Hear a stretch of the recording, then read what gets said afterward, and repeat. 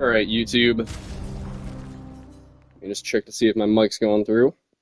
Sometimes it likes to bug out.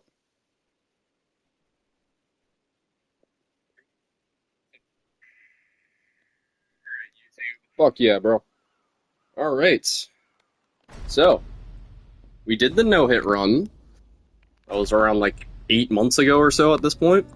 And, yeah, we finally got the video up of the no damage run. Even though I actually got the no damage run twice off stream. That was like months and months ago, man. Yeah. So, it has been a bitch and a half to get that one video out for you guys. I don't know why. The run really was not that hard. It was just like, it felt like cursed at a certain point. Like, in my own head, like, the run was fucking cursed. And I was like, sabotaging it myself.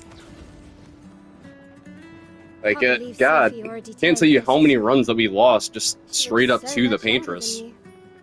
Thanks. In spite of the practice. I'm sure she already has a necklace full of. But anyway, in the no-hit run, we used Mael, Verso, and CL.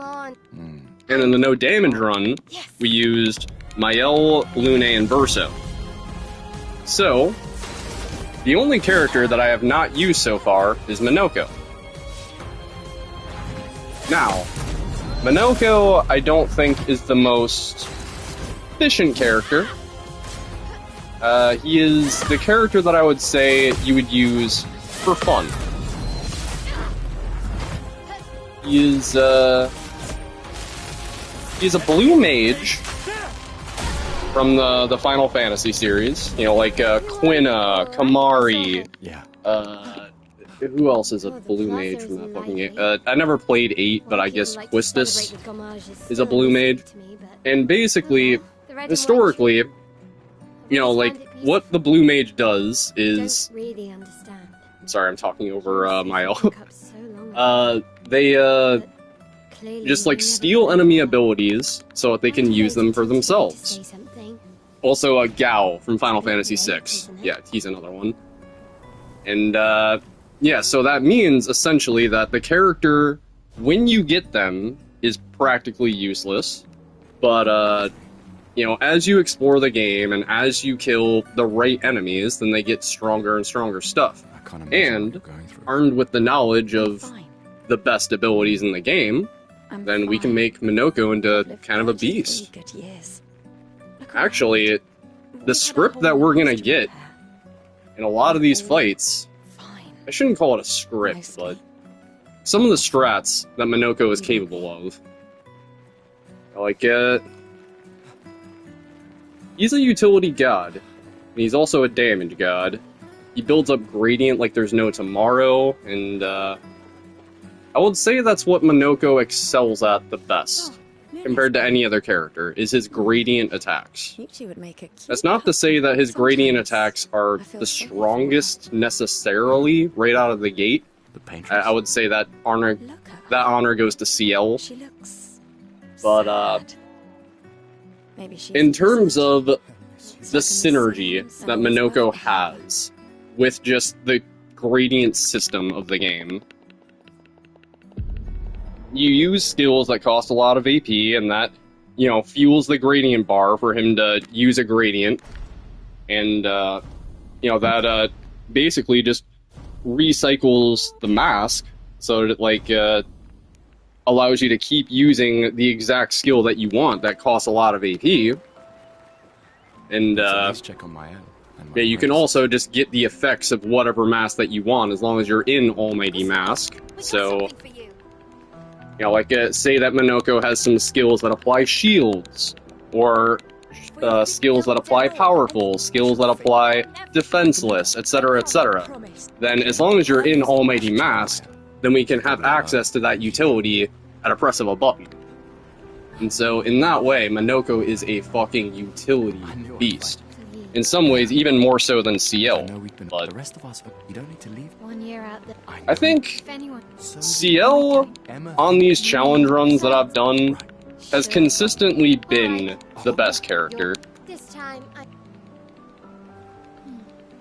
know, just that Fortune's Fury, Rush, all set, applying powerful as well as rush. My darling sister She's got... has arrived. She's actually an insane damage dealer as well, if you ramp her up. And we're actually going to invest into CL for endgame until we can get Minoko's duelist skill. We're gonna have to kill that guy before we beat the game in Playa's area. The super scaled up version of duelist. And yeah, that's the lowdown there. It's gonna be rough though initially, because CL doesn't really start out with a lot of stuff. And again, neither does Minoko.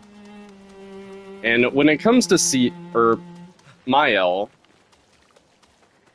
we can't really do the free aim base attack thing that I had been doing in the no-hit run and the no-damage run, because we can't just have augmented aim.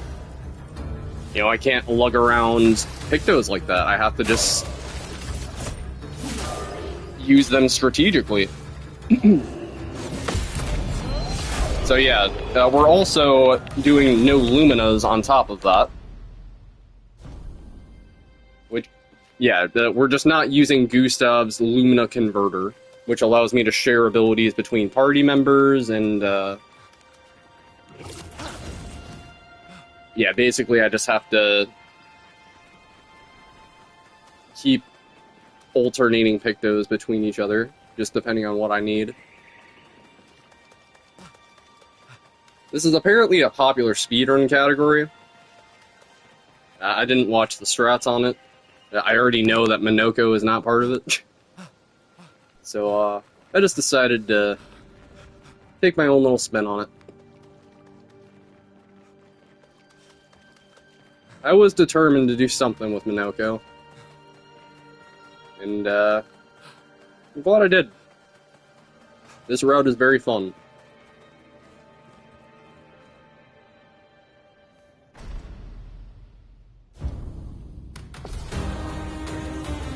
And, yeah, we're not going to have access to First Strike, which means enemies are going to get off a lot more turns. And, yeah, just in general, enemies are going to get off more turns. Whatever. Yeah, we're not going to reset right now. I'm just going to let the run play out. Yeah, no damage is... I pretty much should have just put that in fucking quotation marks. We're just gonna do a no reset run today.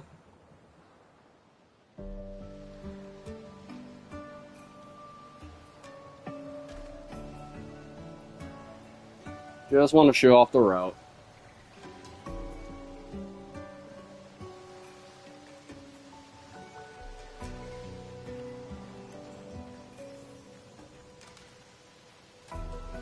Also, we're going to want to do a couple of character quest lines on this run, because we need to get CL's End Slice for the Duelist in order to get the skill from Minoko.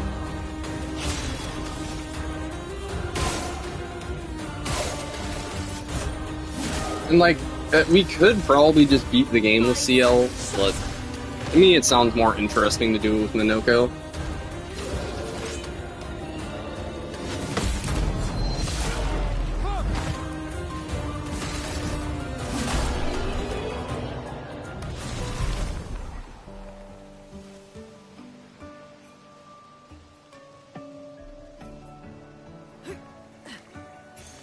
This will be useful.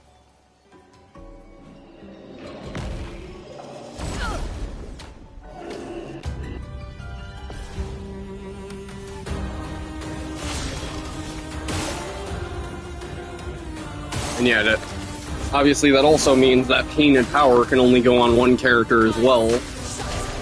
So that's why I have to like choose one character for endgame. It's initially going to be CL, and then it's going to be Minoko.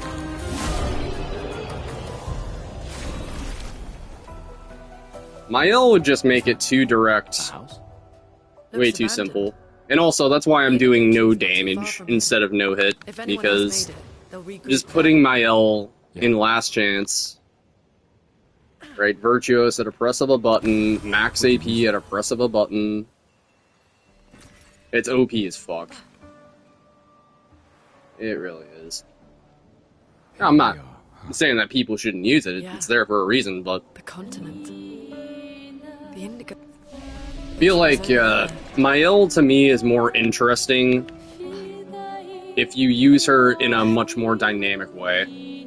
Like, I know Final Fantasy XIII is massively fucking overhated, but to me, my L is both the Saboteur role, the Commando role, and the Synergist role.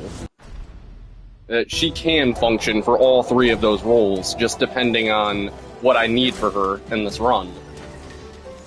Generally, I like to use her for Saboteur, you know, just applying the debuff, and then occasionally I'll get off some damage. But, you know, in general, she's just there to throw AP tints and apply defenseless initially. But then, you know, as I get more shit, we're gonna get powerful on Shell and Soren's Island, Be careful. right? And so she just gets Shell innately. Nice. So, you know, in that way, I can apply powerful with my L, as well as defenseless. And then I can also apply burn. I can push the damage. Excuse me. With both the parries, as well as sword ballet later on. So, my L, even though she doesn't have the same juice as before, Probably still has a Expedition very 16. important role to The play climate in the party. expedition. Let us thank them for that. My L is just a mainstay in these playthroughs now for me. Cannot get rid of her just because of the versatility of these roles she plays. Flares! Survivors. Hurry! An advantage.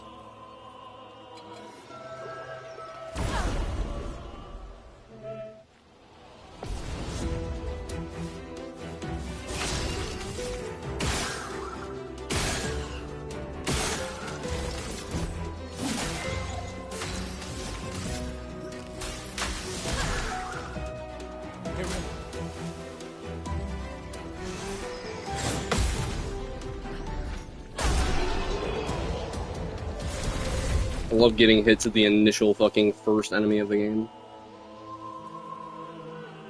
Also, yeah, I don't even need to pick up Luminas at all, or buy Luminas whatsoever.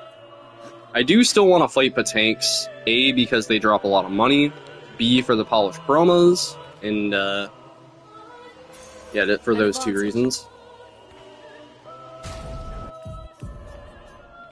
So, Gustav wants critical burn. Dodger. See, the thing is, when a Vec gets his shields, it's always Lune who shoots them. And it's not Gustav. Gustav isn't doing too much free aiming in this fight. So, that's why I feel like Dodger is best on him. And then Dead Energy, just Wildfire does its thing.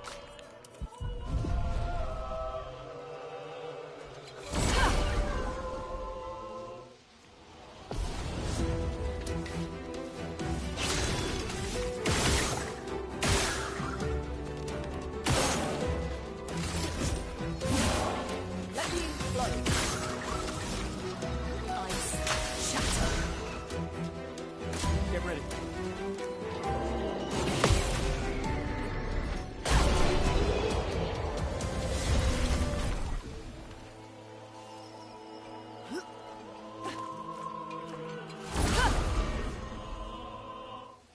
Okay, I just want to get everybody to level 4 right here.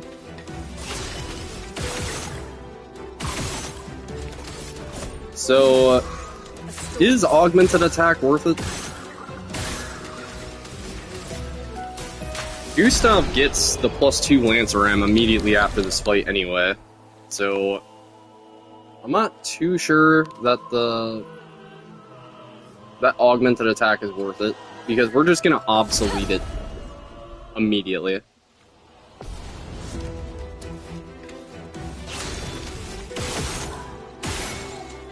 Like, it is kind of useful for the next area, initially, but not really. Not useful enough to be worth like a minute time loss right now.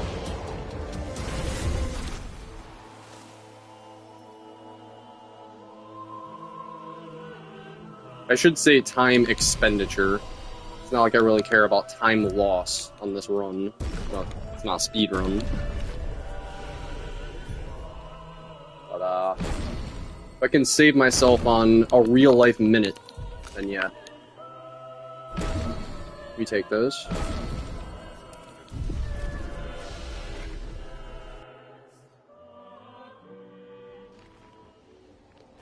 I say as I fucking autopilot to the guy.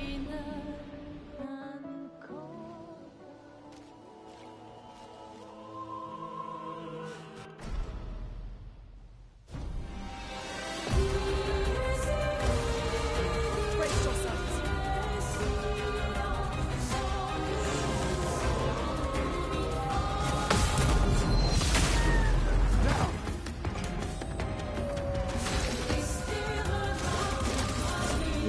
Assault.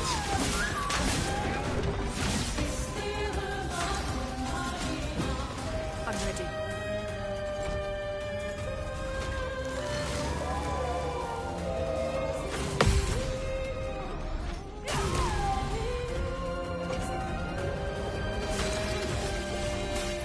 Let me help.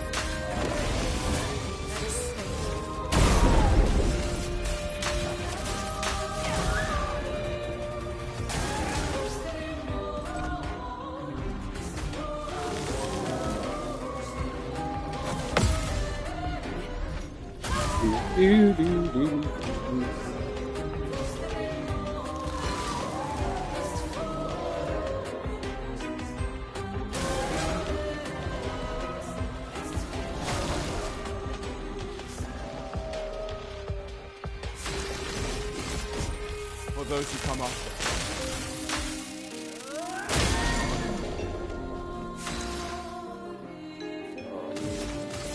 Ice. Shut. Okay, so that should strengthen Wildfire. Dodge yourself.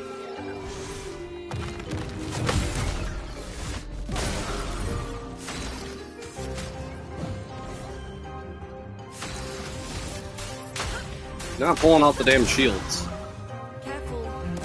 There it is. Chroma.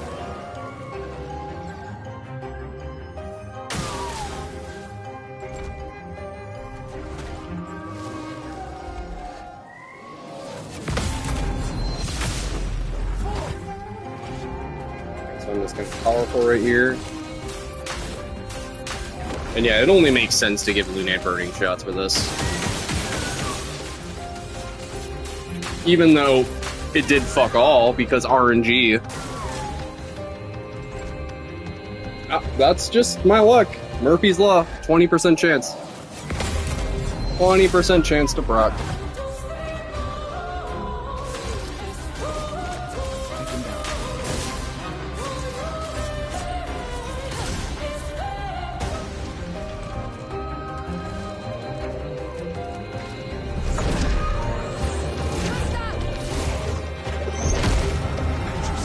Must.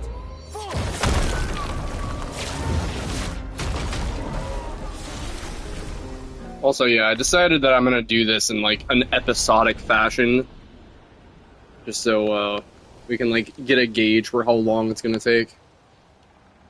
I can't even remember how long I was stuck on the fucking no damage run. How many attempts it actually was.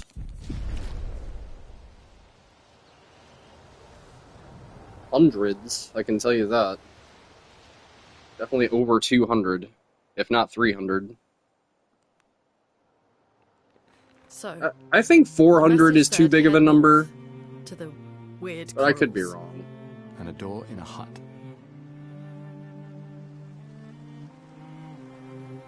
All I can say is I really, really fucking suck at Sekiro. The Sekiro elements of this game. I feel like I'm decent at the strategy element, the Final Fantasy and all that. But yeah. I don't understand. Like, I'm good at Lies of P. I consider myself pretty fucking decent at Lies of P. But I suck at Sekiro. And also this game. So...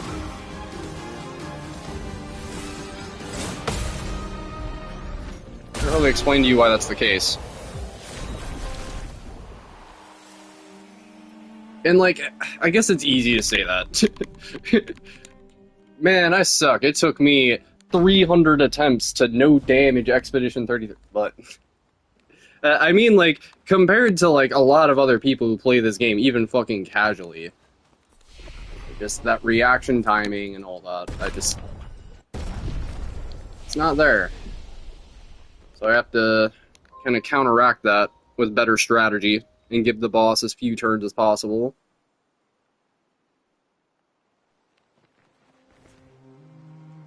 You know, I like it.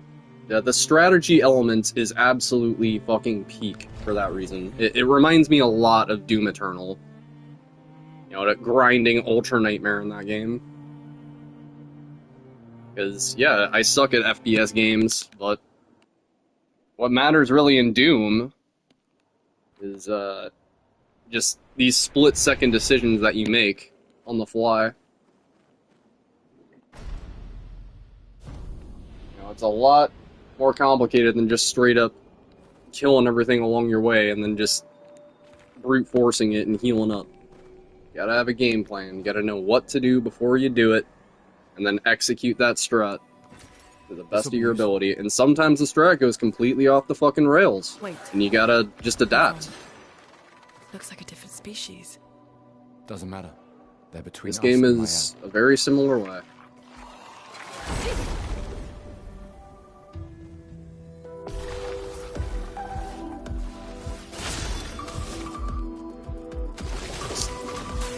You can get off turns. Both of you can get off turns. I don't even care.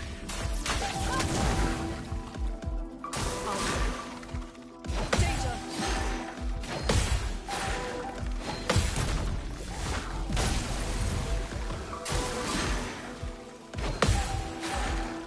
Take cover!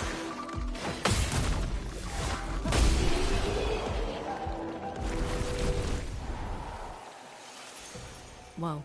Yeah, I believe we want to give marking shots to this bad boy. Yes, sir. That will help. And Mael will take augmented aim, burning shots, and dead energy. She actually needs all three of those. We'll replace dead energy with, I think, energizing break. Or maybe critical burn. One of the two for the boss.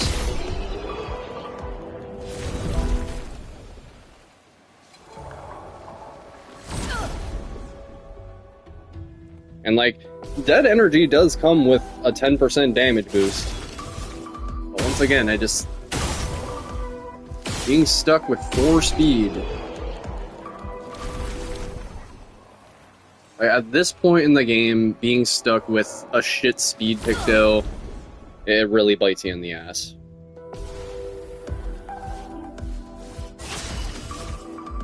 And it's not like you really need that 10% extra damage.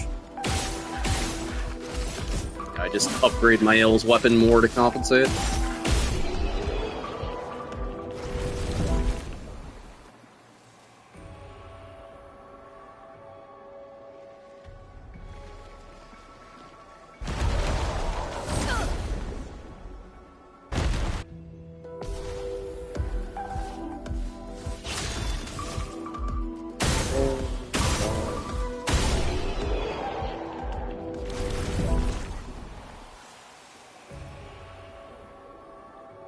So in theory, the run should be around like 5.5 hours, just like the no damage run. It'll be a little bit longer, over there. because we got to do Slow both down. Ciel's We don't know quest what's inside line yet. and Esquia's quest line to go underwater. Do we need to go underwater? I don't know if that's essential, actually. We might not need to do Esquia's quest line, but we definitely need to do Ciel's quest line. And,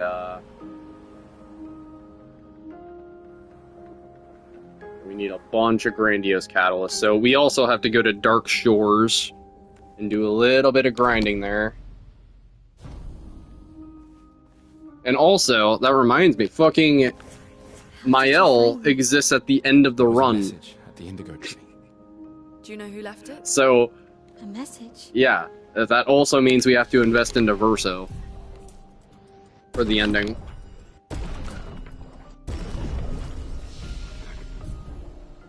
You guys think I know Mael's moveset like that? Think I fought Mael in the ending that many fucking times to where I memorized her moveset? Like, Mael is actually insane.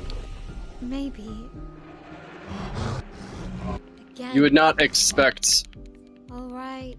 you know, that fight to be anywhere near as hard as it is, but it's actually unironically one of the hardest fights in the game. If not, like, straight up the hardest fight left to beat the game. I distinctly remember, Feel the burn. just being filled with dread on the 100 times health run during that encounter. And it took me like an extra hour to beat the game. Feel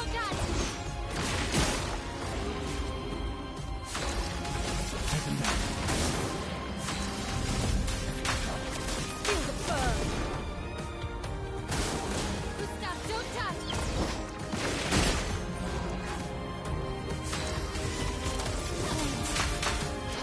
On me.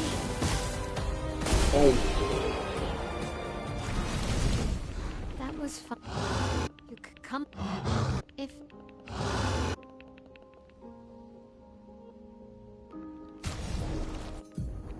alright, so... Dead energy, critical burn, and then you get augmented aim. Oh, right. Burning shots. I forgot. And then, yeah. Critical burn is just gonna have to chill. I don't know what the hell to do with it.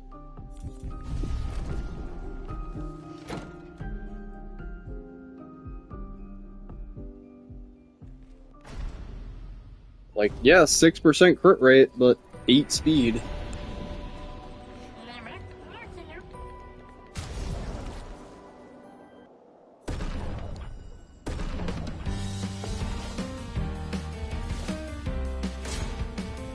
Like, we really do care about the number when it comes to this run.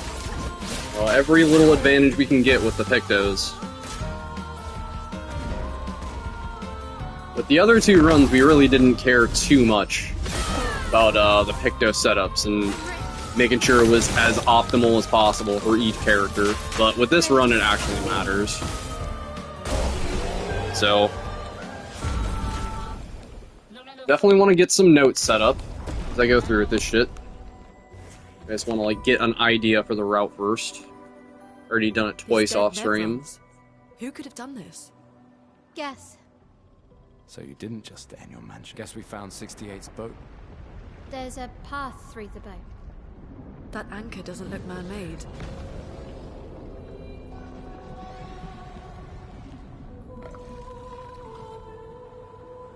We're gonna want to respec a couple of times too, actually. Well, that will help. Because Ciel's Fortune's Fury is way off on the other side of her map, or whatever you call it, her skill tree. I don't know why I wanted to call it a grid for a second. And fucking... Yeah, there's just no way to access Fortune's Fury as well as Intervention and Sealed Fate and All Set and all that. You just can't do it. You have to choose. You take...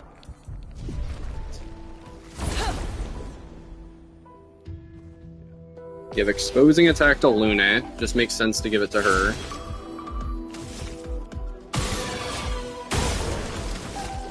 him down.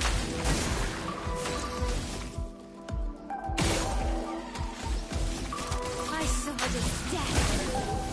Let us Both die to wildfire.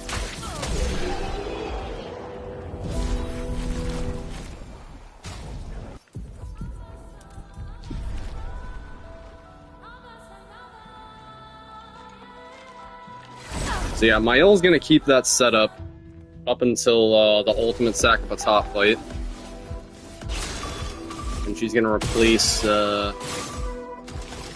forget.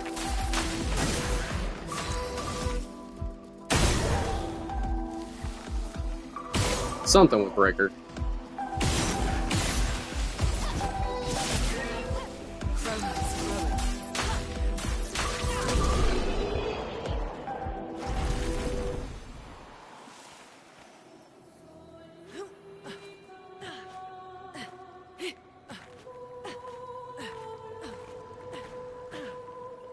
Speedrun brain doing the fucking bunny hops, man. It's forging I hate it. something. I hate it. So they have intelligence. It's such a derpy ass animation, but I know that it's faster. ADHD brain. Just can't help it sometimes. Nice. Alright, so this goes to you.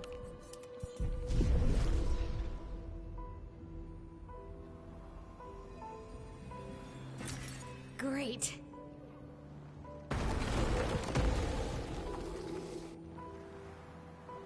Yeah, we don't even need to bother with the journals or anything like that. Literally do not need any Luminas. So many. So in that way, I you don't know, the like run this. just feels very nice.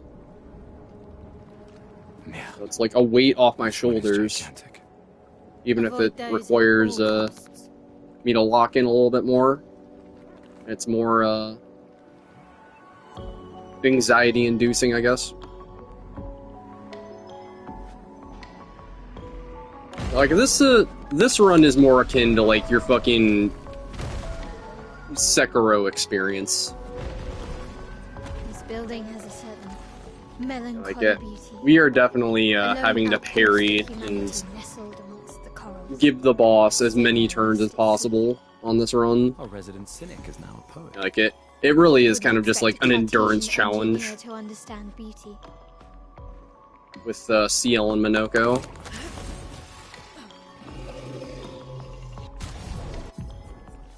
You know, like the Paintress, she's actually like a 7-minute fight, 7-minute, 8-minute fight on this run. And I just don't know how to fucking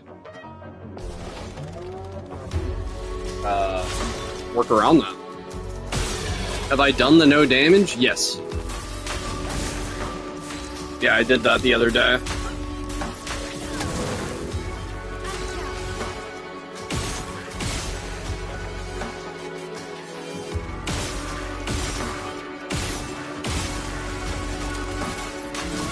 Oh. Thanks, RPG. We're gonna use your favorite character. We're using CL, RPG. For this very run, CL and Minoko. I'm doing it for the people. And also because I just want an excuse to finally use Minoko. You know, you underrating CL, RPG, it made me realize, you know, that you're probably not alone in that experience. That there's probably a lot of other people out there that underrate the fuck out of CL and have no idea how much of a beast she is. But, like, secretly, CL is actually the best character. And you guys are gonna see that on this run. CL in all her glory, as well as Minoko in all his glory. You look forward to be proven wrong.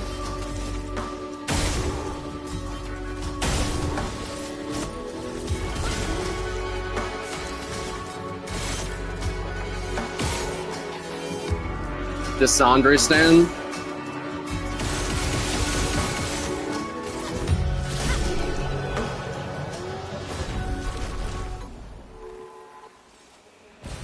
Great.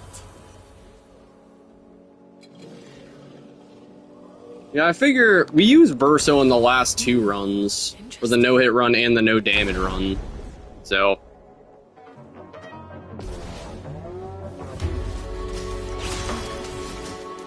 Like, Verso I feel like is a no-brainer to use in a run like this. Just because, like, he just gets consistent value and he rides that shit forever, and he's just a break god. He gets Endbringer eventually, and, you know, free aim base attack. Yeah, Verso is just a beast. The only characters you cared about was Verso and Mael. The 3rd slot was basically just a formality. They never got a turn. Yeah. Yeah, because Verso and Mael, they dish out the most amount of, like, parry damage, right? And just, I guess, the straight most amount of damage per hit.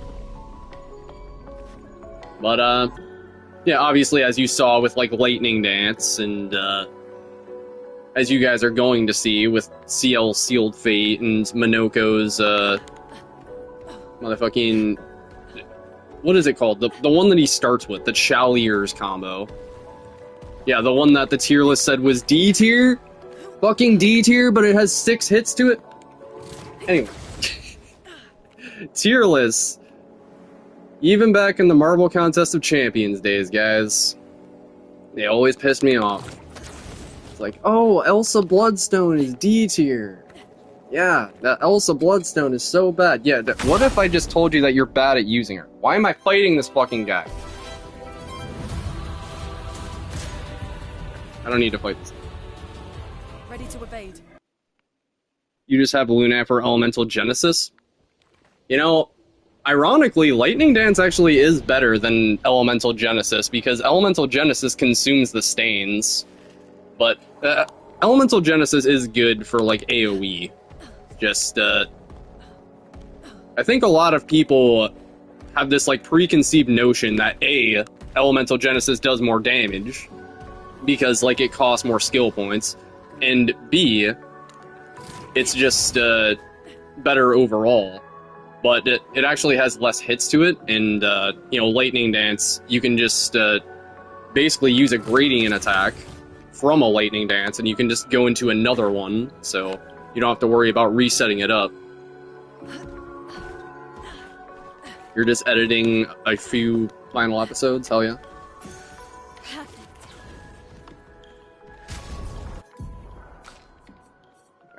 So, there you go, Energizing Break. So yeah, crit rate is gonna be a whole ass issue on this run, guys. We cannot use Critical Moment, you know, because we have to just lug that shit around the whole time. And so all we can do is just level up Luck.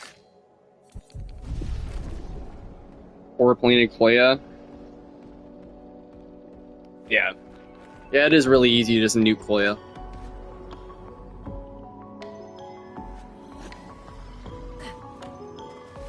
Yeah, I gotta remember not to fuck with that trumpet guy. There's no reason to. I just want to grab that Picto there. And even then, I don't even know if I need to grab this Picto. You know, I do it out of force of habit, because I'm like, oh, this will be useful for Lampmaster, but I'm not gonna lug around a Picto that weighs or what do you call it? That has 14 speed in the Lampmaster fight? Fuck that. I don't care how useful it is. So yeah, we need to omit that from the route. There's no need. Sorry guys, there's gonna be a whole lot of me just talking to myself this stream. I apologize for that. Yeah, just thinking out loud.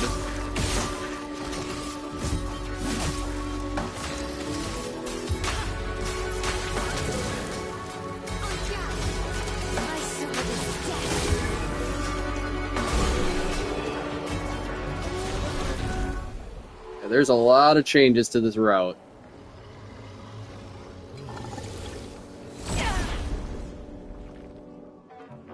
Or with this route, rather.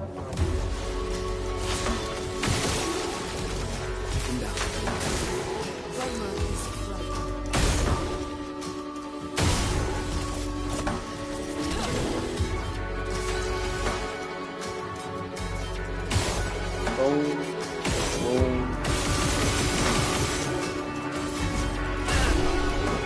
We got one whole burn from all of those shots.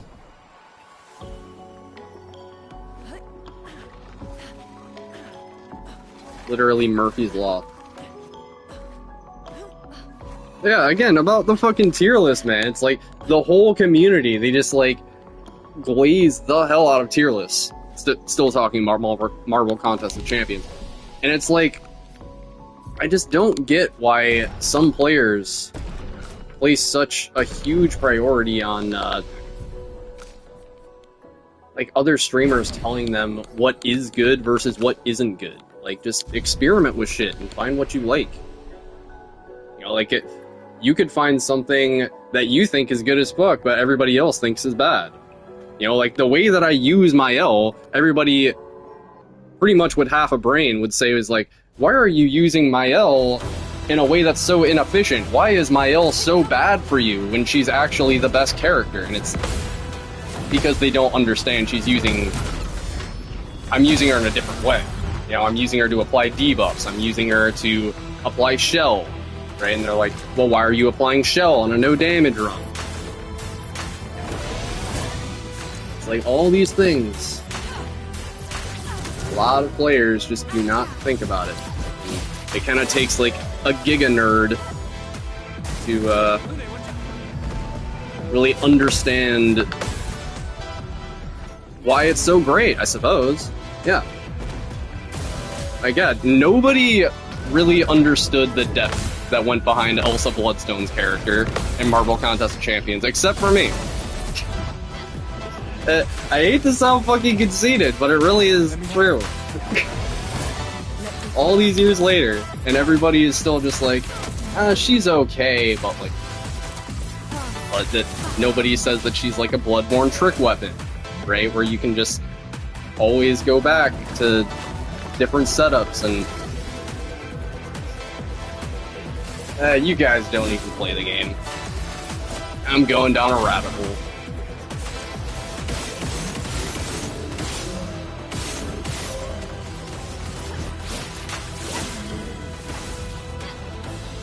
But yeah, the moral of the story is you just gotta play whatever you find fun in video games. And just, even if Mr. Streamer Man or your friend or your brother or whatever the fuck tells you that it's bad or that you shouldn't be using it, you know, tell them to eat a bag of dicks. Just how it goes. Sometimes people just do not have the vision.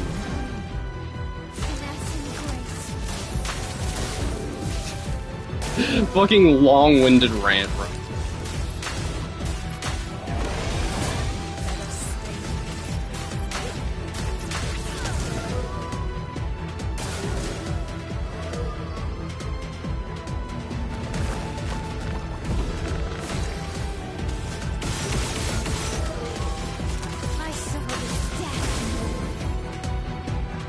Oh, you son of a bitch, bro.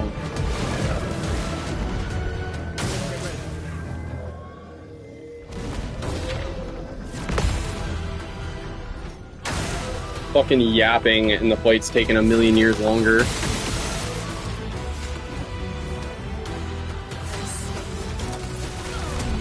Ay. And see, that's just what happens on this run. Right? It is really easy for something like that to happen. I didn't get the Pierce strut. I probably should have went for Rain of Fire, and yeah, I didn't go for Overcharge or anything. I was just sitting there yapping about how underrated Elsa Bloodstone is after all these fucking years when I quit the game 2 years ago. Almost 3 years ago at this point.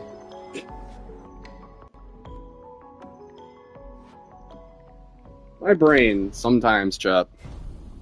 Surprised to find you here. I hope we can trust him.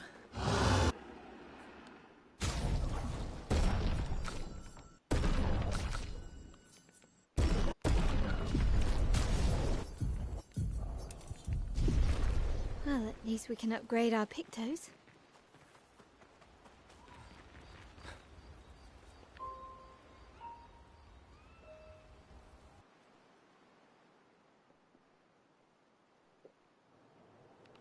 Did Noko tell you anything more about the village, other than red trees everywhere? Noko's not great with specifics. We'll just have to think like Gestrels then.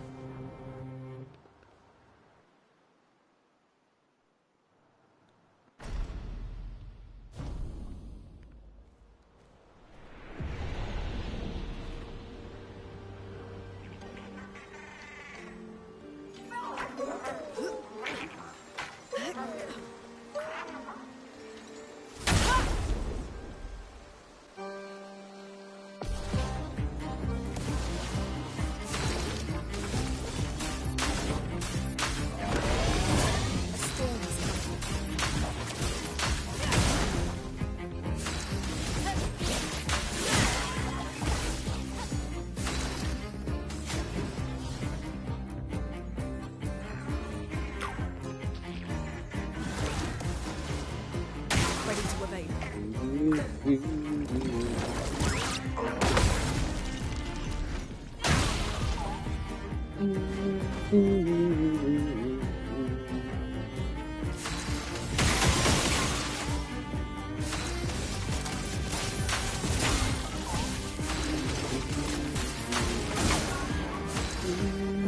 Spill some ink.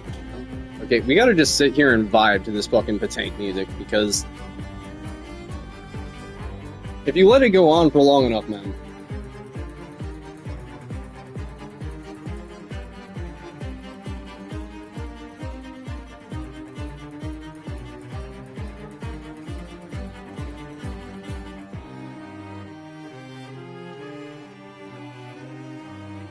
It goes hard. Trust me, it goes hard.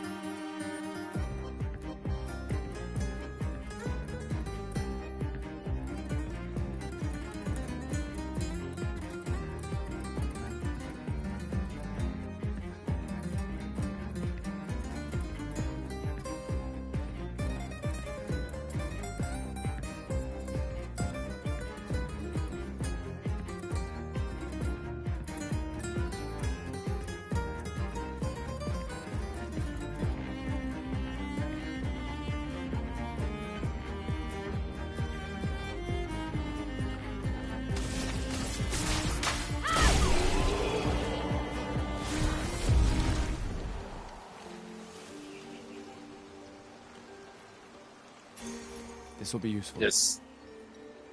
Yeah. Absolute peak.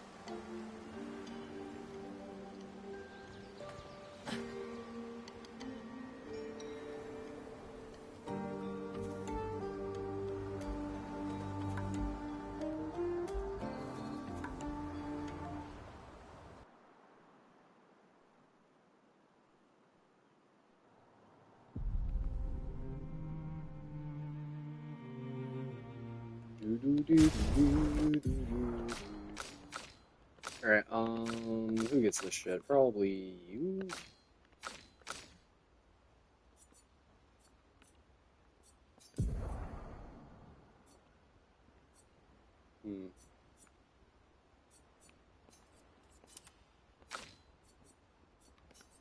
I guess I'll just give you this. Yeah, we want it to be like that, where my L is the slowest. And, yeah, Gustav goes first. Sorry, I lose my train of thought so much lately, guys. I don't know why.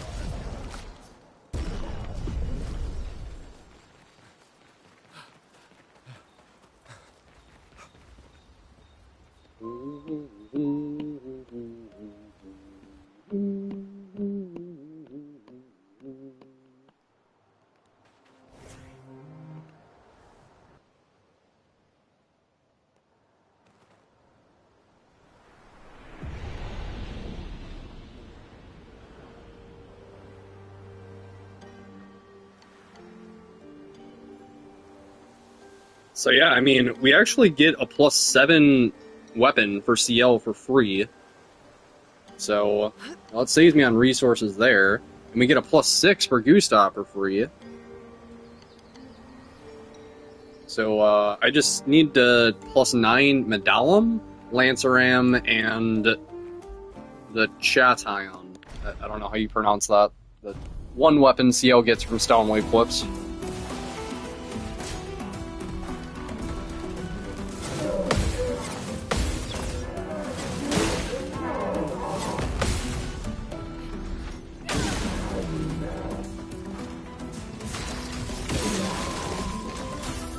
Let me help.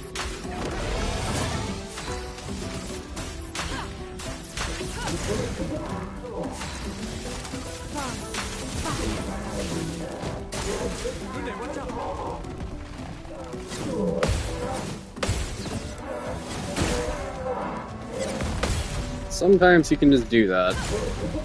Decide to, really be a dickwad.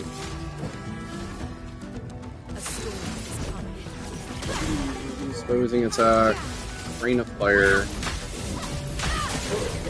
Just need him to literally fucking do one AoE. Just so my elk can get off Rain of Fire naturally. Wasn't playing ball.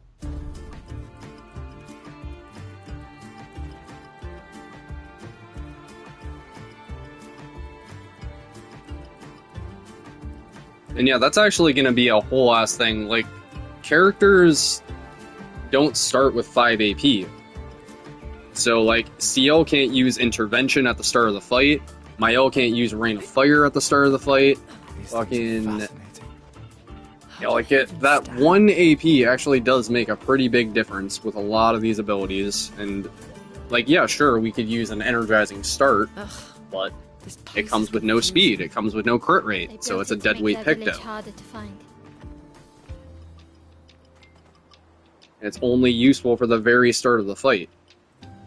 So, like, you're better off just idling for a turn to get those APs.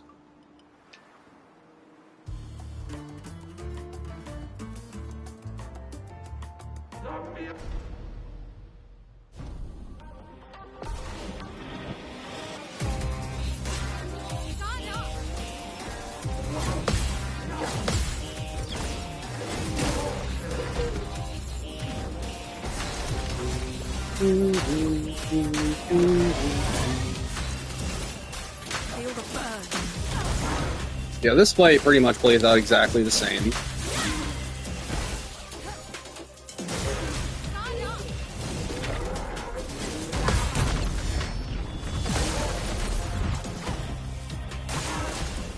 I should have actually given my L critical burn instead of dead energy here, but it's whatever. As long as she has augmented aim and burning shots.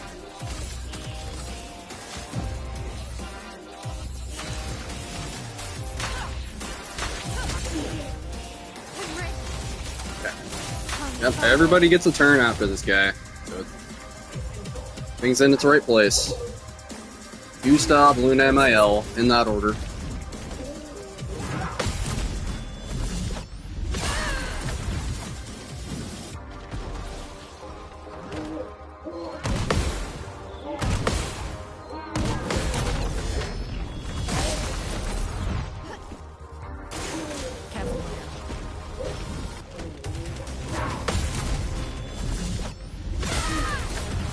Dude, this regular viewer told me that this was, like, his casual experience of this game.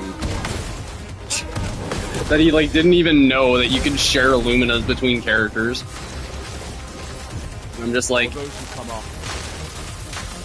I am so fucking envious of that experience, bro. Like, I hope that was enjoyable. It sounds like it was enjoyable for him. Well, that is fucking rough.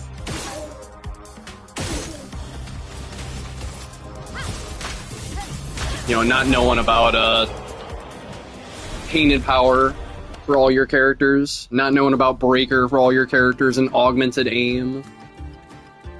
And fucking... Yeah, just the fact that you can make every character insane. So he's just going all into one character. And just, having to make strategies around that. And also... making strategies around his inexperience, too. That sounds fun as actual fuck. You know, a lot of people playing this game casually say that it's too easy to get overpowered, and, you know, Mael just carries the experience too much. And that definitely can be the case, but it doesn't have to be. You know, like, the game is very balanced in spite of its brokenness.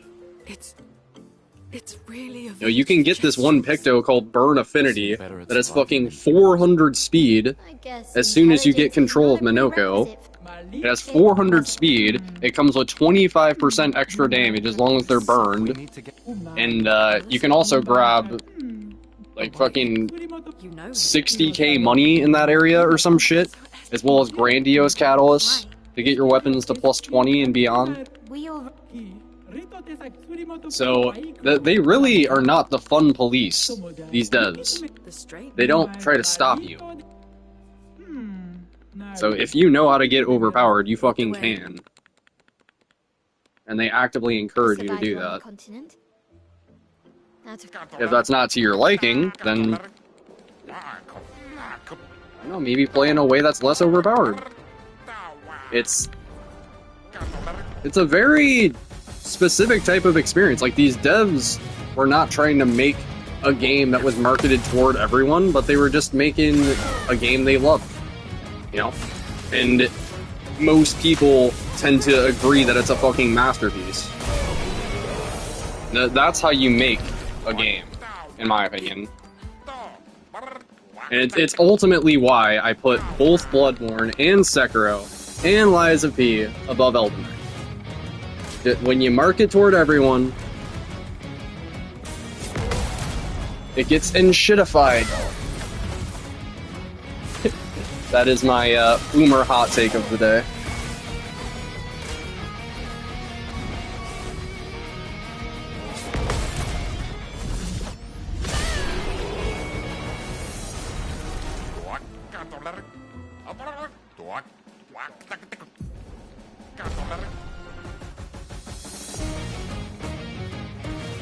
Maybe not market toward, but cater towards. When you try to make everybody happy.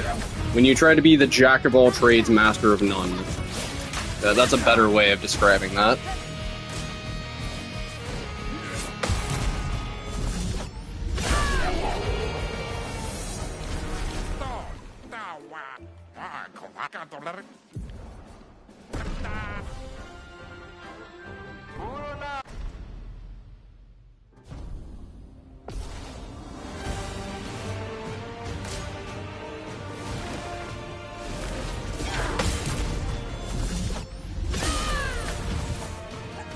Did we still only take that one hit this run to that fucking portier at the beginning?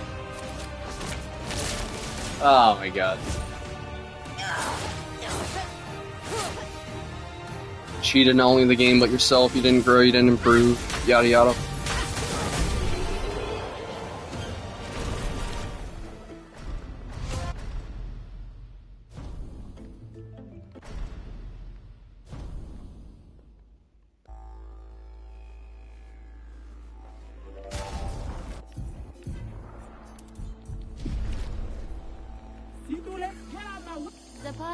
Very.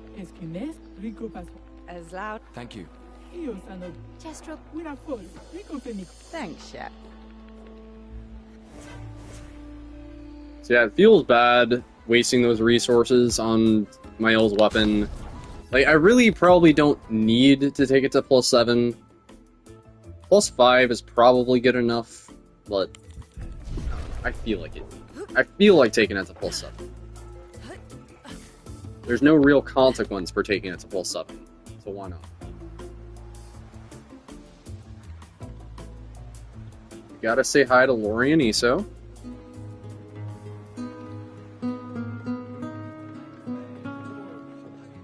Lorien Testar is a modern-day Beethoven.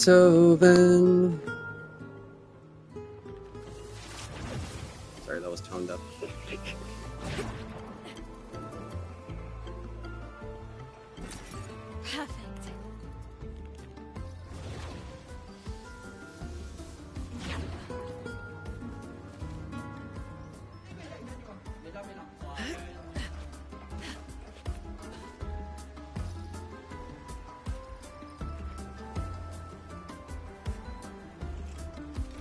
You know, I'm not gonna lie. I really do prefer games that are like this long. You know, 4 hours plus. You know, like a lot of people nowadays, you know, they want to just sit down and be able to beat a game in one sitting. And I respect that. I do. I like it. Advantage. Games like Sekiro and like Dark Souls. I can appreciate how you can beat it in just like 2 to 3 hours if you know what you're doing. But for me, like I want to just be able to sit down and like, you know, unwind after work and just have something to look forward to. Or even like on the shift. You know, just be like, oh yeah, that run that I'm halfway done with. You know? It's just something to look forward to.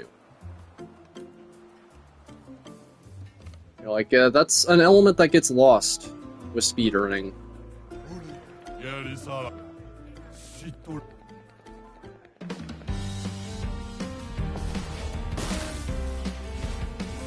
Get ready.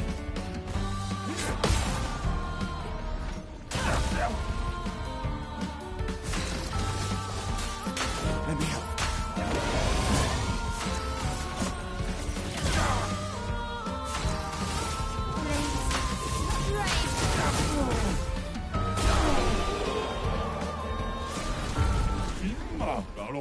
No need.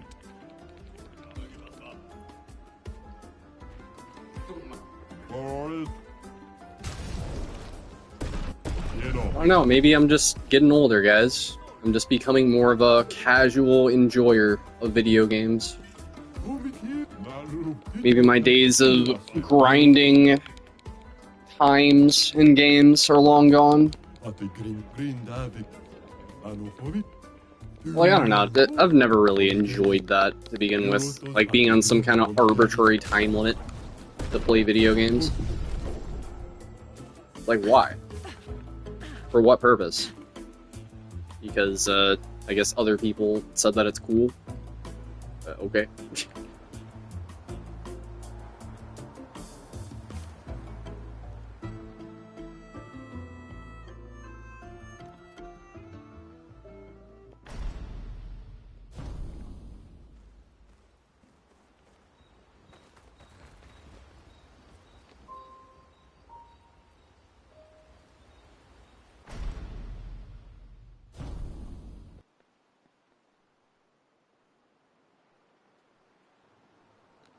Feeling better? Yeah. We can debrief along the way. Let's head east to Eskier's nest.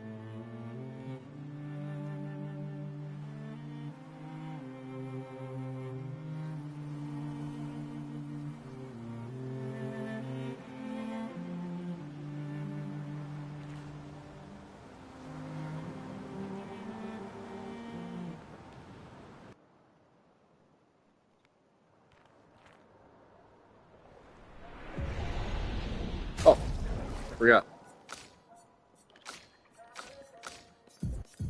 Hi, CL, my main girl.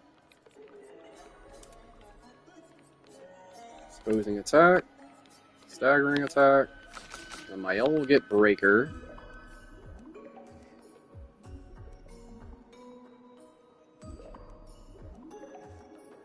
I actually feel like I want this setup for Stonewave Flips, though. What's up, RPG? I don't know who gets breaker. I think we just save it and we give it to Mael, because it doesn't make sense to give it to anyone other than Mael. Nobody's gonna do half the damage as Mael. At this point in the game. Oh.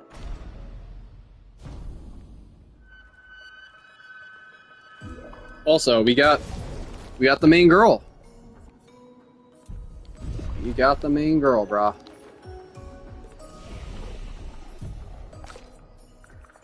Okay, so, a few videos rendering, hell yeah. So yeah, that's it. We're never using Lune again. It feels really bad. My favorite character. But that's it. That's the last time we use Lune in the run, guys. So yeah, we have to level up luck. We absolutely need to work around this crit deficiency. Bye-bye. I know we're all gonna miss her. She was the GOAT for the no damage run. Lightning Dance Go Burr.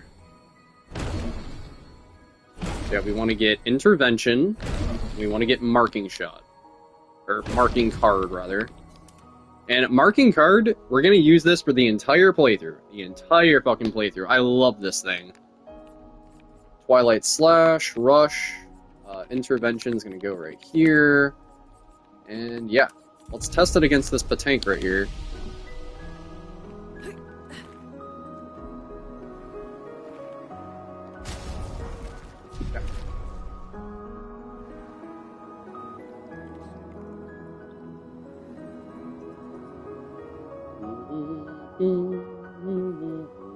Interesting decor. SK is said to feed on light. Are you okay, Maya? I don't know. Getting a bit of... We might not have the damage for this right now, but Feels a you little... know, this is just I don't know. to show you guys what we're cooking with CL. Careful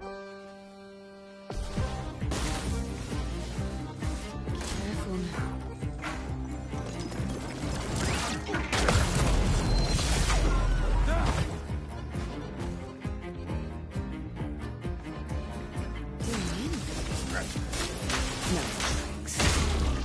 So we apply Sun Skill. Gonna give her an AP tint there. Careful now. And so it goes Sun Skill, Moon Skill, Sun Skill, Moon Skill. When you apply them both together, she enters Twilight, and she will get a damage bonus based on how many times you've activated just a skill. So in this instance, we used a Sun Skill, so if I keep on using Sun Skills perpetually, then she'll just keep on ramping herself, getting perpetually stronger. However, well, we're just gonna let it rip with that one little charge. Gonna overcharge this bitch, just break his ass. Okay. So now CL will be in Twilight. So 2 times Foretell applied and 2 times max Foretell. This weapon sucks right here. It's just her default weapon, but that's all we got for right now. Activate Powerful.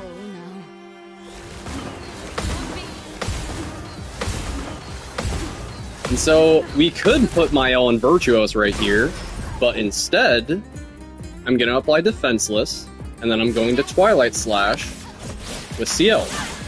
And then we're going to hope that Gustav's Overcharge is going to send it.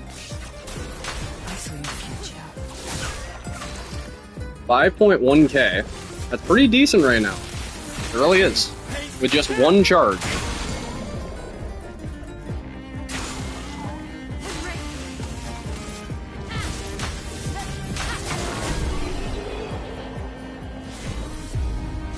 So yeah. CL is quite a beast. You just have to know how to use her. She was my favorite character on my first playthrough, honestly. I love characters that like ramp. You know, and then eventually, that even if it's short-lived, they just can go beast mode after a long while of ramping.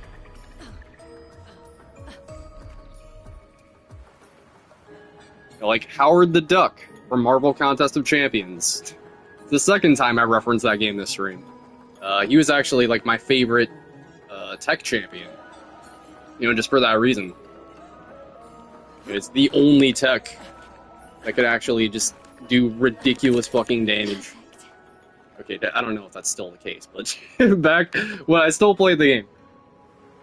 At least we can see Luna running around. For right now, RPG. At the start of Act 2, we're gonna start using CL to start running around. You guys are gonna see why. You guys will see why. You know, with the outfit that we choose for CL, not choosing her to run around is such a missed opportunity. Like, she's a 10 out of 10, bro. CL is the main fucking baddie of this game. Surprising. 10 out of 10, Absolutely would smash. Best waifu.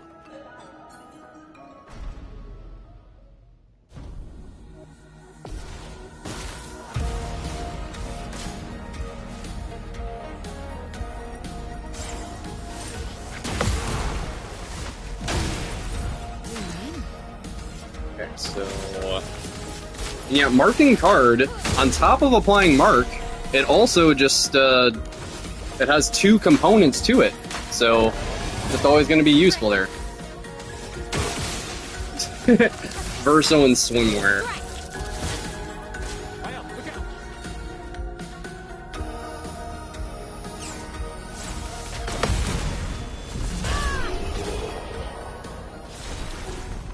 Okay, All this, take it. But no. but you... Scram!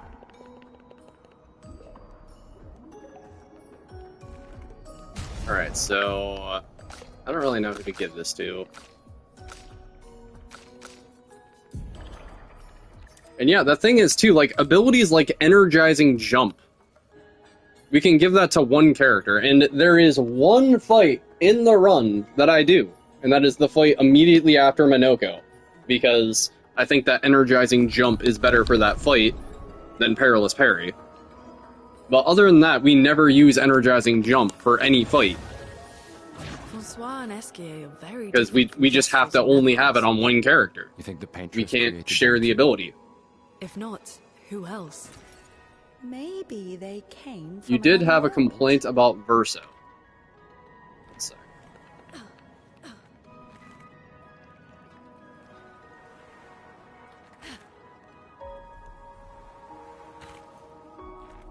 It would be ... If I had a complaint about Verso, it would be that... what do I not like about Verso?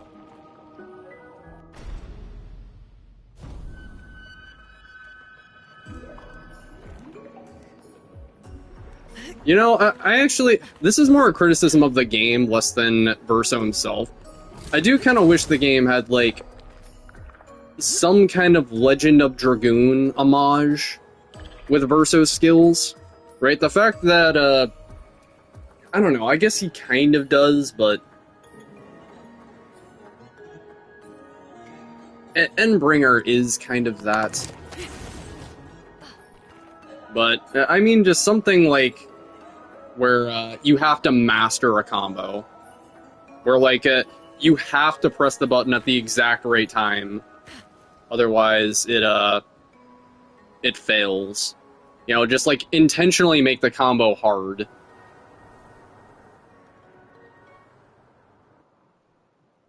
I wish that Verso had at least one skill like that. But, like, you know, that's just the way that the QTEs work in this game, is that they're not hard. And also, there's a setting to just straight up turn them off. Which I use, because fuck QTEs. A man with such a lovely beard doesn't have any chest hair. But his washboard abs are great. Verso could have had a lance instead of sword. You know... RPG, sometimes that's just the way that male facial hair works. You know, you might grow a magnificent beard, but you don't grow anything on your chest. It's actually me, Loki. Okay,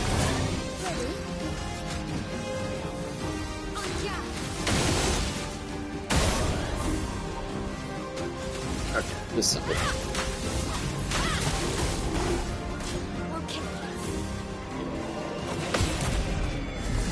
Instead of QTE with X, it could have been a button for a perfect type thing. Yeah. Yeah, and like... if you go back and play Legend of Dragoon, you can definitely see the influence.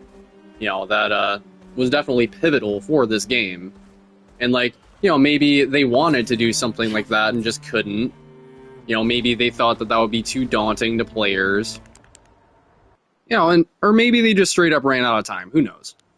But, yeah, Legend of Dragoon is a very, very old game, RPG.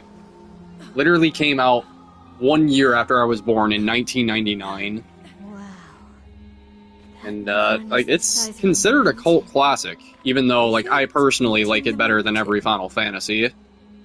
Gameplay-wise, I like it, or I find it more engaging than every Final Fantasy, but I still rate FF9 and, FF7 above it, I feel like. For, like, the music and the characters. Oh, happy birthday, RPG! That's awesome! Happy birthday, dude.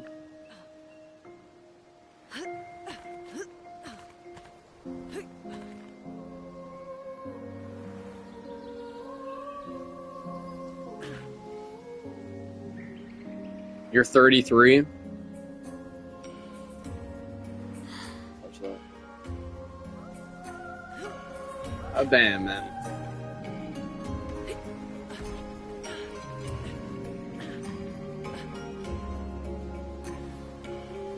Why you were in a rush to plat Expedition 33 before your birthday. Yeah, this game... A lot of games, you know, they kind of, market toward, like, teenagers, right? And, like, people in their early 20s. This game... Yeah, it really does resonate with people who are, like, in their 30s and 40s and beyond. You know, like, the characters feel so human and so grounded in reality that it really does just resonate to all ages. And that's a really beautiful thing about this game.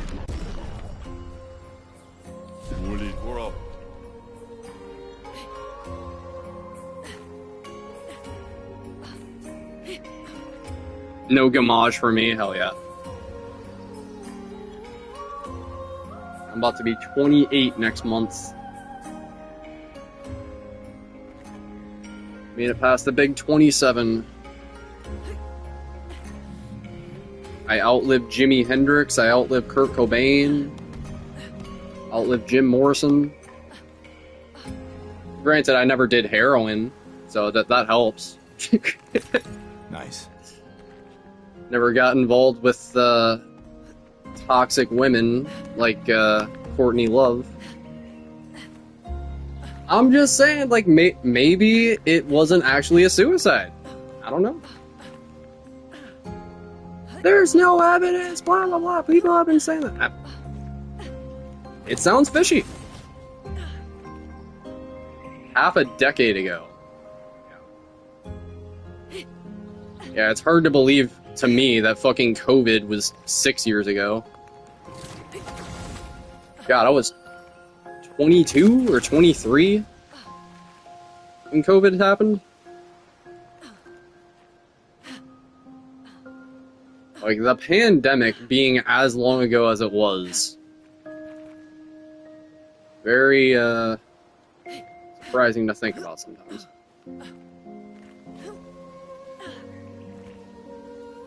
So yeah, we're gonna want to come back here later, but not for the Picto this time. We actually want this guy's foot. You know, we want the skill that he gives Minoko, because he actually gives you Powerful. And this is actually the only location that I know of how to find this guy, so... Yeah, gotta get that skill from Minoko. Also, we could just fight this guy right now. Yeah, let's give you Energizing Jump.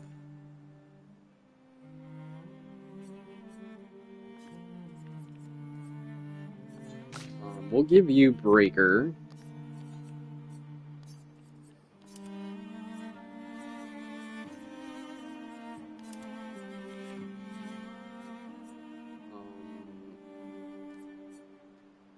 I guess you can just keep that shit for right now.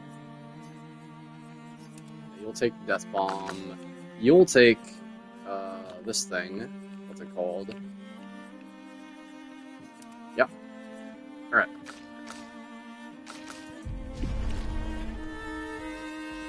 Okay, I want to kill this guy, or this Picto here. It's got 54 speed and 11% crit rate. So I can just, obsolete Augmented First Strike here.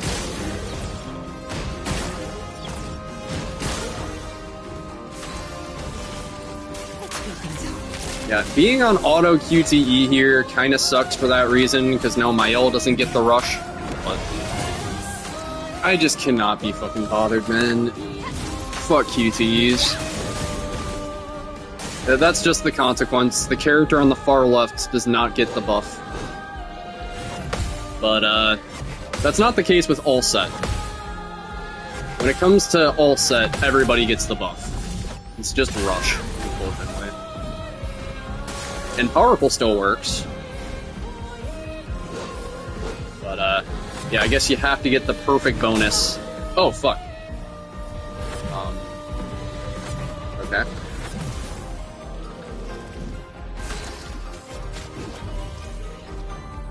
Like I said, this is just a practice run right now, guys.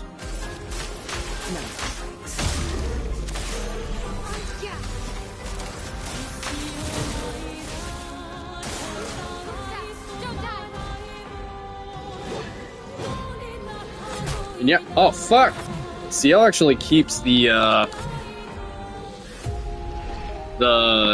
charges even when she dies. You know, which is actually a thing that doesn't happen with other characters. You know, Mael does not keep her virtuous stance upon death. Lune does not keep her stains upon death. And Verso, yeah, when he dies, he does not keep his S rank, so CL gets a lot of value in that way. Even if you die, she just keeps on ramping.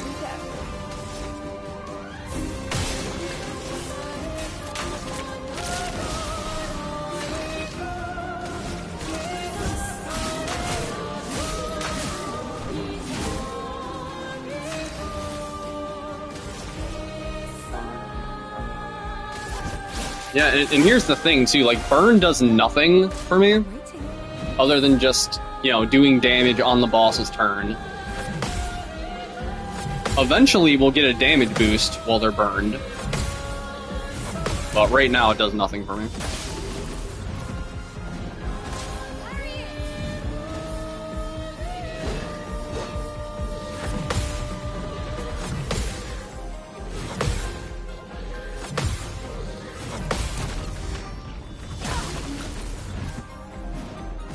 So yeah, not too much damage right now on these guys, but that's okay.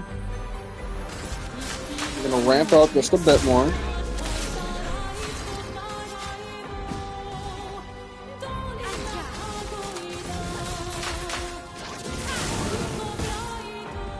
No, that is a lie. Burn actually does do one thing for me. It allows Mael to enter into Virtuos from Swiss Stride. But that's really the only thing it does. Time to shine.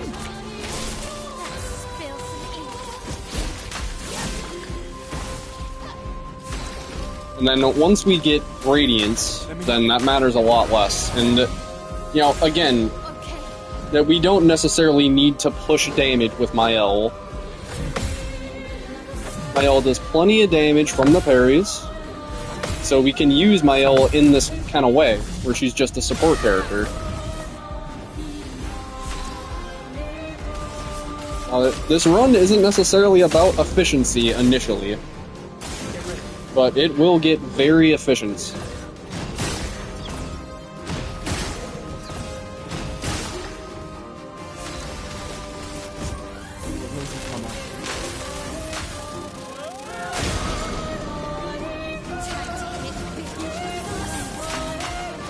we just applied Defenseless a second ago.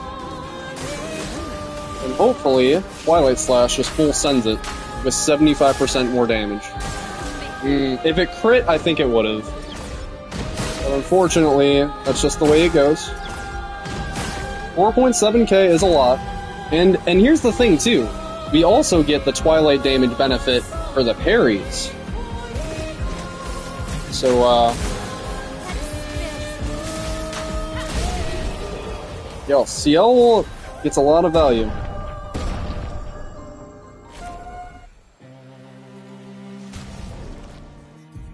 Yeah, the run, it's a lot more intense than both the no-hit run and the motherfucking no-damage run.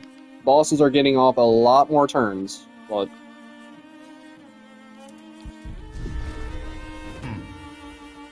So we like it.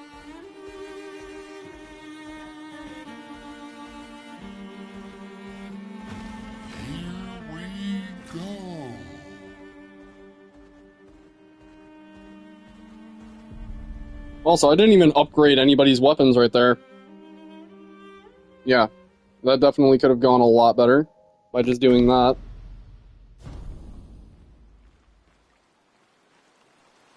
It's pure laziness.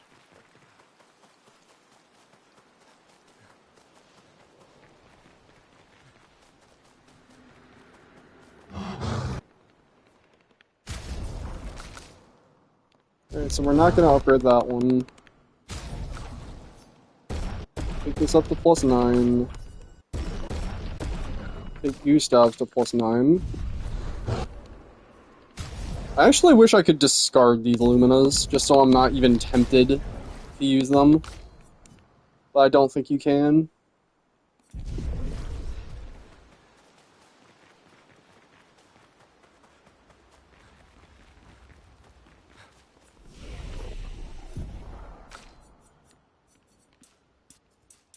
Alright, so 10 luck, 38 might.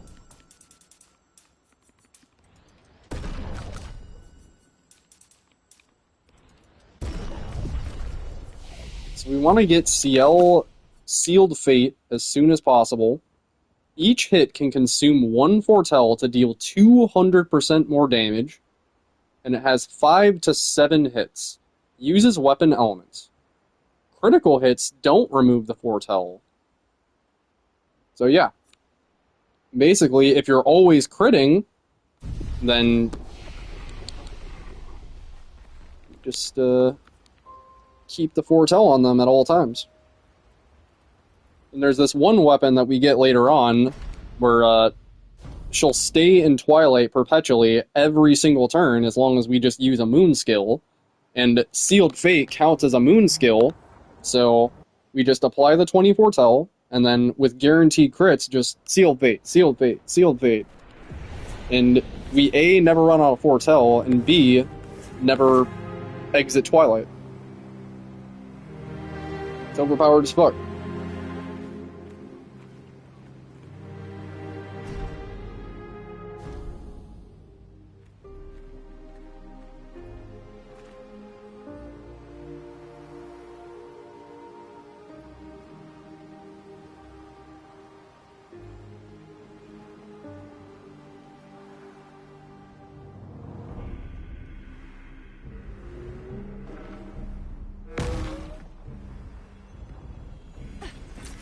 An advantage.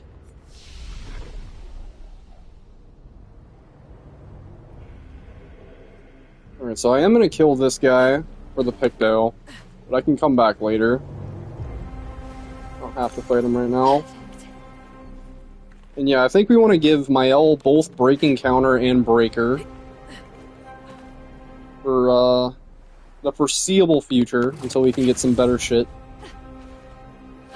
It just makes sense. Mael is doing the most damage on the counterattacks, so just capitalize on the break damage as well.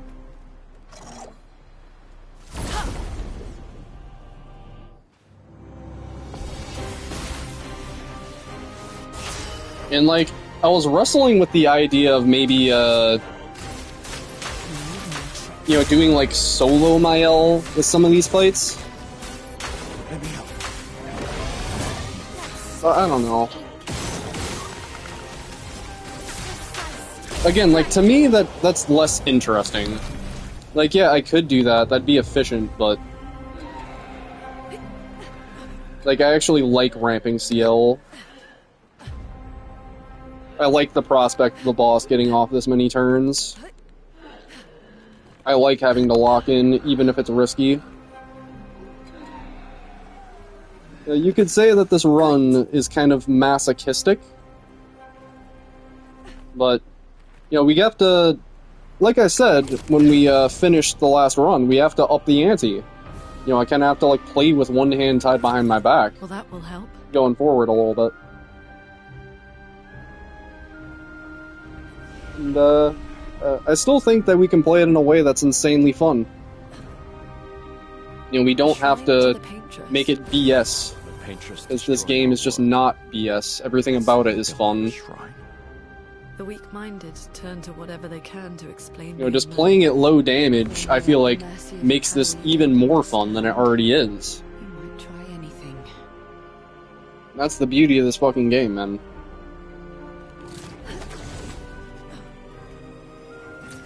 This will be useful.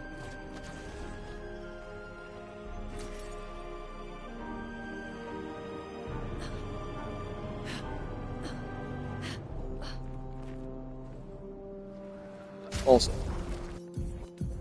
So yeah, we're gonna be rocking this weapon until we beat Seren. And yeah, that level 10 effect. Base attack gives 1 moon charge and consumes all foretell to apply burn. Obviously we don't care about the all damage is taken doubled thing. All we care about is always apply 10 foretell. You know, every time we use marking shot, it's always gonna do that. So yeah, we just apply the foretell with marking shot. We detonate the foretell with the basic attack, so we don't even need to consume AP.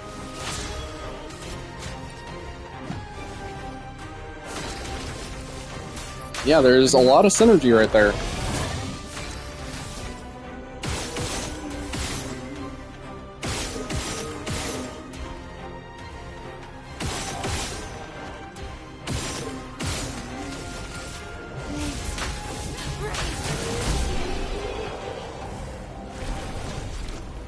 Can't forget augmented aim. Definitely need that shit for this part. Where is it? Okay. Yeah, I don't even need to put any of this on right now. What the fuck?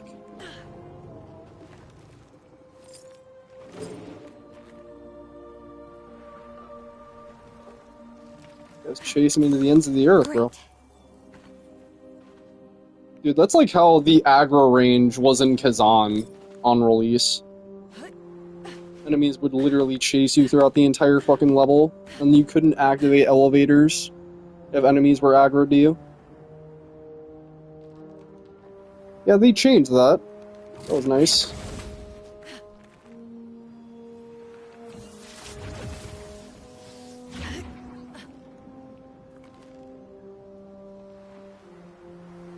Looks like a farm.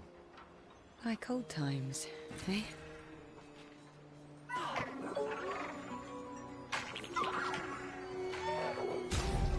And the thing is, First Strike comes with a 10% damage boost. You know, we found that out through like data miners and shit, and just speedrunners testing shit.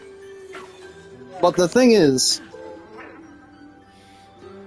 eventually that's going to be a deadweight Picto, even in spite of it having a 10% damage boost.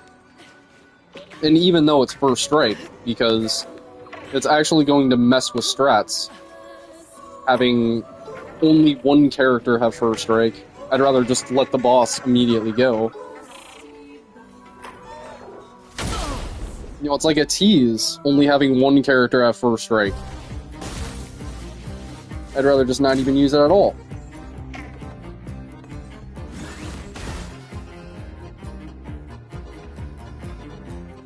It's like, I wonder if there was any kind of application for this one character having First Strike, but did not find one.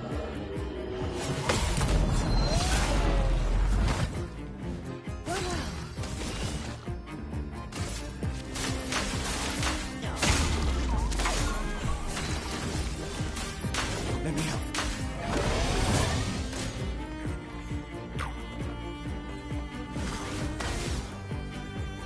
If you could target my L, that would be wonderful.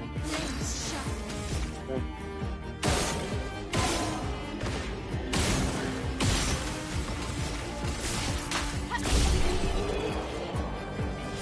There you go. Those polished chromas.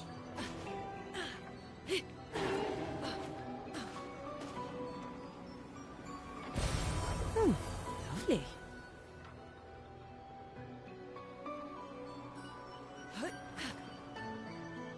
Like, I'm still gonna use First Strike, just because of the speed. I have to use every single 40 speed, 10% crit rate thing I can find right now.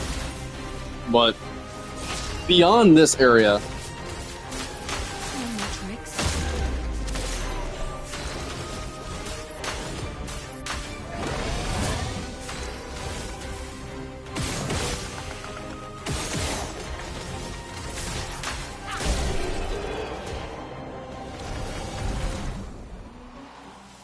Yeah, just even in spite of the speed, we will always get the first strike on these mob encounters, as long as we attack them outside of the field. So we can definitely use that to our advantage as well.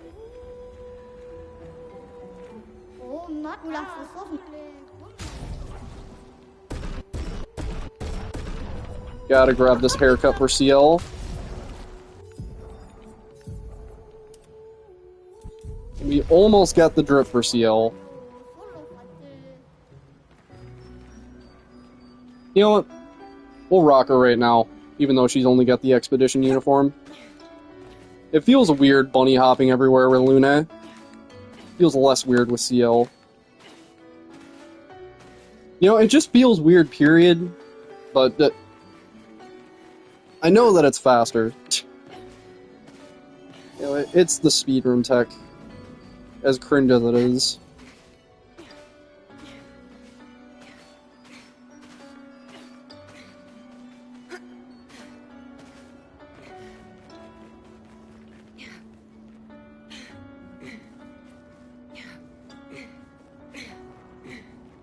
Dude, it gets really derpy when you're, like, going upstairs, up a slope.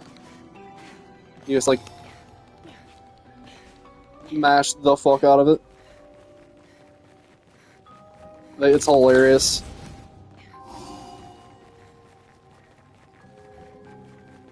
I'm gonna see if I can find an incline somewhere over here.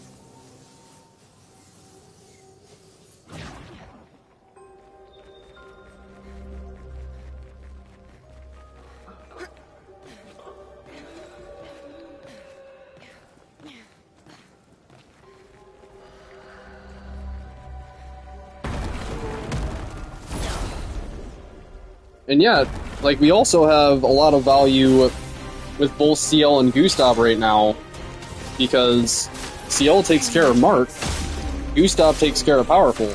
You don't have to choose. We get both.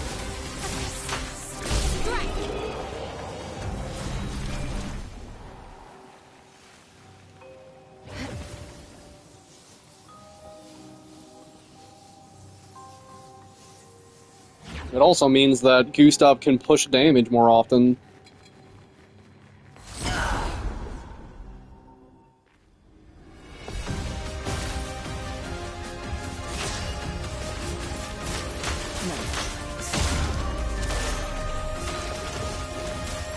Let me help.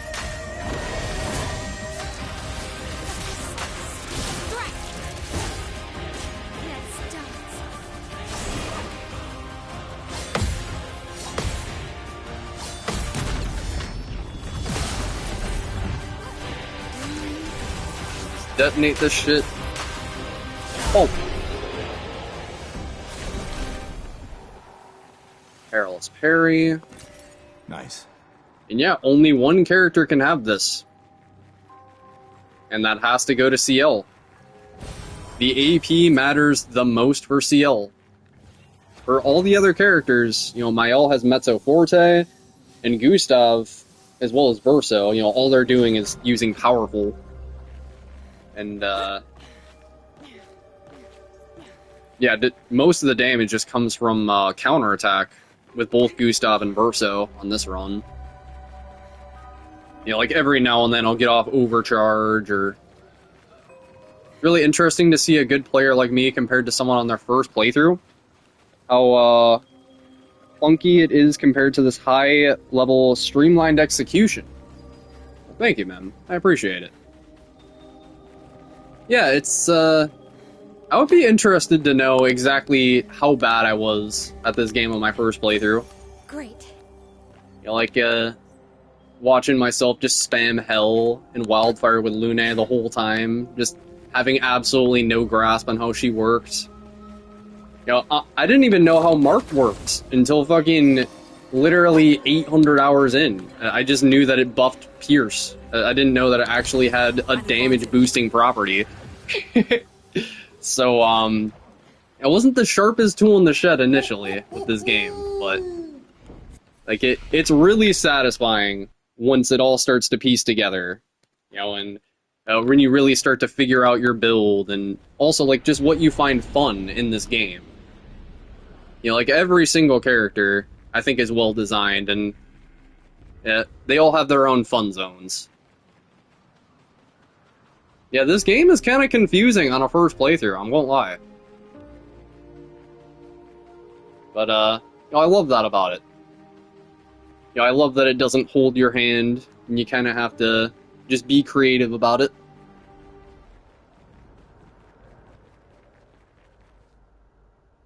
You know, like, in the build structures that I see from people, you know, like, that part never gets old, watching people's first playthroughs, and just, you know, how they set up endgame damage, and, you know, which characters they go hardest into, which characters they invest the grandiose catalyst into. Like, even just, you know, how they use their Mael, right? I find that so interesting. You know, whether or not they use CL as a support character versus, you know, Sealed Fate and all of that, like I did my first playthrough. You know, it's... People have vastly different experiences. And, you know, this playthrough right here, it's kind of just emulating this experience that this viewer, Gigi, you know, had of just not even knowing about Gustav's Lumina converter, not even knowing that you could share abilities between characters, and this was just his casual experience. So I was like, fuck yeah, that sounds like fun. Let's do that.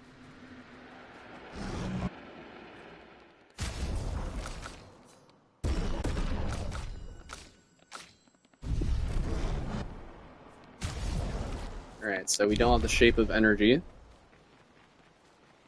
I don't know why I thought I did. I'm just double checking to see if I spent the first one. Yeah, that's unfortunate. We don't have Sealed Fate right now. I would really like to have that for Lampmaster. But I also don't want to grind. You hadn't even discovered the machine gun auto attack verso build on your first playthrough? Yeah. Yeah, neither did I. I didn't even know about augmented aim on my first playthrough. You know, I had no idea that free aim was as good as it was. I just eventually figured it out. Yeah, it's just math, I guess. Like, you can either get off a skill, you know, that does like 1 instance of 9s, maybe, versus, you know, 9 shots, which, yeah, if you set up your build correctly, it'll always do well over damage cap, right? It'll do a lot more than just 9,999. And the no damage run, I was doing 1,000 on every character's turn with just free aim base attack. So, yeah, skills definitely don't add up compared to that. Alright, so Perilous Parry on you. Yeah, you want to get SOS power somewhere. I guess you can keep Energizing Break just for the crit rate, and the effect of it is pretty useful. You're the only character that's really breaking, so yeah, sure. SOS power, even though it's useless. Breaker, where's this shit? Breaking counter. Okay, so Ciel, Gustav, Mael. I could give him augmented first strike, but that wouldn't really make him faster than Ciel, so it doesn't matter. This is fine, I think. We're just gonna have to go without Sealed Fate, I guess, for this fight. He doesn't even have that much health anyway, so 1 instance of Twilight Slash should be pretty much his entire health bar. If I just give her, like, 3 sun charges.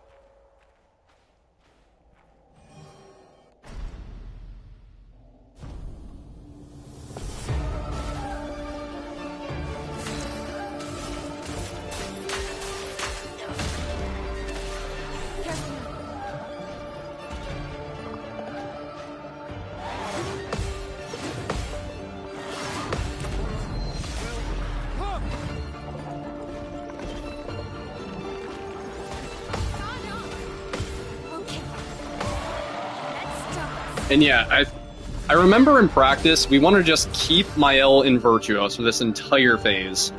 Like, there's no reason to apply Defenseless right now, because all we're doing is just ramping with CL. That's literally all we're doing right here. We kind of just hope that he targets Mael, honestly. As much as possible.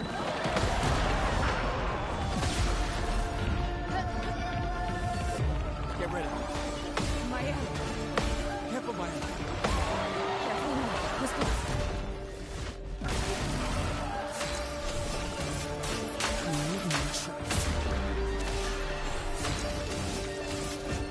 For those who come up. This should do 9s. Good enough.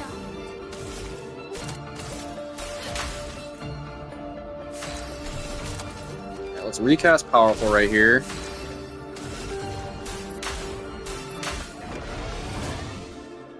Finesse and grace.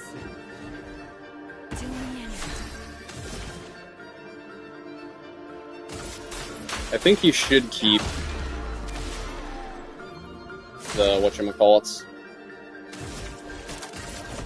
The Foretell, sorry.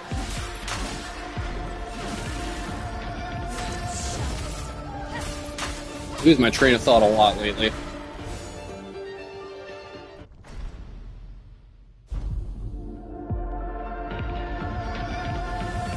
So, the only downside is when CL's turn comes up, you have to push. You know, I have to use Twilight Slash right here, even though I would like Defenseless to be applied. Because that's just the way it goes.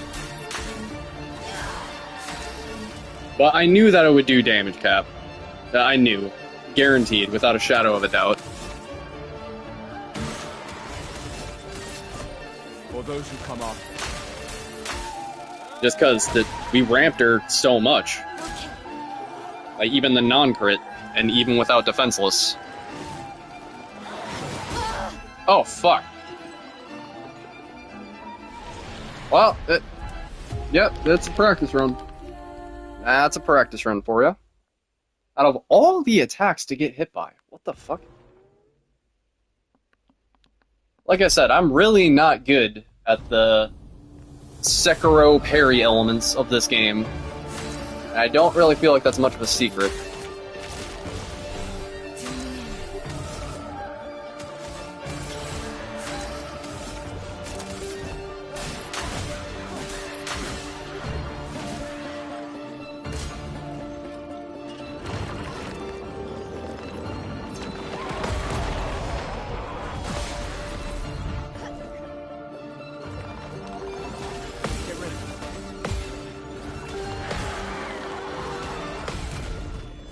Oh yeah? Now see, when Mael gets targeted, beautiful things like that happen. We can probably do a Rain of Fire here and there as well. No more tricks. For those who come up. Oh.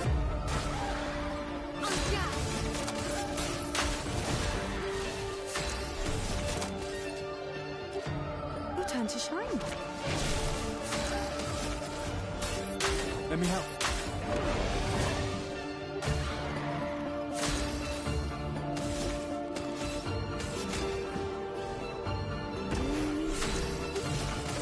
Okay. Get that 24 tell there.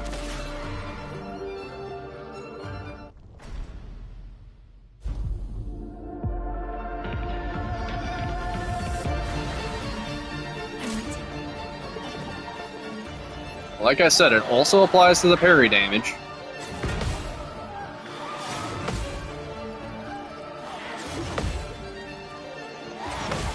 So, CL can potentially do, like, Mael parry damage during Twilight. Potentially. But it's very short-lived.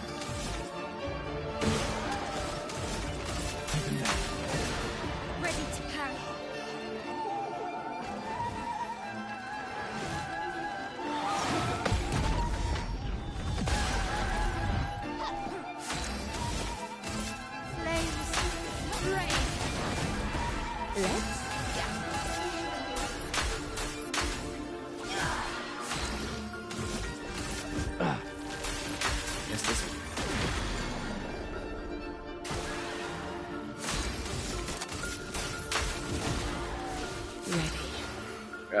Unfortunately,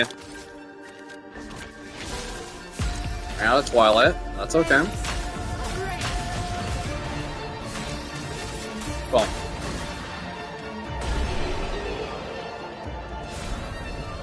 Still pretty straightforward. He only got off that, like, one attack, right? I think. He was just stunned for most of the fight. You know, like, there wasn't, like, much RNG reliance there.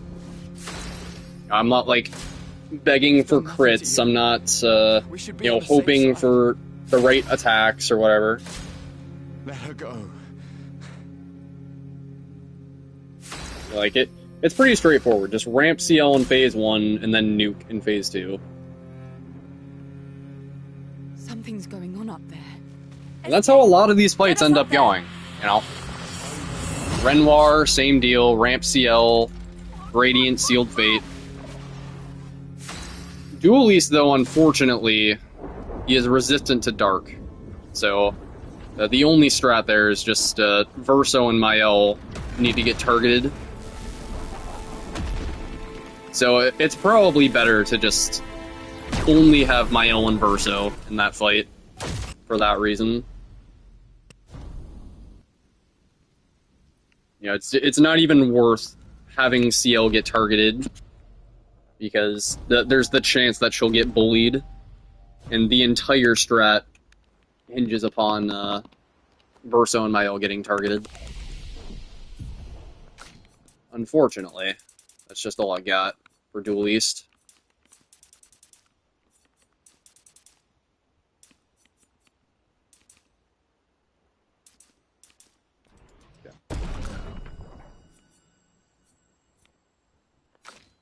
Save the shit. How the fuck do you still not have enough for Sealed Fate?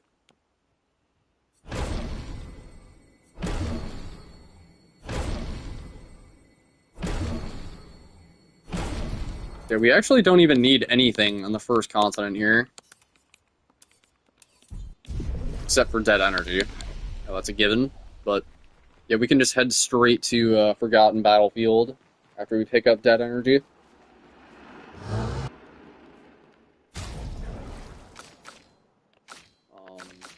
We already upgraded everybody's thing, right?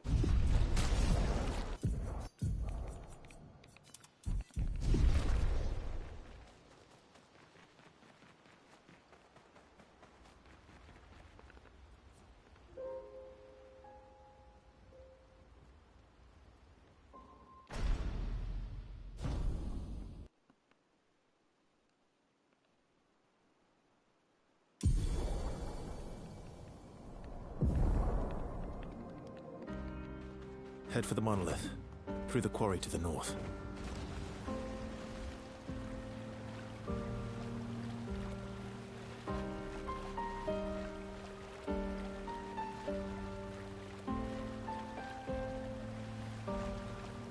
I don't want to turn my fan on, it is so fucking hot. I'm gonna do that shit after I pick this thing up. And also, bathroom break. So, I mean, it's gotta go to Mael. Good stuff.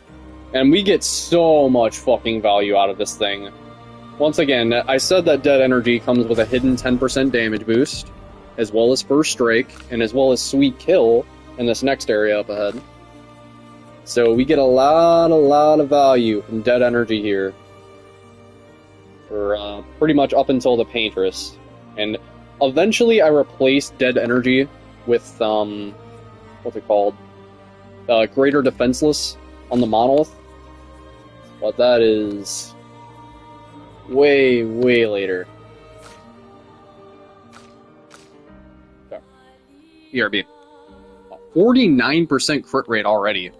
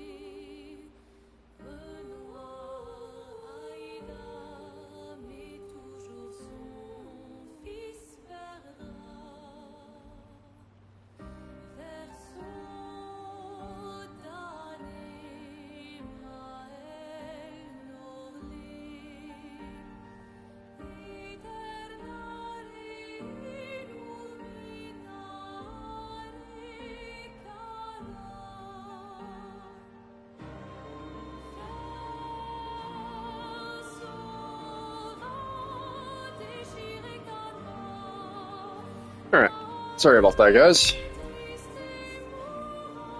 Just gonna check on the lab real quick. Make sure we're doing okay there. Alright, so I'm gonna show you guys this cool strat. This is playing with fire, and it's definitely not worth it. But, I just want to show you guys how, like, I don't even care about not having first strike. And this is why. So, pick up this money right here. Nice. There's a spot of 15k right here that these three fucks are guarding. If you guys know this area, you know they have well over 1 million health. What I always do here is just use first strike and then flee. You know what? Fleeing is like I'm not gonna allow loading a save if I find myself in a situation like that. So, basically, if I get into a forced encounter in this place, the run is dead. Like, even if I don't take a hit, they're gonna get so many fucking turns that I'm never gonna be able to flee. So, if I fuck up that strat of, you know, attacking them and getting that first strike, then the run is dead. Whereas, you know, if you have the first strike pick, though, you don't have to worry about that. So, that's why I don't feel like that money is worth grabbing on this run.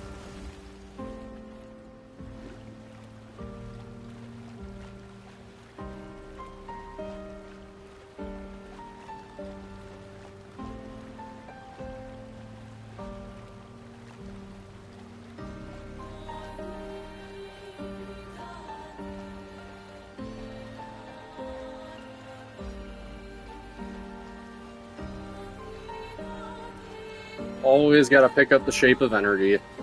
Every single run.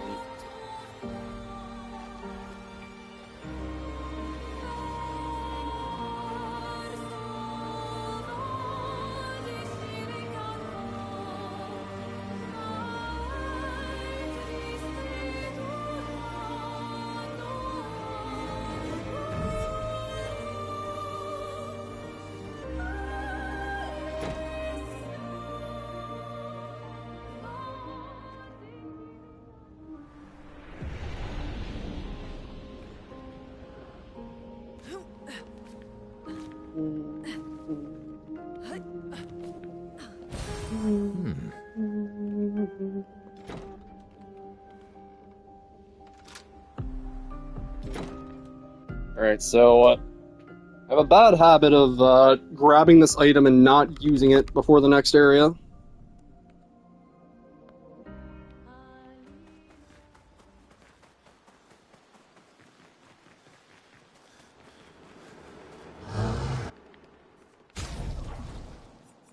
Shape of energy. We might as well just upgrade the shape of life, man. We might as fucking well.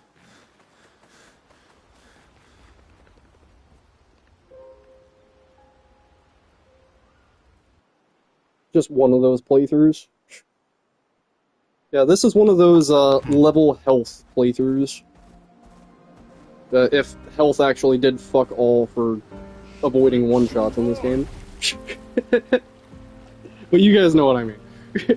A playthrough where I expect to make mistakes. Everyone okay?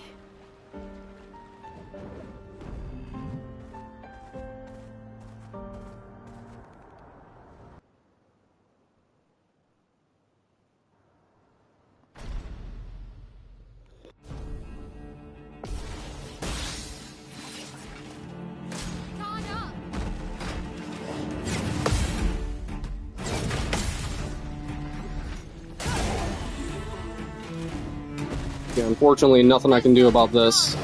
Luna is just a forced party member in this fight.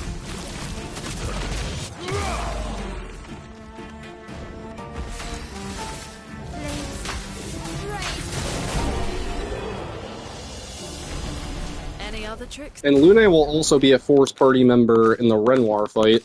we should know? But, One thing at a time. I'm just going to, just abandon battle immediately. Just so I can select CL and Minoko. I feel like that should be legal in the run. Even though it says expedition failed, or you died, or whatever the fuck. Like, it's legal, because that's the only way to pull out your other party members, is by dying to the Renoir fight, or selecting abandoned battle on purpose to initiate a fail sequence. These are all expeditions? A I'm really single glad they laboratory, added most of that. them. That abandoned Is it still battle around? thing was not I've there only seen it once. when the Many game years first ago, came so out. Most likely not. It's very quality of life.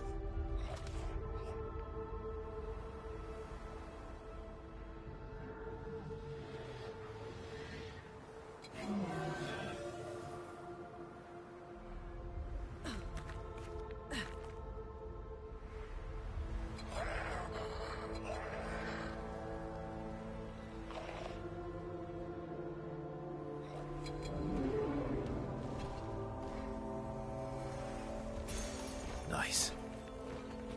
Oh my fucking god. Of course you can't just fucking glide along that shit. You have got me so fucked up right now.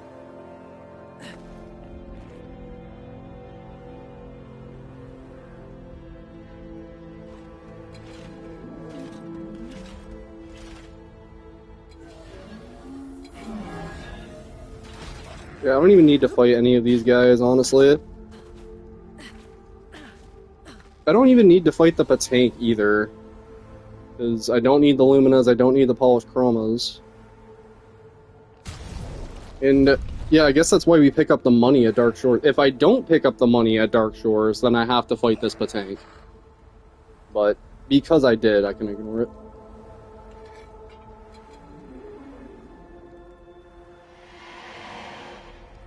I think Inverted Affinity is Looks like we're definitely past worth the picking danger up. zone. And no sign of your special Nevron.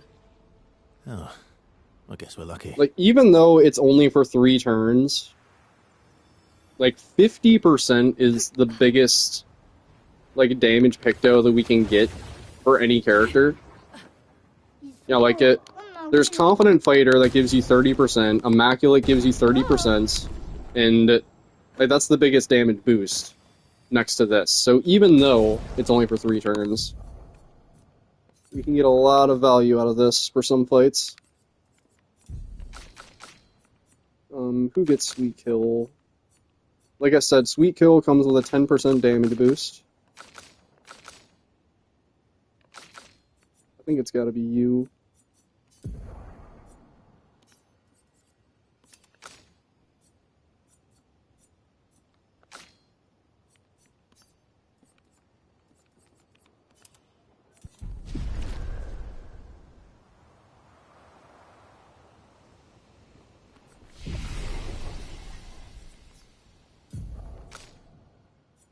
And this sucks. We can't even get Sealed Fate for CL. Okay, I guess CL is just gonna fucking throw AP tints and use Intervention and Rush.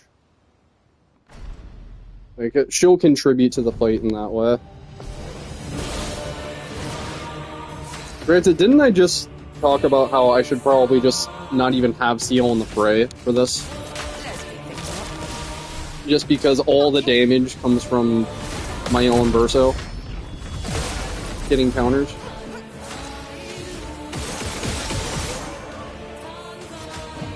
I feel like that support is still worth the chance, though. I really do. And she also applies Mark, which again is just damage boost.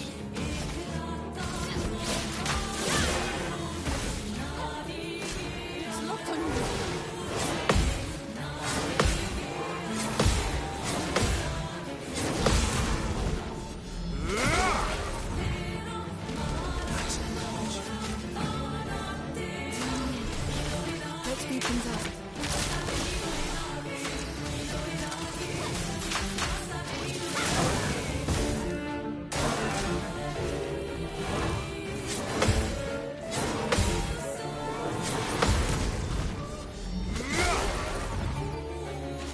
Maximum damage.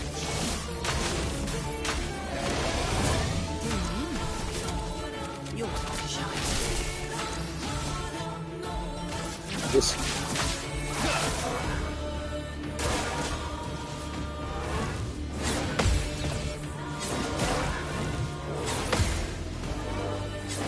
don't know what the fuck I'm doing right now, guys. There you go, he's finally doing damage.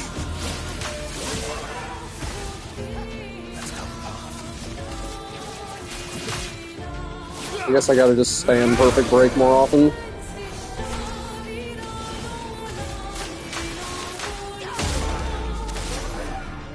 And you know, even though he's resistant, we can just buff CL so fucking much that,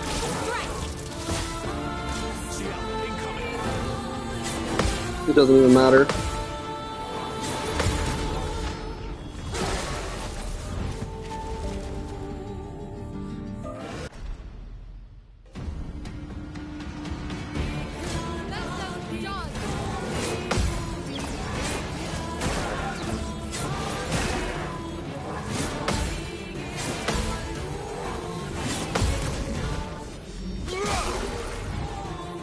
Yeah, I really, really wish that I had sealed fate right here.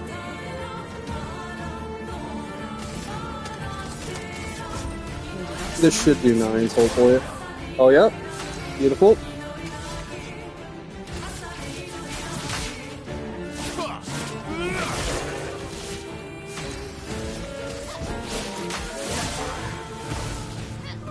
Should do the AoE right here.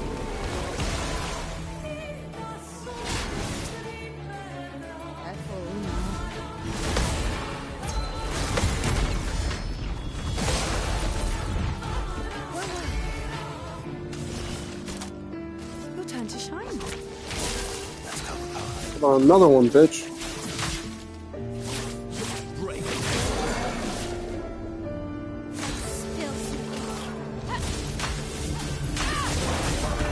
I just do shit based on vibes, guys. Just based on vibes. You think I'm trying to be optimal with this fucking run? I'm doing this shit for fun.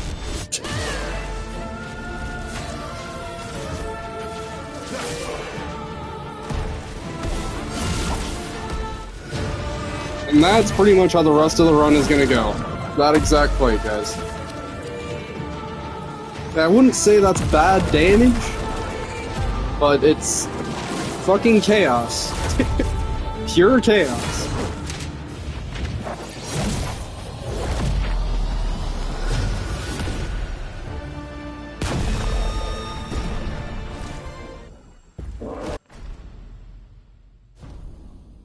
And it's like, what am I supposed to do with my L right now? I know, like, Luna would be better for this run, just based on math. Like, I know how Lightning Dance works. But it's more fun to use my L as a debuffer and then push damage with, you know, Verso and CL. And CL is not even really doing the damage right now. Hasn't even gotten Sealed Fate. We would have, you know, in the real run, I probably should just grind a little bit to get Sealed Fate. And that would make that fight go by so much faster.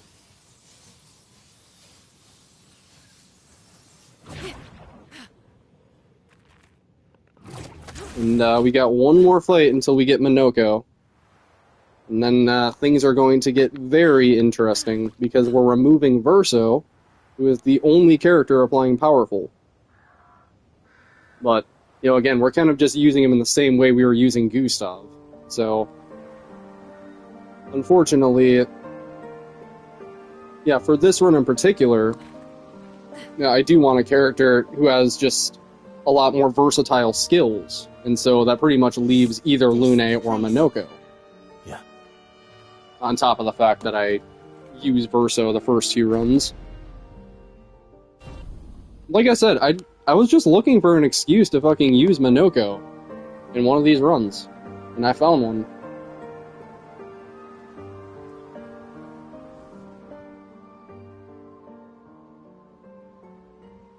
Also, we're finally about to get the outfit for CL. The absolute baddie outfit. And now, everywhere I run around, I'm just going to be using CL.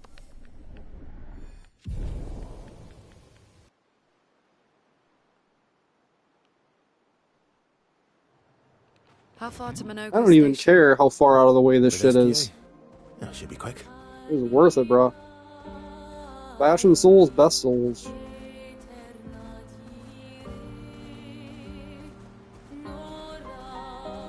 That's why Bloodborne's the best Souls game, guys. Fashion Souls, best Souls. I'm just kidding. The best Souls game is Lies of P. I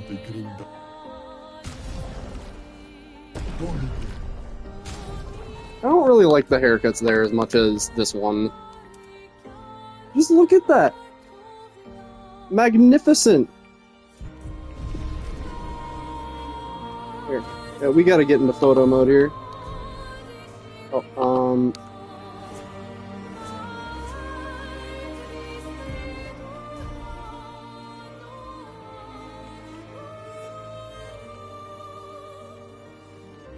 it's like, holy shit, and then she just has to be caked up too. Like, goddamn. Ciel does not need to be a solid 10 as well as the best character in the game. But she is.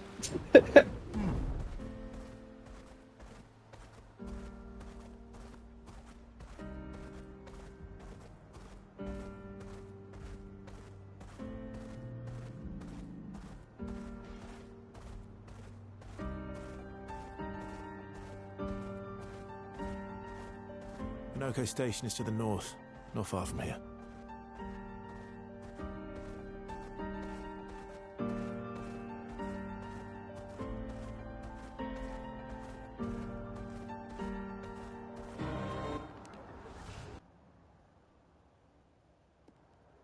Follow the tracks. They'll lead us to Minoko. A train. Gustav would have liked to see that. Is it true before the fracture, Lumiere had trains running throughout the continent? Always running late. But here we are. Minoko Station. Is that a Grundis? I knew it.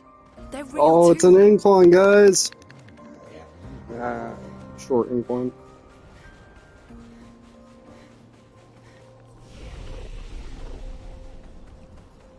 Okay, surely that's enough now. There you go, finally.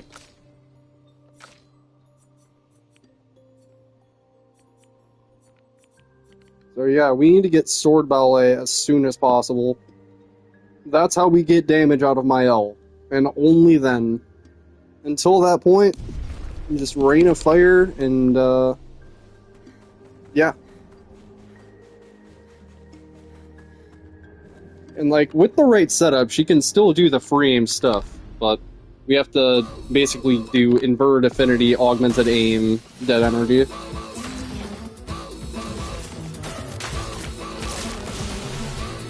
Take your shot.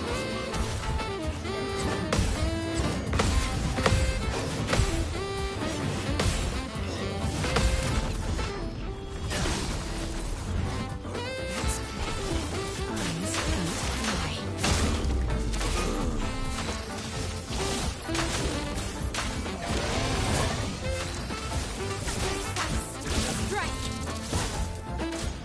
One instance of nines.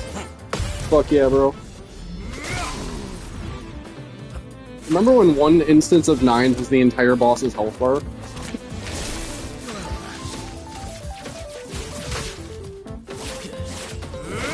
Yeah, like, we legit just don't even care about, burn. It does nothing for us right now. In just a minute it will, though.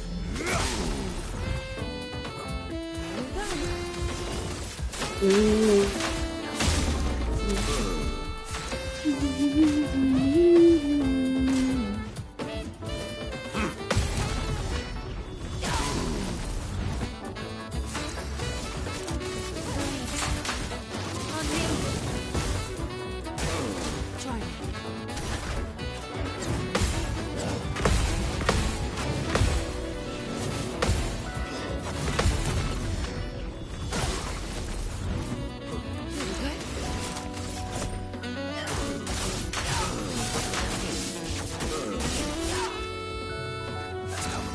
probably gonna loop. And yeah, the Minoko theme more than likely loops on this run. So, I see this as an absolute win.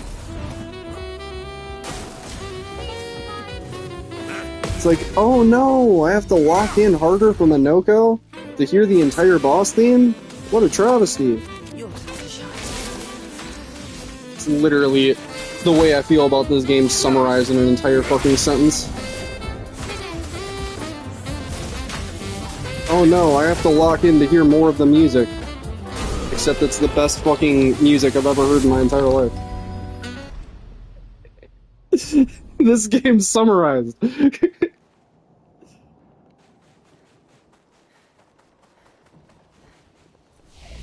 Oh, I just realized I fucking skipped through the best part of the song, didn't I?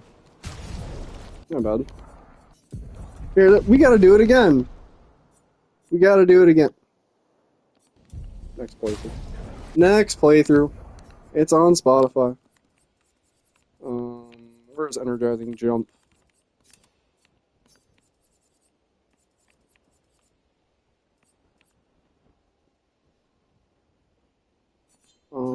I guess.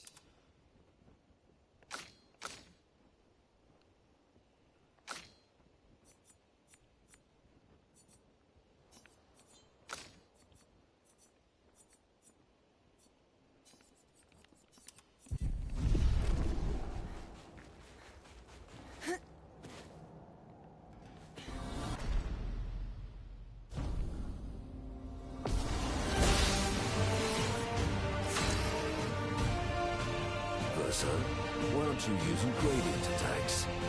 I don't need pointers from the one sitting on his lazy ass. You didn't teach them, did you, you lazy old fart? Very well. I shall generously impart my wisdom. No more tricks. It's locked in here.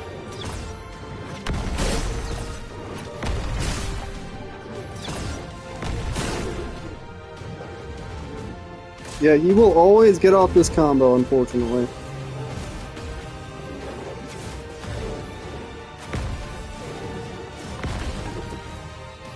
Yeah, I don't give a fuck, dude. I am dodging that shit. Miss me with that bullshit. Fuck that combo. Yeah, call me bad at the game all you want, and then you get your own no-hit run. How about that? Lady Luck smiled today. Weird flex, but okay.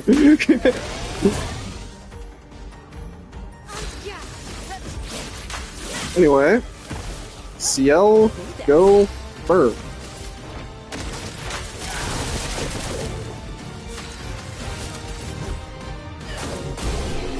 That's without any damage boost. Just a +9. And that was with, like, the bare minimum ramp. Right, just one sun skill into a moon skill.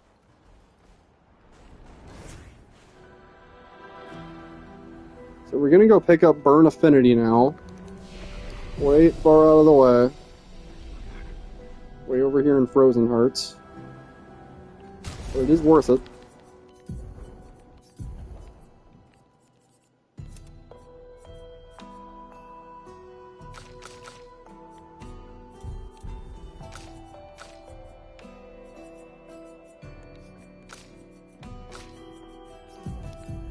So now Minoko will take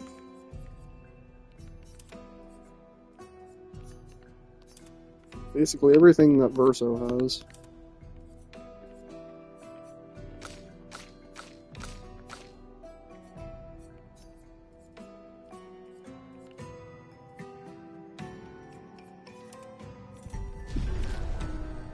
I think I'm gonna give Burn Affinity to CL.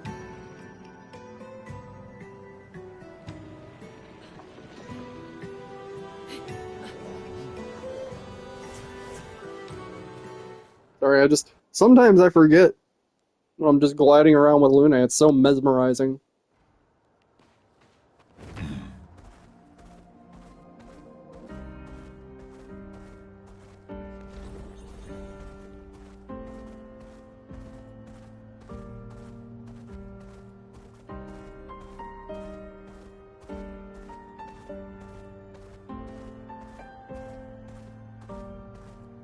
This Picto right here is really good. I don't really have much of a use for it, but An advantage. definitely very, very useful for endgame. It's just one more of those things where I'm like, oh, that's how my L was able to do billions of damage. Billions of burn damage. Where the burn just gets stacked up to high heavens and never falls off. Now it all makes sense, because there's a way to refresh it. I never Brings back memories. found that Picto. Why? I knew it had to We lived exist, on I this just... mountain together for some time.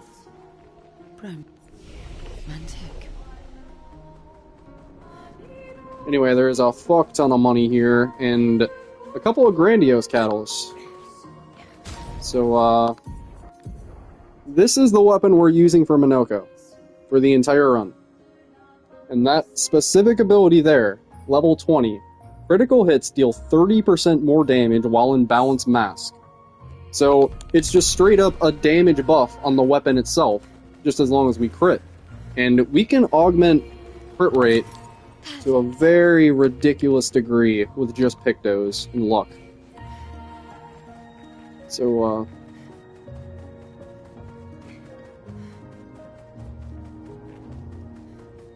yeah, we get a lot of value out of that weapon there. And he also starts the fight with Powerful.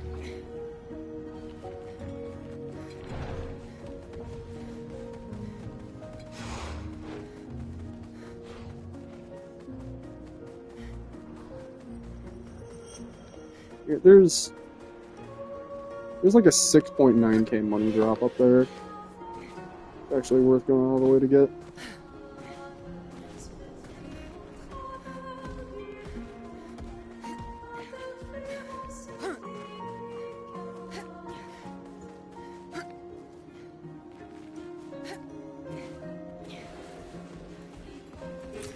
An advantage.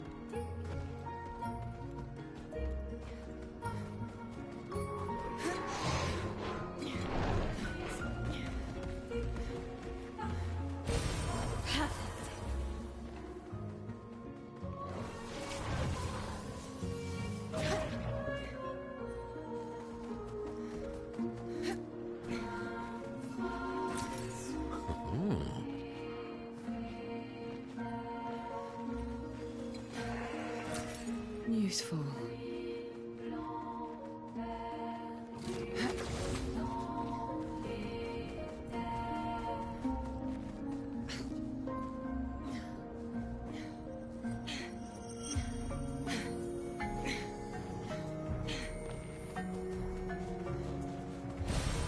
Oh, lovely.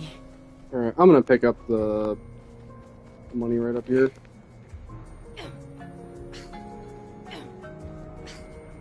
So, I might want to come back here to fight this Patank later. I don't know. Like, the goal It's been a while is since I've been here. to go to Dark Shores We used to and stay here. just grind there as soon as possible. And get the grandiose cats just as soon as possible. You know, their movesets are pretty tame, just as long as I have like a decent amount of damage. I want powerful, I want defenseless, and then just AoE.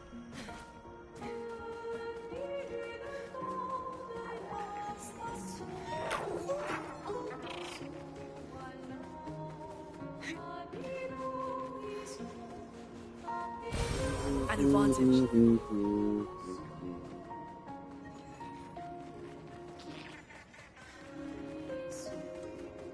And I actually love how we like alternate the skills in the endgame for Minoko. It just completely depends on what we're trying to do. To these trains. But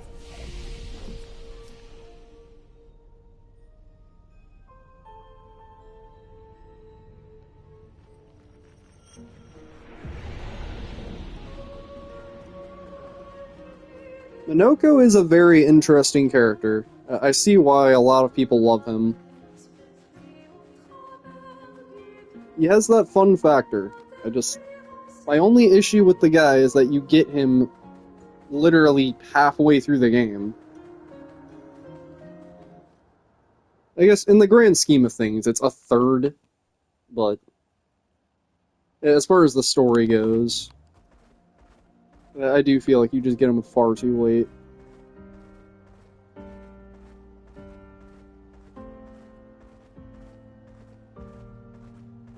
But, like, I guess that's fine. Like, you get Sid pretty late in Final Fantasy VII. And then, he makes up for lost time once you get him. Now, who else is a character that you get later? I mean, there's a few characters in 6 that are like that. I never really unlocked the Yeti, but I've heard that the Yeti is pretty good. And yeah, there's a lot of secret characters in 6 that I have heard are very good. When I played 6, I just went and grabbed my main party. I don't even remember his name. The warrior guy. Fucking... What was his name? The guy with the katana. It's been so long since I played Final Fantasy VI.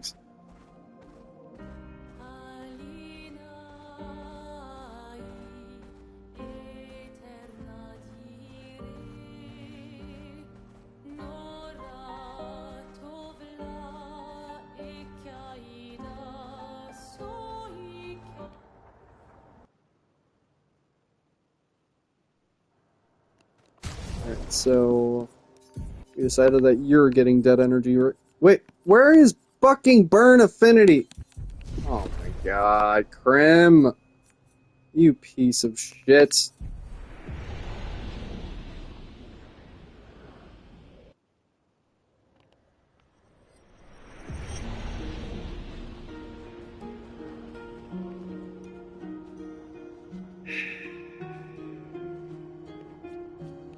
Wait. The whole fucking reason I came here, bro.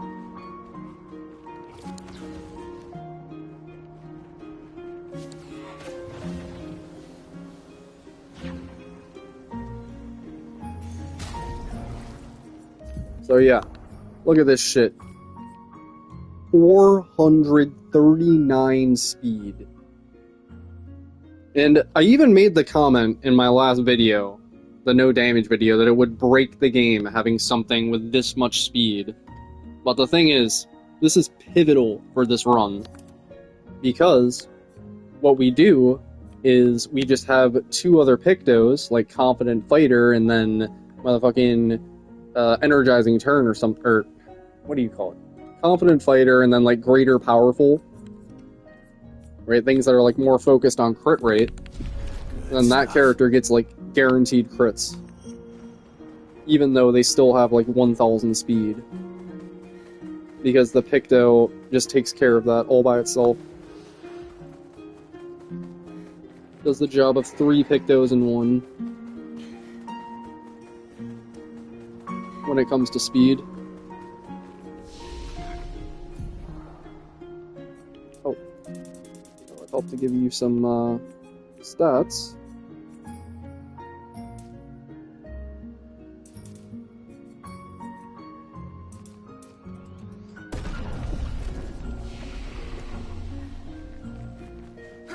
Yeah, Minoko, he's got some pretty big attack rating too.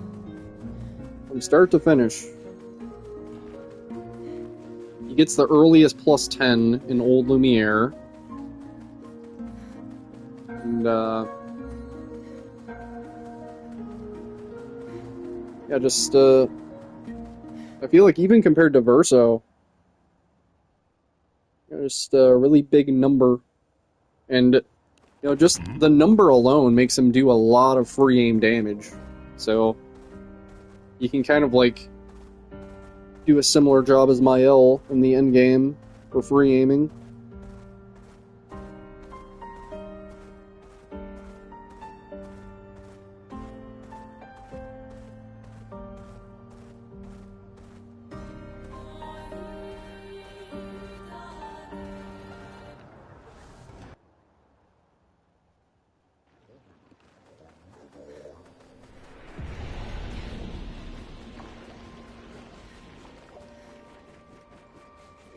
And also, the cool thing about Minoko, too, is I feel like there's always, like, a better thing to use.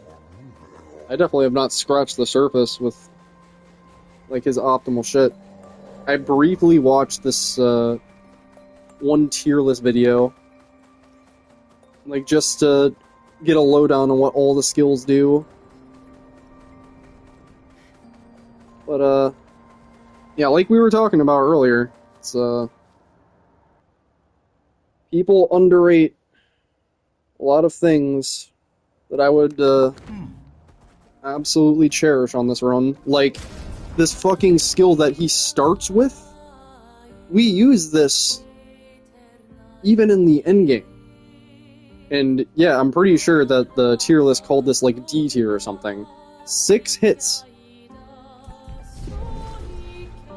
And it's like, eventually, yeah, in the endgame he does get better shit. I should say, like, we use that even on the Paintress, is what I meant to say.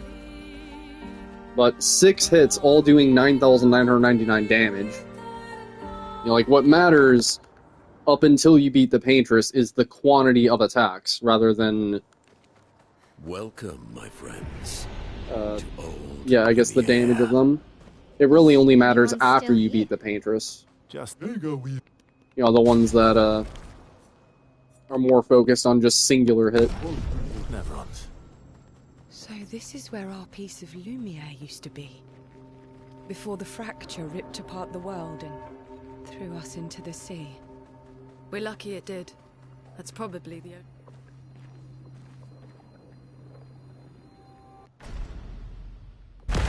Yeah, we definitely want to kill these guys right here. Get these, Minoko feet. Friends, I beg your forgiveness for landing us in this quagmire. It's Quagmire. okay, Minoko. Let's move on, shall we? Who else but Quagmire?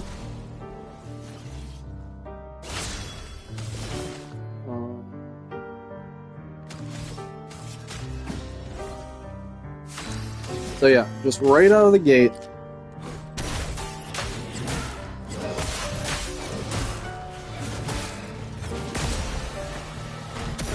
storm is coming. Right out of the gate, guys. I'd love a dance.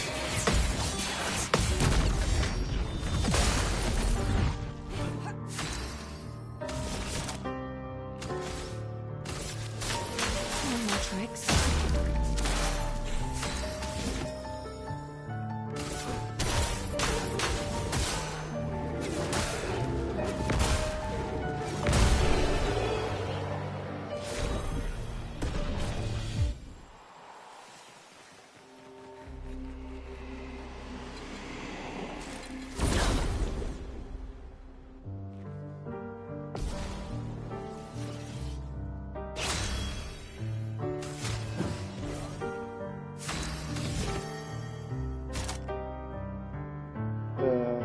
We need the heavy mass for this thing.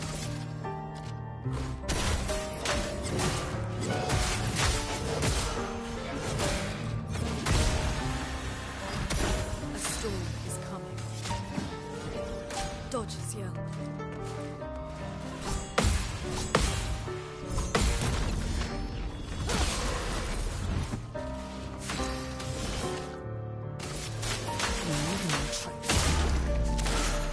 My favorite part.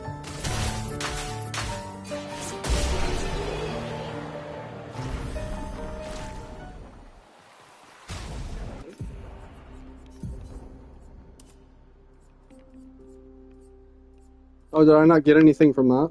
I thought I would.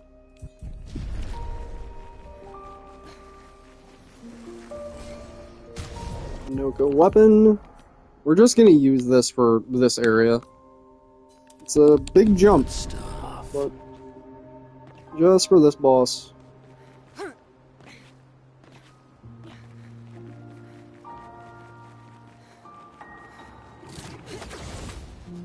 How exactly did our piece of Lumiere end up on an island when the rest of the city is here?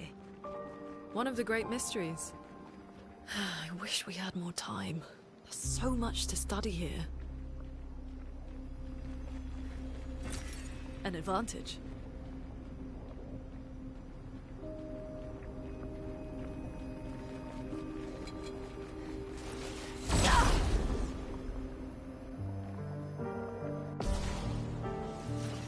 May as well get this XP for CL and Minoko.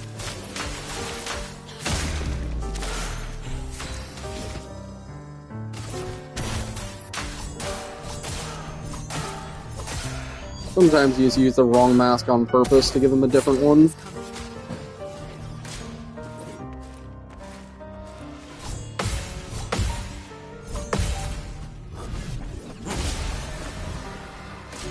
Look at that, 8.5k already.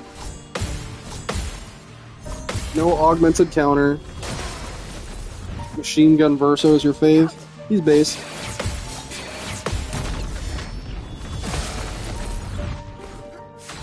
Yeah, see, that's the issue with the weapon though, guys. Is that every time you parry, it switches to a different mask. And not all masks are equal.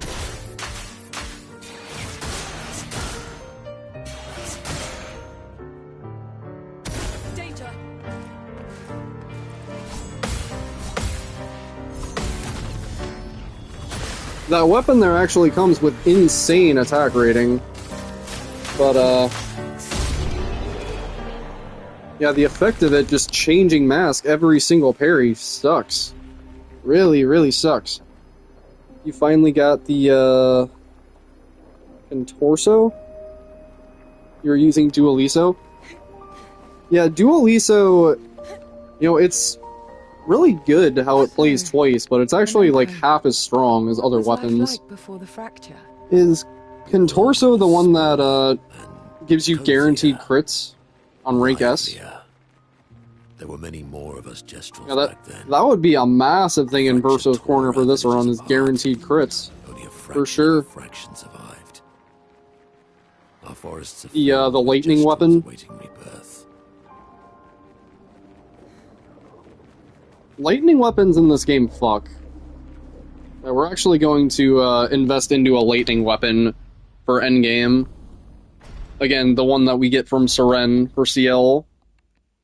Just because there are very few things that are either resistant or weak to lightning. Where do you live in Lumiere? Above a bakery near the center. Yeah, lightning strikes on crits. Angelique's Boulangerie.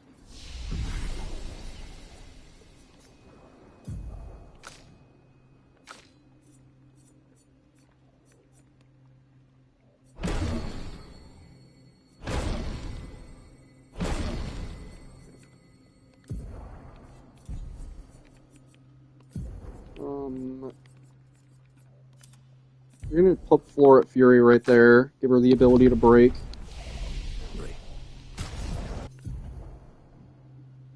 I really wish I could give Mael some better shit.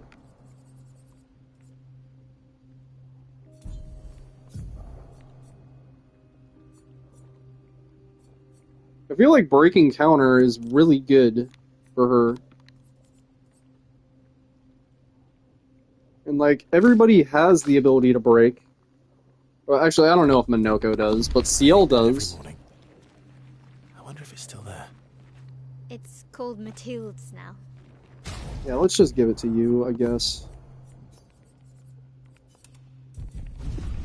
When this is over, you should go and visit.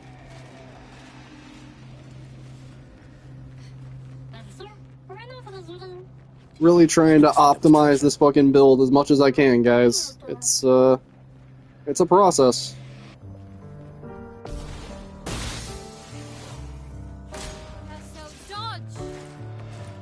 It's quite addicting.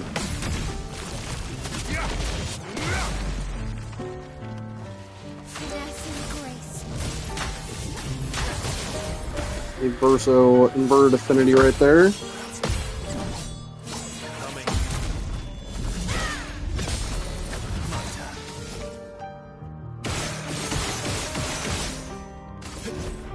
That should kill. Okay. Yeah, like I said, we're gonna have to quit out on Renoir right here if I want CL and Minoko. It's just the only way. So, where did you go? I need to find Lune and Ciel, quickly.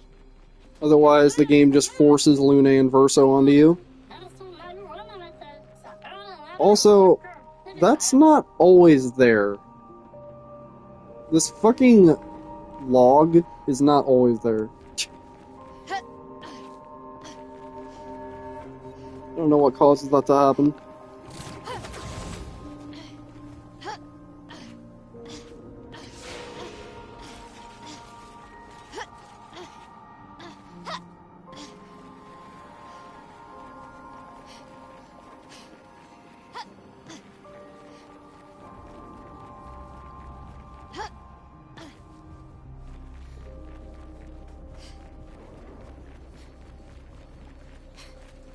Think I'm close.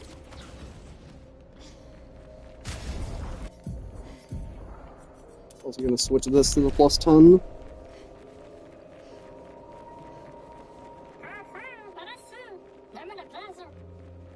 This mana's intact. Why does it feel so familiar? So how many hits did we take so far? I haven't been counting, I'll be honest. I have not been counting. This is just a practice run, obviously.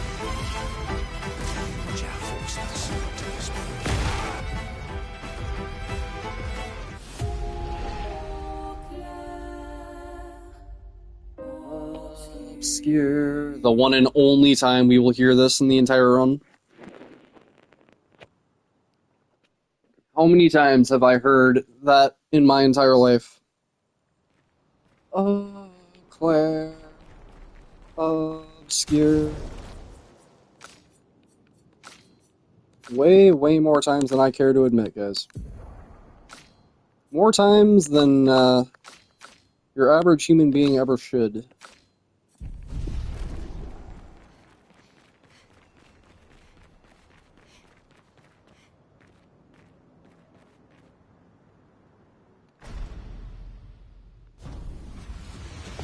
The fact that this game is only like a year and a half old. I just have this much experience with it. I didn't even get it on launch, too, is the crazy thing. I picked it up like 6 months into its lifespan. Or 5 months.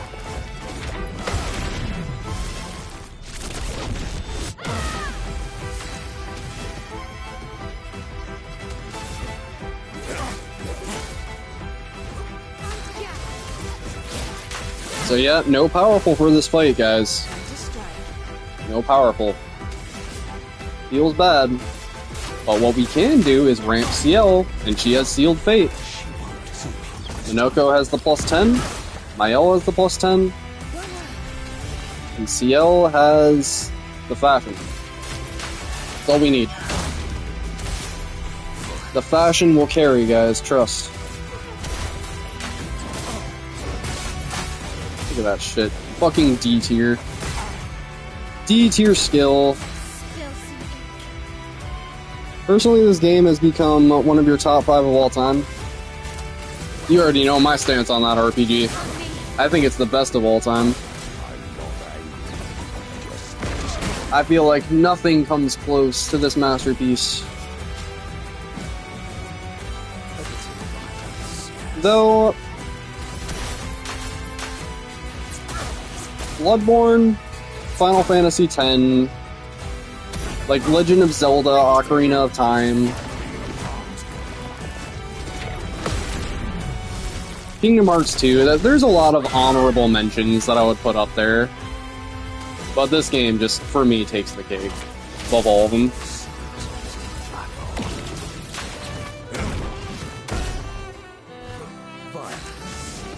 Alright, what are we doing here?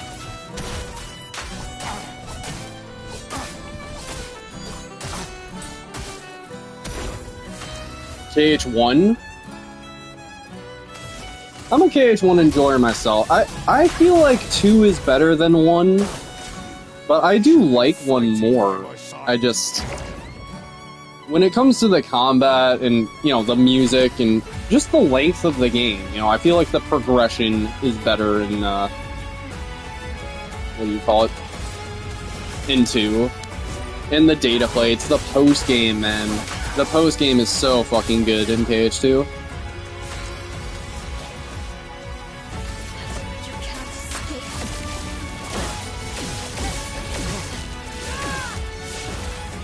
Getting you back into piano. You're learning Lumiere? That's what's up, man.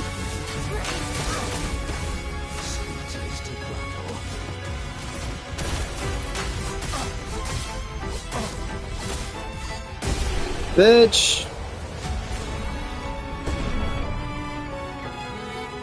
KH1 gives you the warm and fuzziness. KH1 is a very comfy game. Yeah, I was watching Nintendo do like speedruns of the PS2 version, you know, the very first English version of Kingdom Hearts 1, and you couldn't skip cutscenes back in the day. I have such nostalgic memories of playing that back in the day. It's the very first video game that I ever remember playing. And, yeah, it's probably the most comfy game for that reason. You know, it takes me back to just being 5 years old.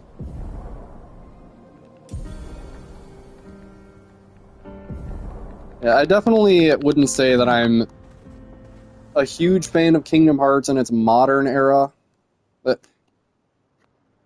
I liked KH3. I did. It has a lot of fucking issues, man. And, like, the things that I liked about it were really just, like, the combat. Right? I loved what they did with the combat system. I loved the form change extenders. I loved the fact that you could, like, upgrade your keyblades, right? And, you know, you could just, pick whatever you liked. And, yeah, when it came to the DLC, you actually wanted to upgrade a variety of different keyblades because, you know, they all had different reasons to be upgraded. We all have the Riku Ansem fight burned into our memory. Yeah.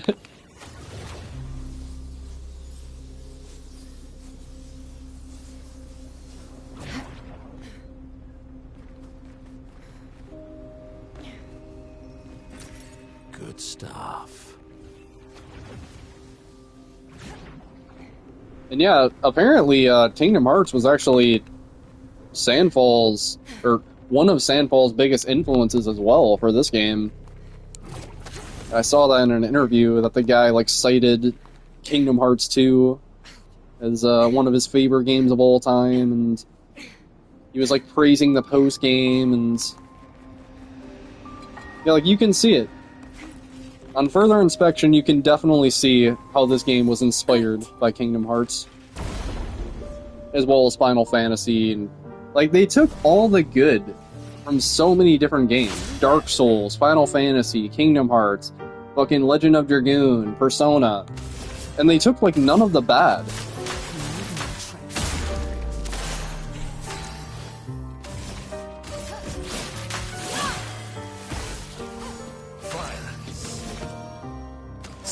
Sex, don't forget about violence. The way he says that just reminds me of Marilyn Manson with that one song.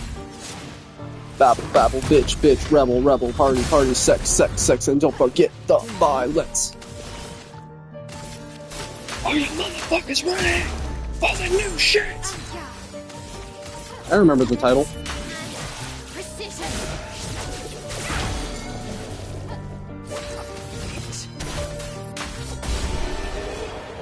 Big Swords of Light and Simon fighting with a sword and Sword of Light like Final Form, yeah. Yeah, that is kind of like Final Form. A little bit.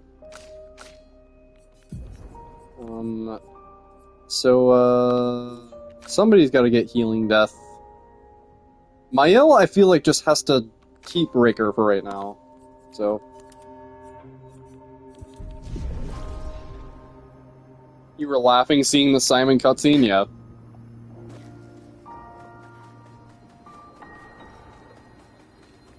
It's like, okay, I guess I'm fighting Final Form Sora now. Basically what Promise Consort should have been. It's like, I almost feel like that's what Miyazaki was trying to do with Consort. Sorry, you probably don't know what I'm talking about with Elden Ring, but it's just this, really notorious, the most fucking difficult fight that FromSoft has ever designed in, Elden Ring DLC. And, I like it. It kind of, harkens back to the final boss of Dark Souls 1, where they, like, want you to parry it, and the fight is just, like, not balanced unless you parry it. So, truth with lies. you know, in that way, it kind of feels like Faces. a Sekiro boss, Infinite sort sea of. them. But, meanwhile, Simon just exists, and it's just like, yeah, so parry fucking Final Form Sora from Kingdom Hearts 2. This is creeping me out. And it's somehow a much, much more fair fight than Consort. I'm just saying, dude. For all of Simon's flaws, he's still fair. There's only one fight in this game that I would call unfair, and it's Serpent Fair. That big fucking boss in the sky that steals your APs and gets all those shields and then self-destructs. That's the only boss in the game that I will call unfair. You know, and I've given my logic for it. But, everything else, yeah, it's just either a knowledge issue or a straight-up skill issue, man. And, like, the game has difficulty options for a reason, and there's plenty of ways of circumventing the difficulty with a build, just like a Soul game.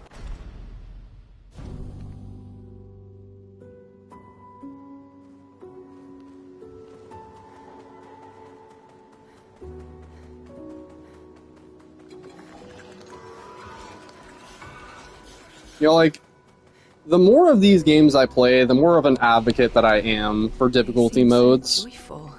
It's like they hurt nobody, and all they do is just open the barrier of entry, you know? Who guards truth I can show this to, like, Great. my, sister's boyfriend. I can show this to maybe my kid, if I ever have a kid, you know, and they've, like, never played anything like this. And they find it, like, way too daunting, even in spite of all of my advice. You know, it's... video games should be, learned by doing, you know? That's the most fun way to play a game, and... some people just straight up can't learn the same way. You know, like, I've said this about Sekiro earlier in the stream. It took me fucking multiple playthroughs in order to actually figure out how to play the game efficiently. Right, like, Sekiro is still my least... what's the word? My worst FromSoft game. I play it worse than all the others. You know, even in spite of all of my practice. And it's just a different skill set. You know, it's... some people just struggle more with different things. You know, and a lot of people might find the delays of Elden Ring to be harder than Sekiro. In fact, I think that's, like, the common take, from what I've heard. Even though that's, like, not true at all.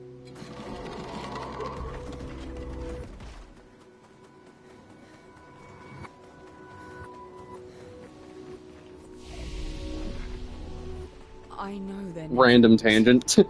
But witnessing the sorrow of others, I can't help but feel for them. Try to have one stream where I don't talk about Elden Ring. Challenge level impossible. Meanwhile, I fucking deleted Elden Ring and just have no aspiration to even try to play it. I tried to download it, like, last week. And, yeah, my L3 button broke. Yeah, but within the first 5 minutes of playing the game, my fucking L3 button was malfunctioning, and so I broke it out of rage within 5 minutes of playing Elden Ring. And that kind of just summarizes exactly where I'm at with the game. Can't even fucking make it to the first grace. or the second grace past Torrent.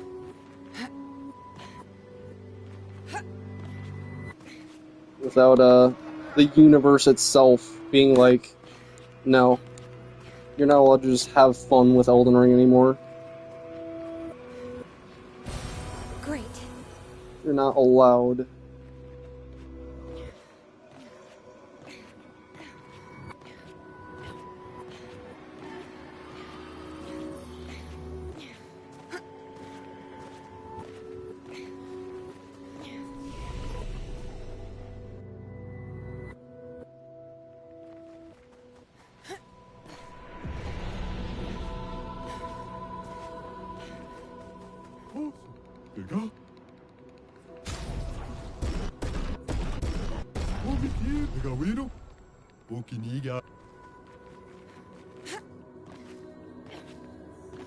I'm hungry, guys.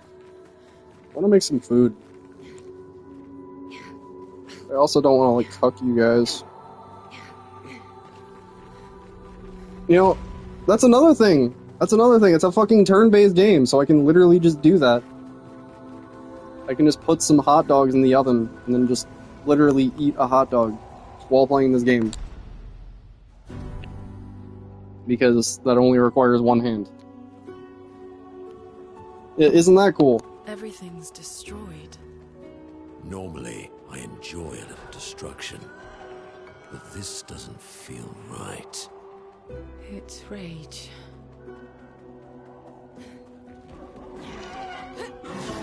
Turn-based games are based.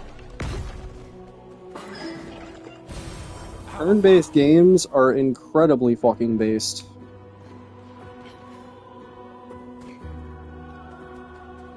I need to go and play Chrono Cross.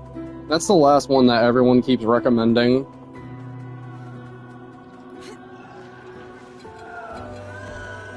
And Dragon Quest, I guess. Do I really need double burn here?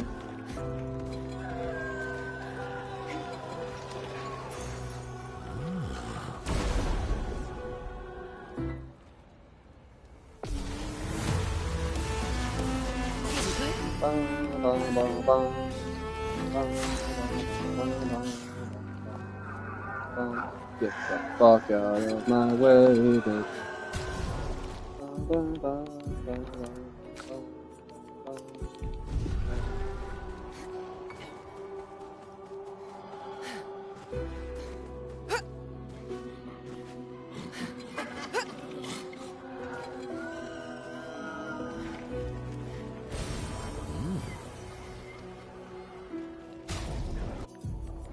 Alright, so, yeah, she is good with just burn affinity, I think.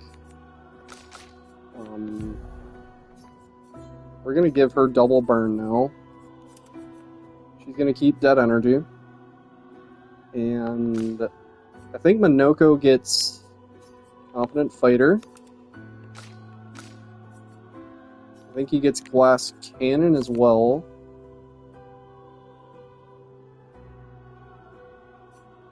And then I guess we can give him combo attack. Honestly, we'll keep Healing Death.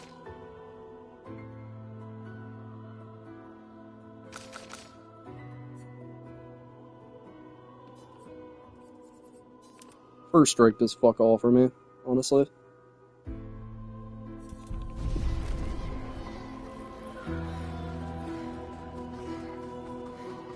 Alright, so Mael doesn't have any damage increase, whereas Minoko has Glass Cannon and Competent Fighter, and CL has Burn Affinity. But again, right now, Mael's not really contributing too much of the damage anyway, so that's fine. We'll come back to Seren's Island later. I'm gonna go back to the first continent and get that, Glaze foot that I was talking about. You know, the powerful foot for Minoko. And, there's some other stuff. Hexka, I feel like, is probably worth the kill. As his defenseless actually lasts for 5 turns. It's yet another thing that they underrated in the tier list. I distinctly remember that. I was just like, defenseless? It's like, yeah, and heavy mass makes it last longer, but, you know, there's just better options, and... Where have I heard this before? Elsa Bloodstone! Fucking D tier skill champ!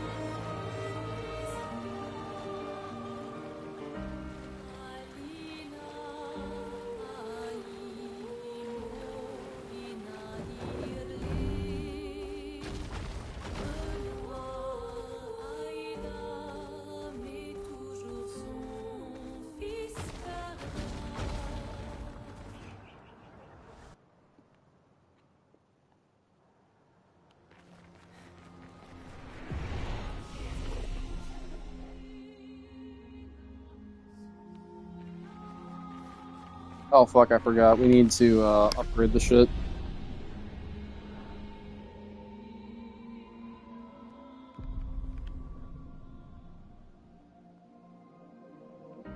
Alright, so... CL probably needs... CL is good with a plus 12, I think.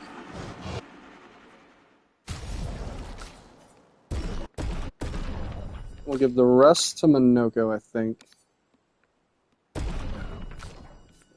Take that up to plus 10. That looks good. That looks good. And then the plus 10 ability here is just giving him powerful for 3 turns immediately. Surprisingly still weaker than the other one, but it's worth it. It is worth it.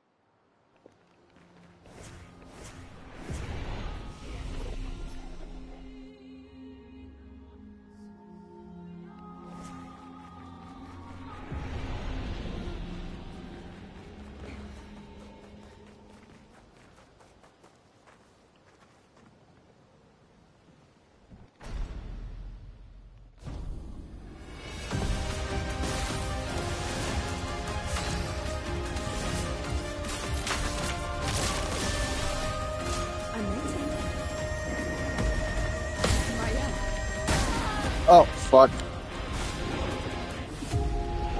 Ay, ay. Fucking hell. It'd be like that.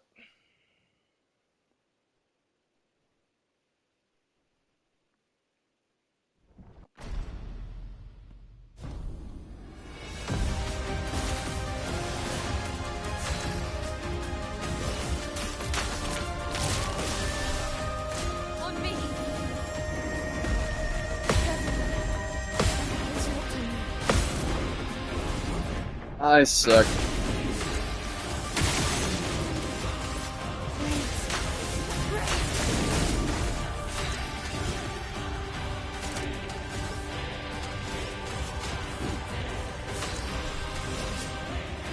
So, yeah, let's just ramp a little bit. We need to do a little bit. Your turn to shine.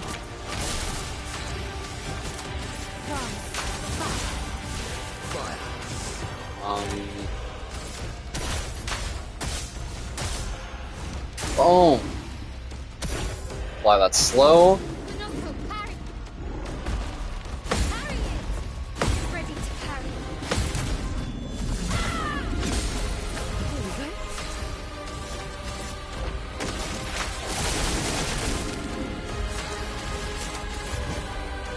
And it's just that simple.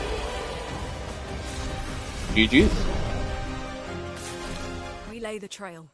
We lay the trail.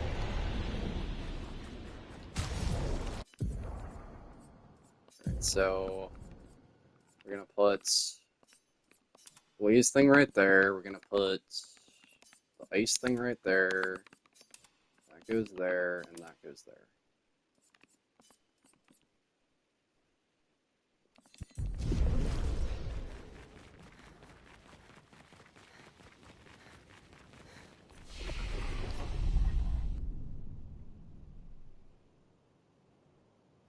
Alright, so you don't really need to fight Abyss. But I mean, I figure why not? It helps with the XP route. Once again, we still don't have powerful on CL. We have it on Minoko now, at least, which is nice. But we can only access powerful when Minoko is in Heavy Mask or in Almighty Mask. He doesn't start in it. He starts in Balance Mask, so it's based on a cycle thing. And that also means that I have to time it. So if Heavy Mask comes up, then I have to delay it until I'm ready to use Twilight with CL.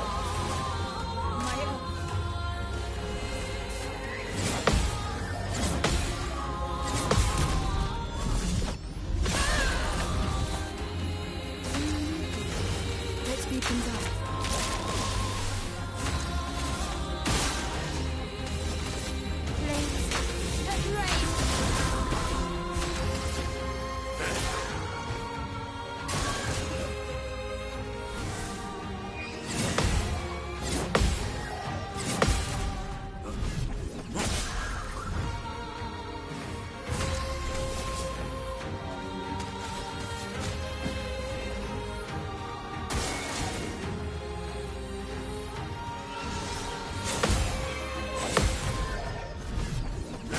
Alright, so let's apply slow right here.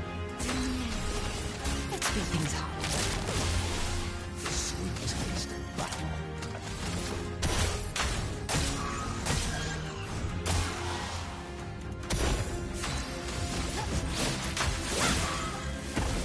Right, and so then we intervention Minoko right here.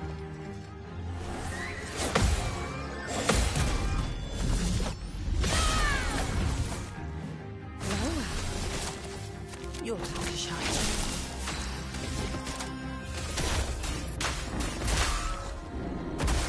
And yeah, Glaze will always do a fuck ton of damage, even regardless of the mask.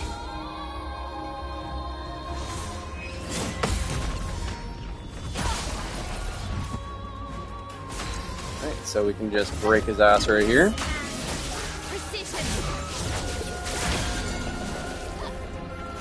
No burn affinity, unfortunately, but oh well.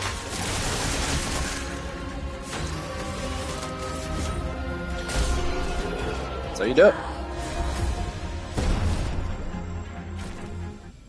I am finding this incredibly fun, GG. This is insanely fun. The most fun iteration of this run we've done so far. You know, and then Minoko, man. Minoko is the life of the fucking party. For this. You know, like, he has that fun factor, for sure.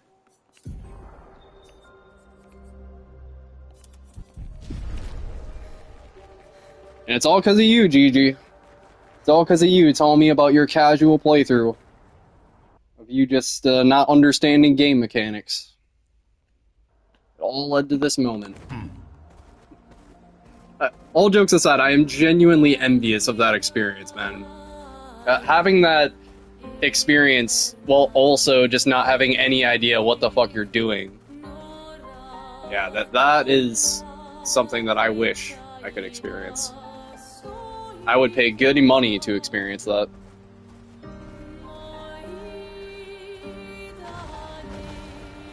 So, all you guys watching at home, take notes from Gigi. He knows how to have fun with this game.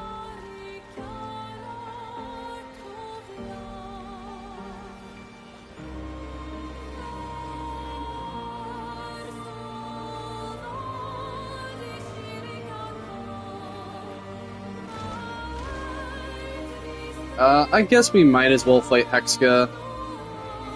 We might as well. He's like right over here.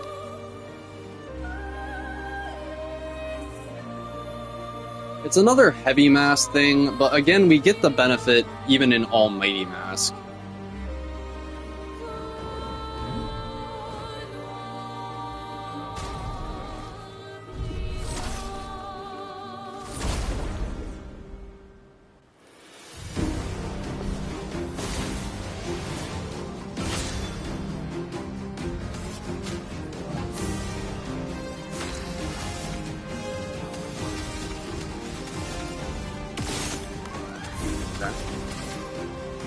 Most of the good abilities for Minoko are Heavy Mask. Yeah. He's got some really good balanced ones, though. Like the ice thing right here. This is probably going to straight up one-shot him. And we actually kind of work towards the balance mask on this run. Even though the Heavy Mask is probably the best one. But, you know, because Balance Mask applies powerful, and because you start the battle on Balance Mask, you get consistency, and critical hits deal 30% more damage, so it's just a straight-up buff as long as you crit. I think this has got to be the best weapon for Minoko on this run. It's got to be. It doesn't get better than that. 40-year Crash is very useful for breaking. Okay. Now where is this Hexka? Right across the street. Time for Shrimp Swing.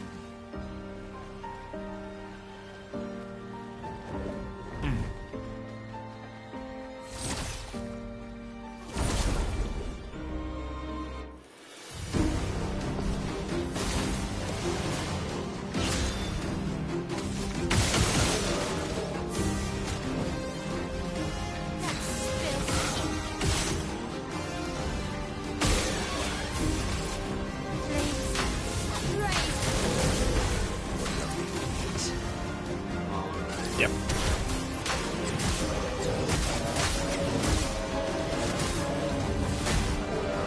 D tier. D fucking tier.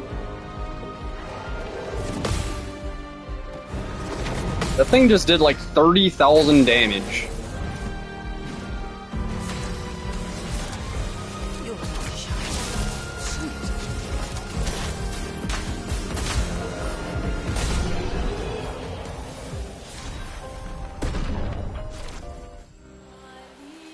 Alright.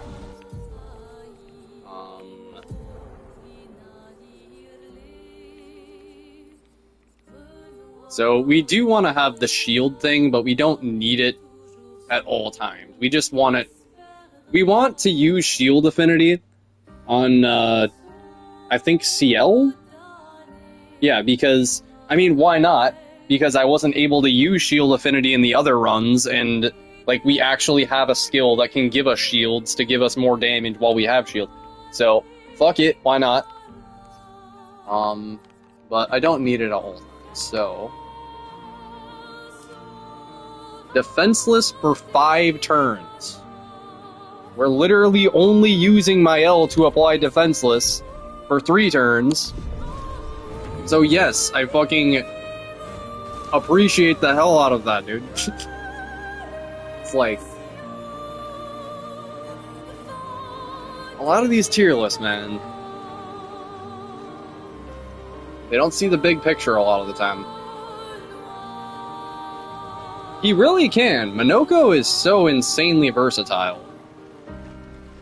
He's got slow, he's got rush, he's got powerful. He can be an insane damage dealer. He can apply defenseless. He can apply shields.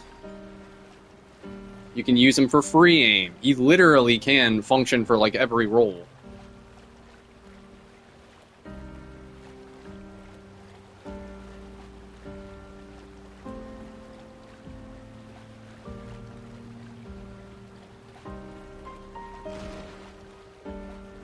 So yeah, I think we still want to go to Seren's Island first, because once again, that we get all those resplendents and CL's one weapon, you know, getting that immediately. An energizing turn, all of that I feel like would help Barrage. Or Visage? I forget which way it goes. A lot more than Visage would help Seren. Even though the game wants you to go to Visage first, it's actually just a lot more optimal to do Seren first.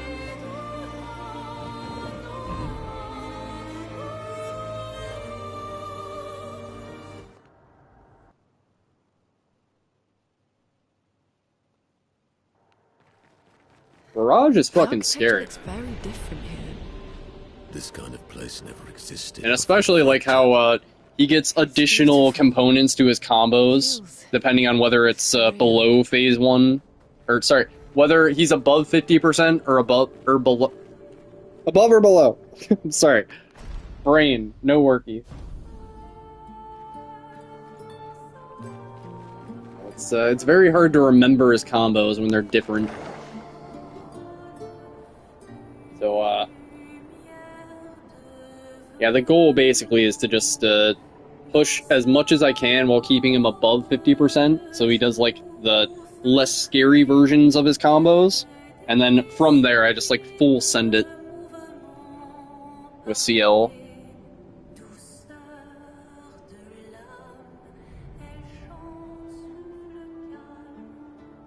You guys are gonna see. If you guys weren't already impressed by the damage and the strats of this run, it only gets more insane from here. I've seen people jumping off a cliff just from looking at her. It is mesmerizing. This dance feels familiar. This is kind of dancing towards a new world. Sorry, my L.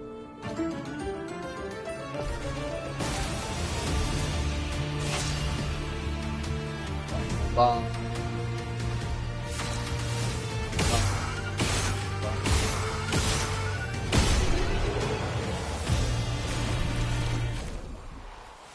So I think I should give my L inverted affinity right here.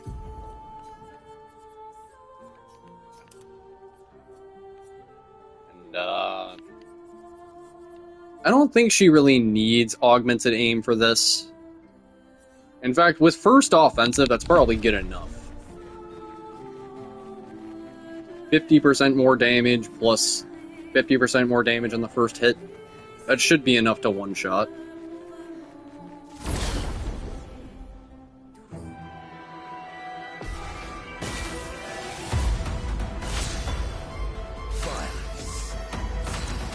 Minoko doesn't do terrible free aim damage himself.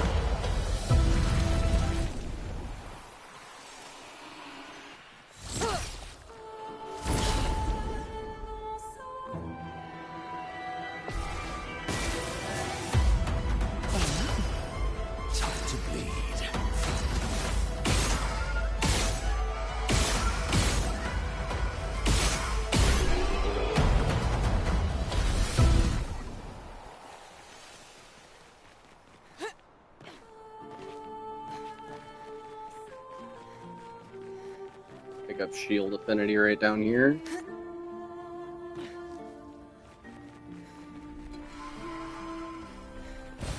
Great.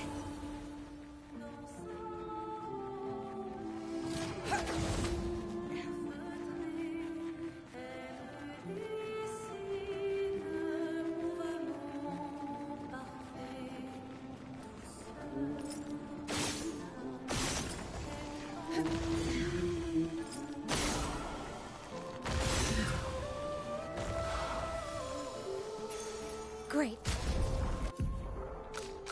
Alright, so... yeah. Shield affinity. Literally, I grab this every single run just for the speed, and I've never been able to actually utilize the damage until this run, because I had no idea how to give myself shields. You've heard a fun run with solo Minoko. You edit a save file and get Minoko instead of Gustav and use him throughout the run. Yeah, that would be sick if I, you know, had this game on, like, PC. I definitely, would do something like that, if I could.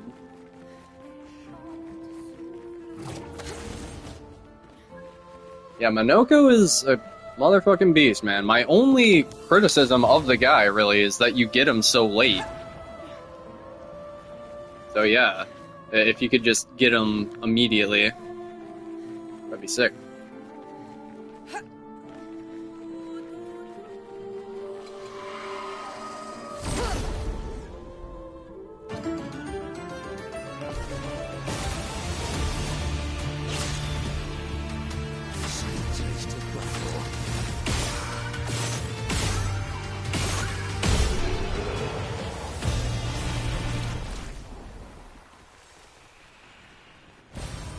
Interesting.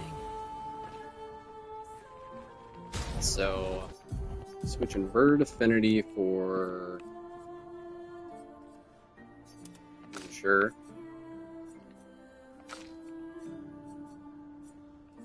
Confident doesn't do anything for me. At all. Like, at all. Okay, I guess we're at that point now, yeah. We're at the point where I literally just have to choose bare necessities. And very soon we're gonna have to obsolete double burn in place of something. I don't fucking know. I forget.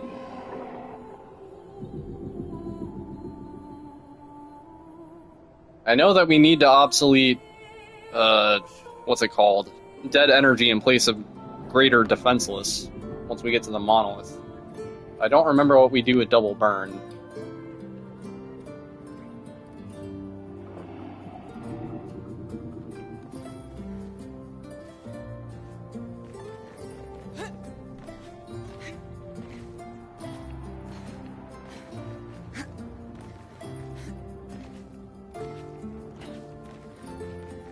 Maybe we replace it with greater powerful? No, that goes to Minoko, doesn't it? Good stuff. Oh my god. I keep forgetting that I like to change it up constantly. Because you kind of have to in this run, right? It's like... I forgot that I give Minoko Burn Affinity and then Confident Fighter as well as Greater Powerful. But then right now it's on CL because that's the most optimal thing. And it just changes based on the run, based on what I get and what I need to do.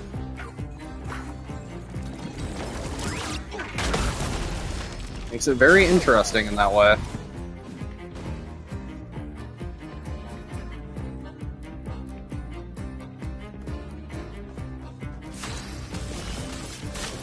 Yeah, doing this run without notes is gonna be like fucking impossible. So, I need to get that done like as soon as possible.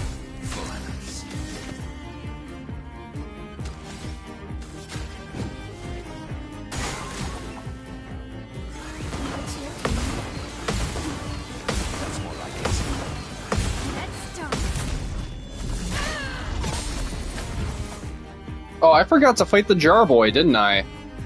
Fuck. Completely forgot to fight the Jar Boy.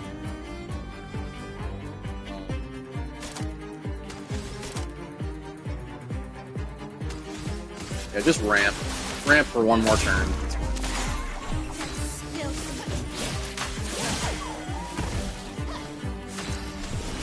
Your turn to shine.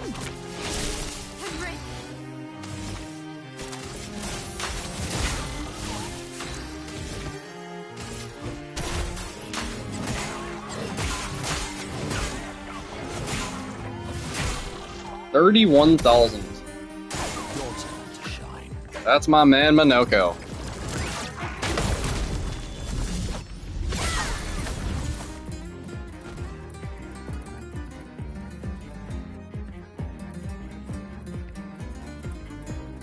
Here we go.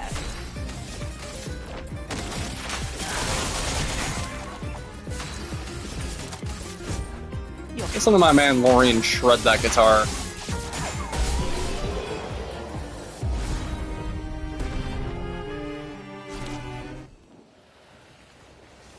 I love this run. This run is so fucking dope.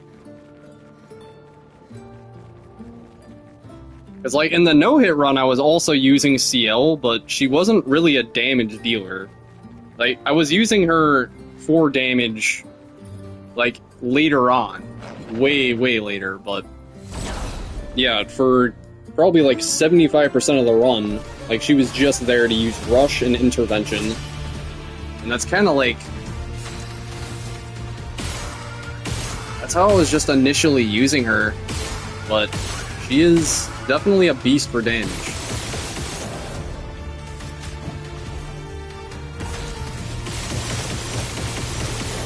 Okay, I think this guy just does jump attacks anyway. Yeah. Nothing to worry about there. All he does is jump attacks.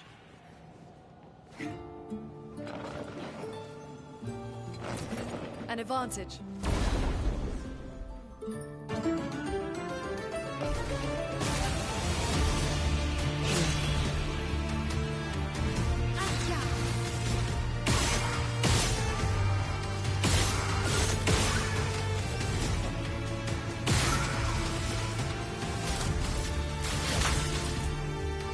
Sweet taste of battle.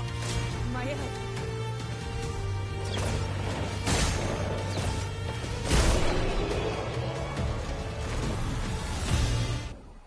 Dude, imagine losing to that guy. It's probably gonna happen to me on one of these runs. Where I'm gonna lose a run to just a jump attack from that guy.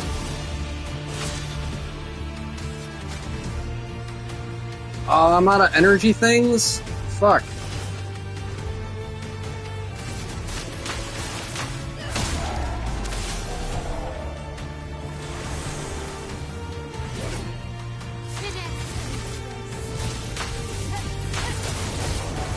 Sweet taste of battle.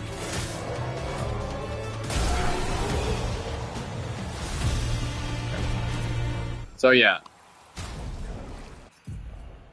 Ironically, powerful on Shell.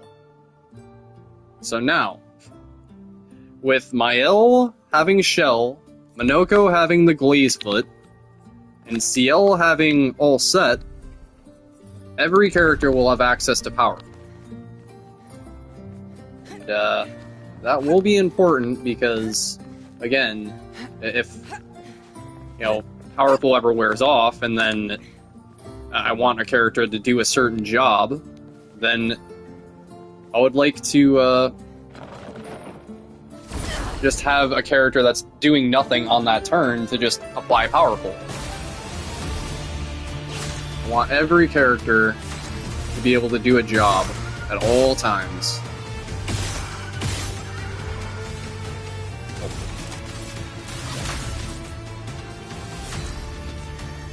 Okay.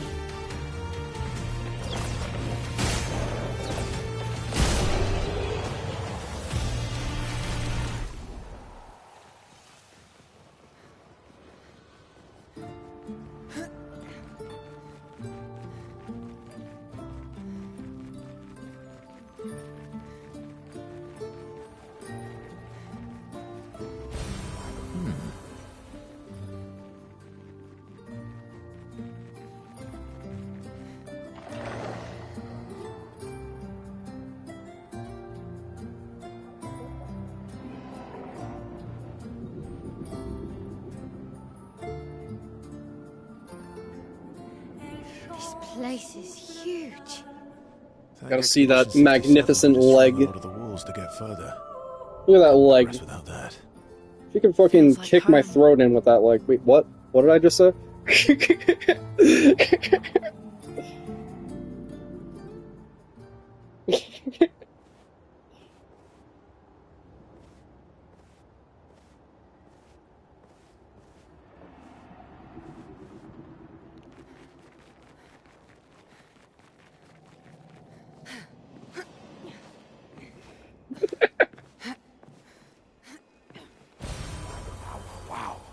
I just be yapping sometimes, chat.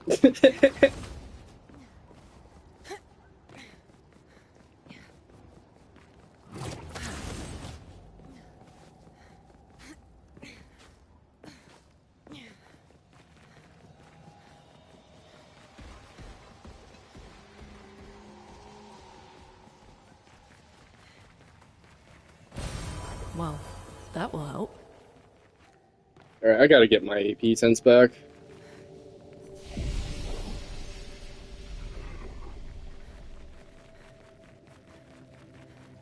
What's that? You could not fucking pay me to fight that guy. So he creates all of that for her. Fuck everything about that boss. Like, I fought him casually, and like, I guess he's not that bad. But, like, the thing that he gives you, anti-charm, yeah, you can just work around that by just doing the Seren fight better. You know, you should never put yourself in a situation where you're getting charmed.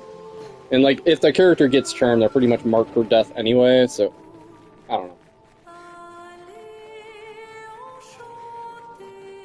Like, I used Charmless, or whatever you call it, my first playthrough.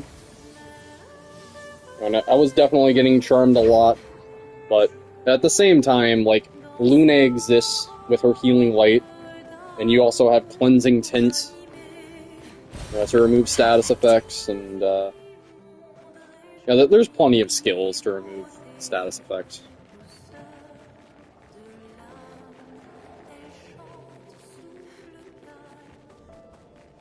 Statuses in this game generally aren't too much of a cause for concern. It really is just, like, charm, if you get hit to Seren, and, exhaustion, for the most part. And then the Paintress has Curse, I guess. Burn. Slow, in the rare instance where you get slowed. Be powerful. So there are some annoying statuses, but they're just very infrequent.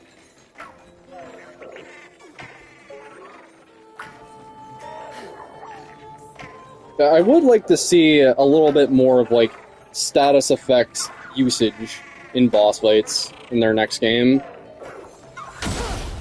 Right, having to, like, work around that somehow. Because you can pretty much just ignore it in every case in this game.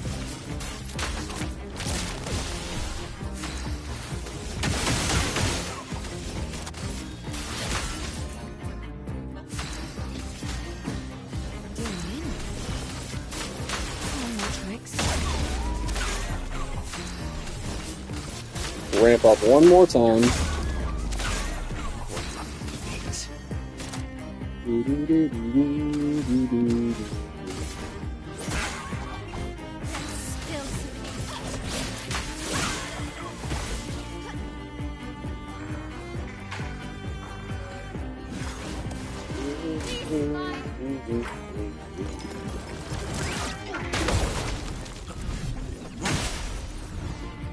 So you want to intervention Mael, I think.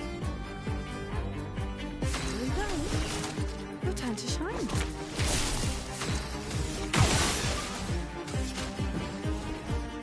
Oh, I forgot that Ciel's weapon, I didn't even need to intervention Mael. I could have just done a basic attack. And that would have worked to the same degree.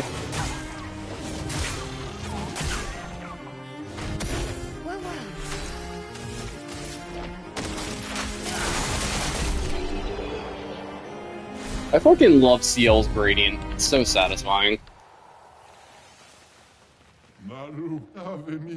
So satisfying. So yeah, I actually don't even need any of these. I would like the speed, but the thing is I have to choose. Right, and I don't need the effect of 1 AP on base attack, or Mark requires one more hit to be removed. I can't even use Mark to begin with! Like... I mean, yeah, that's a lie with marking shot. Yeah, Greater Powerful is the only one that I can actually get a huge benefit from. And that's actually going to go to this guy. He is going to get Burn Affinity now. So, she's going to get Glass Cannon. Perilous Parry, yep. And then she gets Powerful on Shell. That's what she replaces Double Burn with. Okay. Got it. All checks out right there. Got it, got it.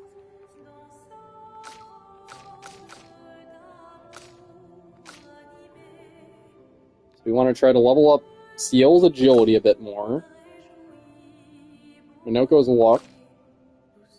And, yeah, Mael, we want like 10 more might and then put the rest into agility.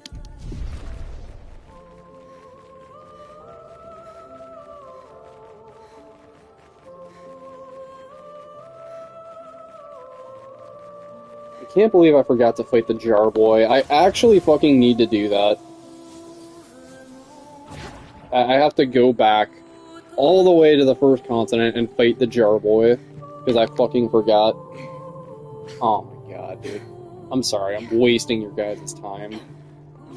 This is why I could never be a fucking speedrunner, dude. I just... story brain.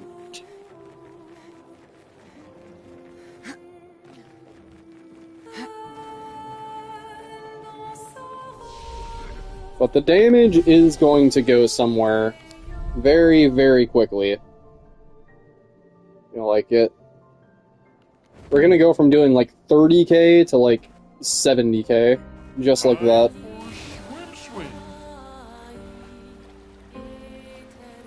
You know, doubling Minoko's damage. Tripling CL's damage. And, yeah, like I said, Mael's not really going to contribute to the damage until we get Sword Ballet. Which is gonna be a while. But, all she needs to do is apply Burn and apply Defenseless. Doing plenty of work with just that.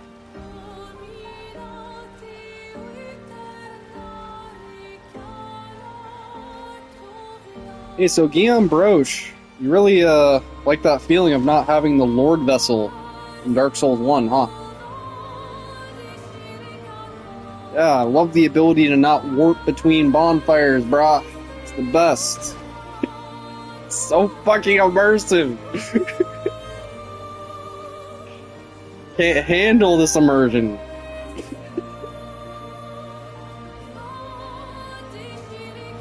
From a casual perspective, I do like it a lot more. You know, like games that kind of force you to explore, and then they don't make it as convenient, I guess. And they make convenience just a luxury thing later on in the game.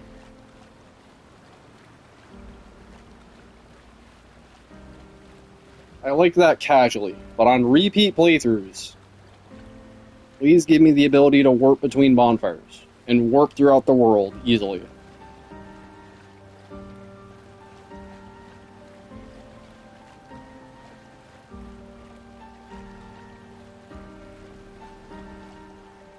Like, even if it's something like a secret teleporter, right?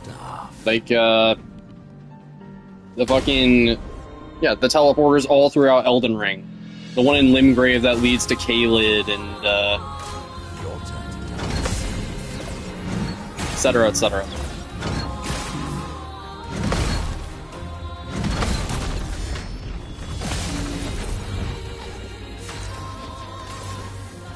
So we're gonna build up the buffs first.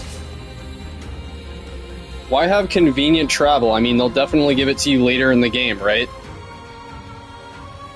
No, of course. Yeah.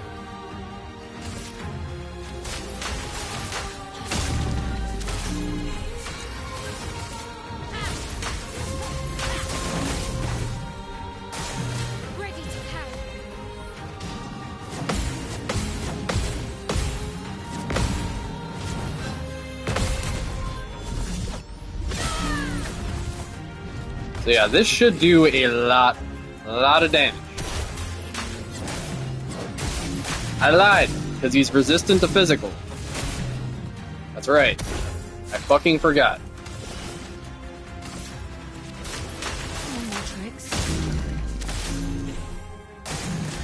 Your turn to dance.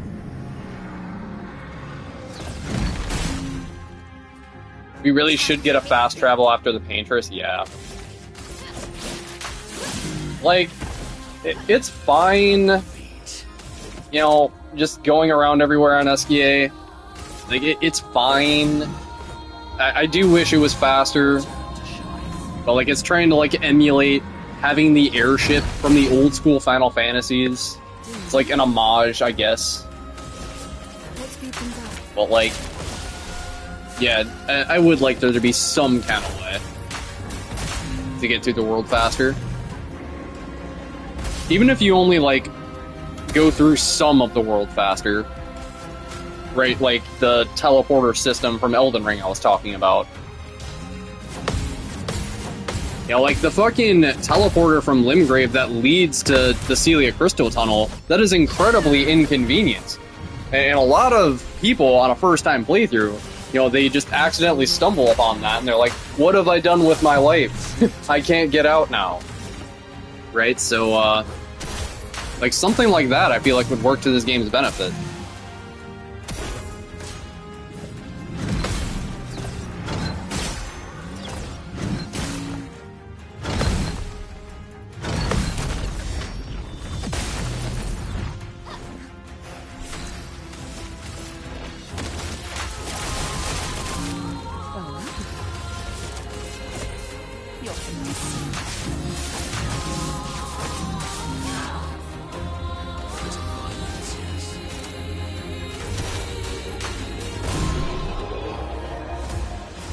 Longer fight than I'm used to. Whatever.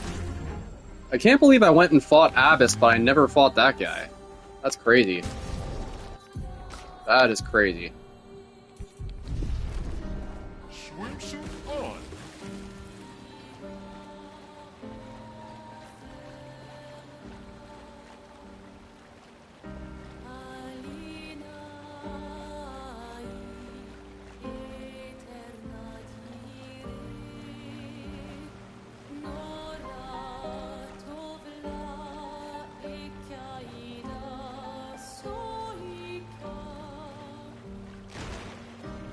Esquier swimming through the fucking water.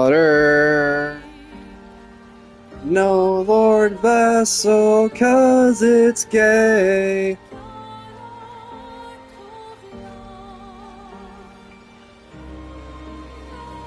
Am I gonna pick up Bagatero for Minoko and Verso's drafts?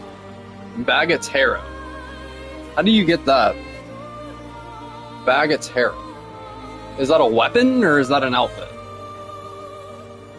I feel like we already decided on the weapon for the run, and it's gotta be this, because, like, yeah, critical hits deal 30% more damage, so it's just a straight up damage buff that the weapon just has innately.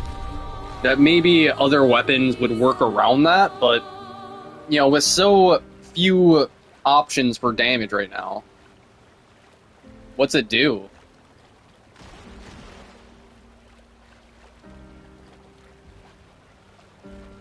I really don't know anything about, like, the meta weapons for Minoko.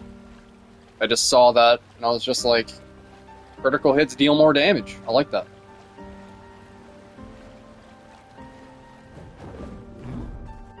And also, just having the consistency of starting in Balance Mask is really nice. Yeah, I really don't like his weapons that, like, always cycle to the next thing. You know, like, this one right here. It does a lot of damage, but parries increase the Bestial Wheel by 1. Yeah, I don't like anything that, like, changes the wheel. Reverse Bestial Wheel order. Yeah, I don't like that either. I just like having consistency on the guy.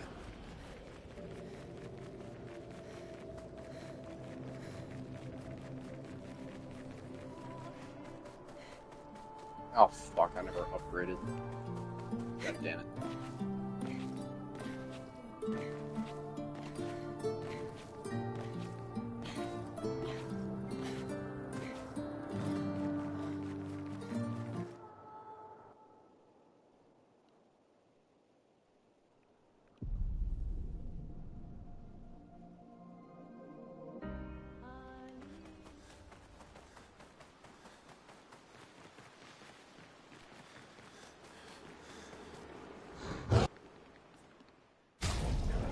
Alright, so I think that's a plus 12.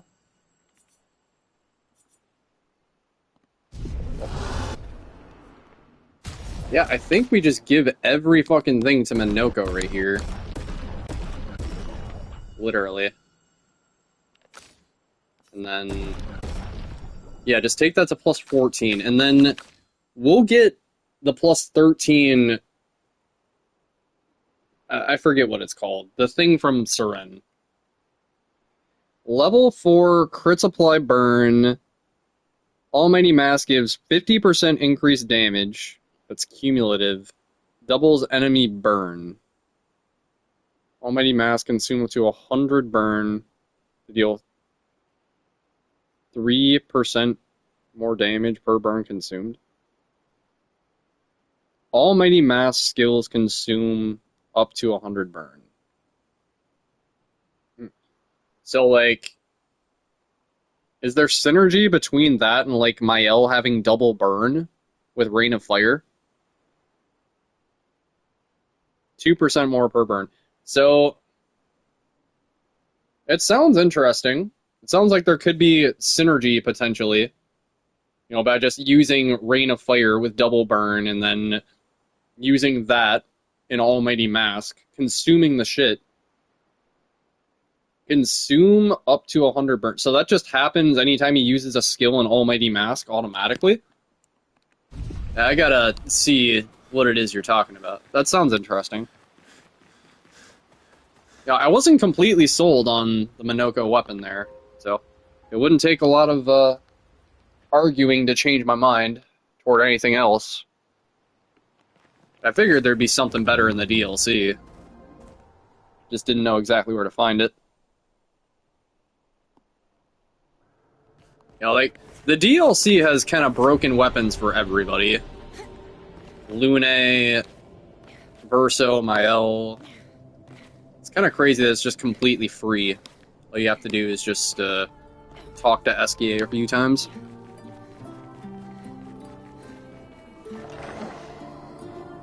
Though we're gonna have to talk to CL as well. We need End Slice. Because I want to get the dual least foot for the very final boss. Just because it feels right. And in order to do that, to fight him feasibly on this run, I need to get End Slice on CL to actually get significant damage. So CL is going to be the damage dealer for post-game. Up until that point. Doesn't that sound interesting, Gigi?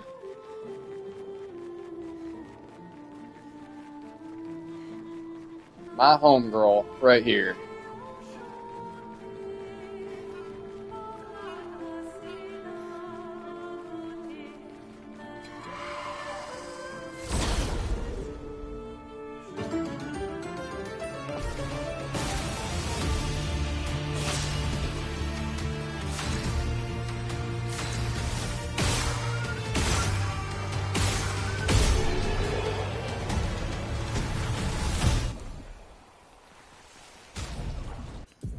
Give Mael Invert Affinity again. Where is this shit? You could fight Lampmaster as well when you're going after Duelist. The issue with fighting Lampmaster is that he's guarded by that fucking Stalact guy. You can't just go straight up to Lampmaster. However, with that said, you could do the one quest line with all the fucking you know what I'm talking about, the black and white areas where there's like an obstacle course and you have to like go to 3 of them to unlock the real one. We could do that Lampmaster fight. I feel like that wouldn't be too tall of an ask. You know, there's no fights in the way of that. You have to do it for Platinum. If you've gotten it, you probably know what I'm talking about.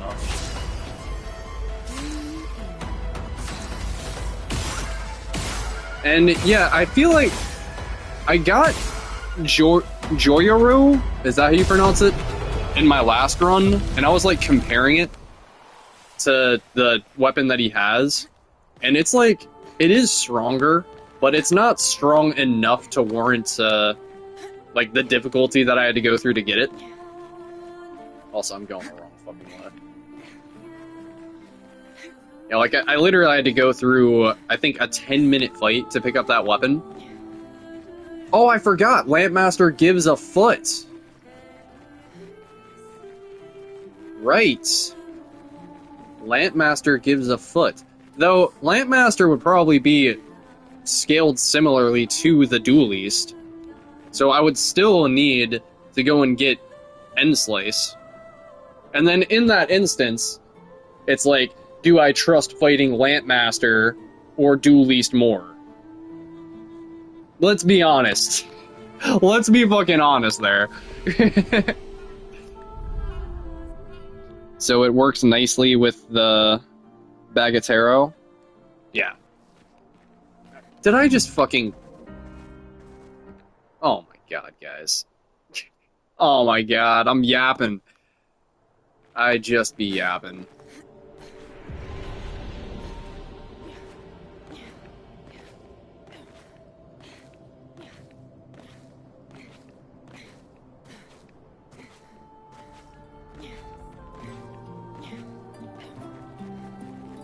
I guess it depends, though. Is it Lampmaster's Phase 1 or Phase 2 that you have to fight?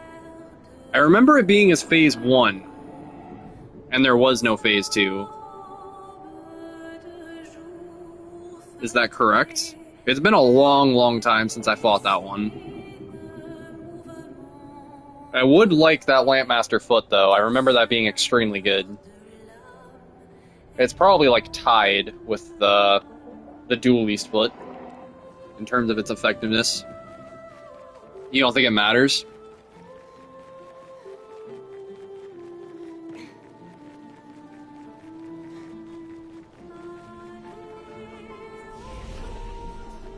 Okay.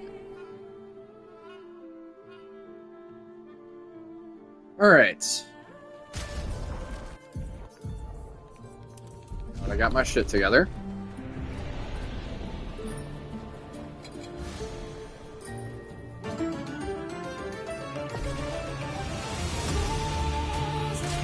Now that I got my shit together, he says, with inverted affinity. Uh-huh. Yep. Very together. Much wow. Very, very together.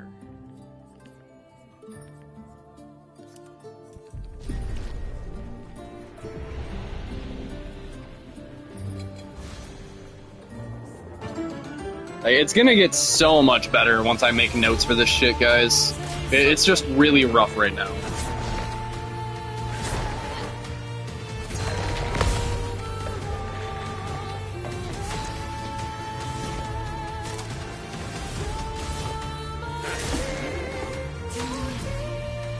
Repeatedly shooting it while walking through it.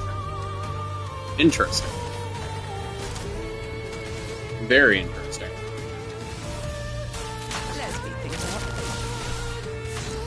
He gives a lot of XP, though. I don't know if I want to skip it.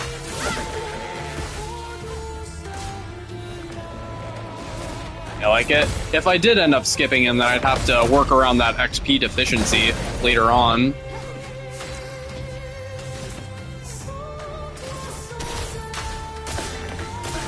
How much does he drop? I forget.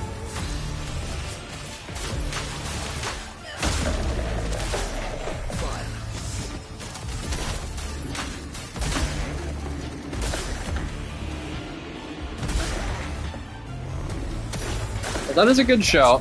Interesting strat right there.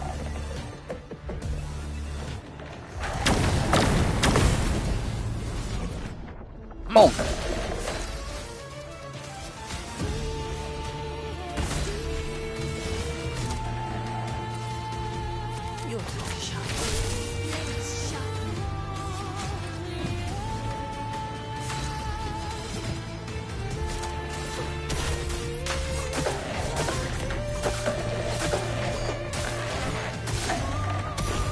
Okay, decent. Decent. For a thing that's only designed for utility, getting 28k out of that is really nice.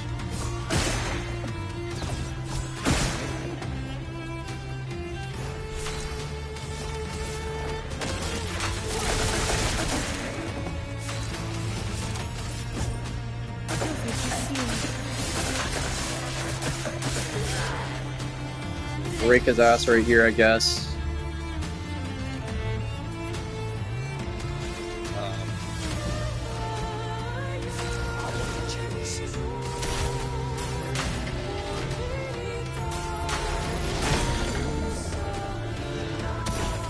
Yeah, see, stuff like the Portier Crash literally they're just bad before you break the damage limit. They're just terrible. There's just one instance of 9s for like a 10-second animation.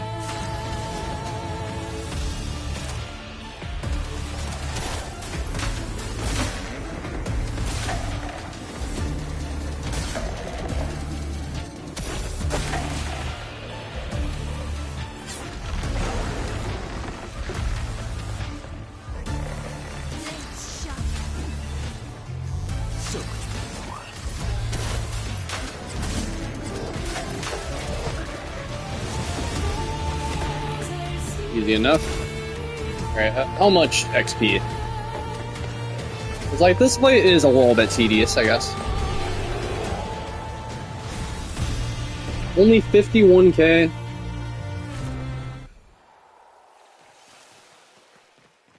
The thing is, we do want all set, but we have Powerful on Shell. We have Minoko, so do we really need CL to have Powerful as well right now?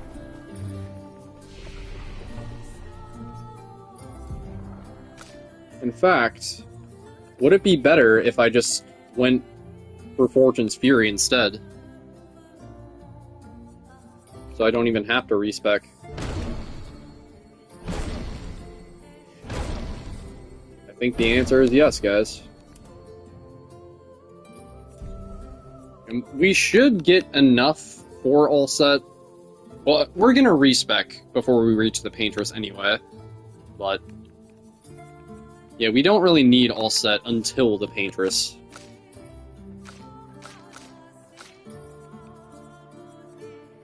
Mael is still so far away from Sword Ballet.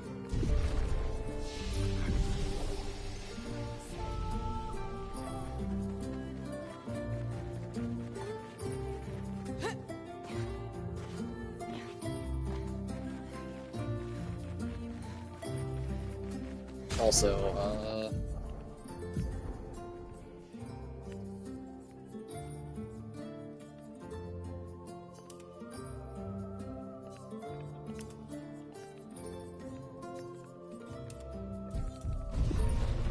Powerful on Shell.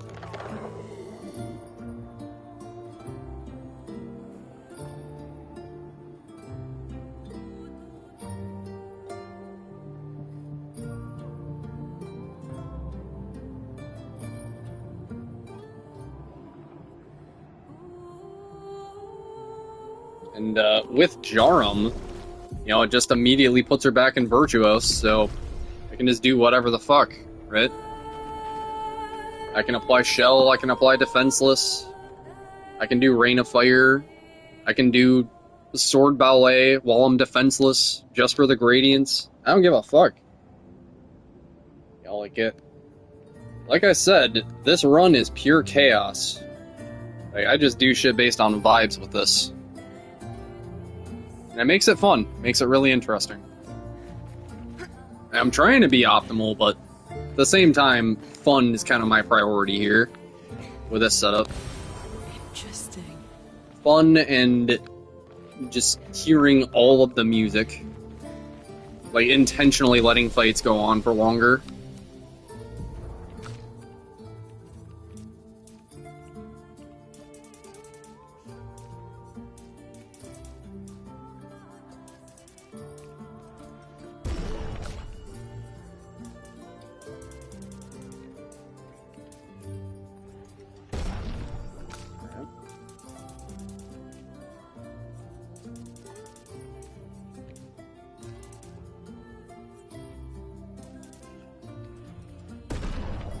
Show. We're finally there. She's waiting at the end of this tunnel. Then we should prepare before we head there. So yeah, just a little head count of what we got for the fight here. It's the same shit every time, but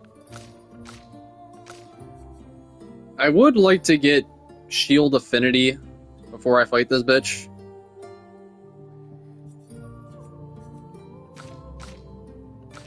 But I feel like Minoko can just full send this shit by himself. She's even grander than I thought. Yune, you're okay, right? I swear I've seen this dance before.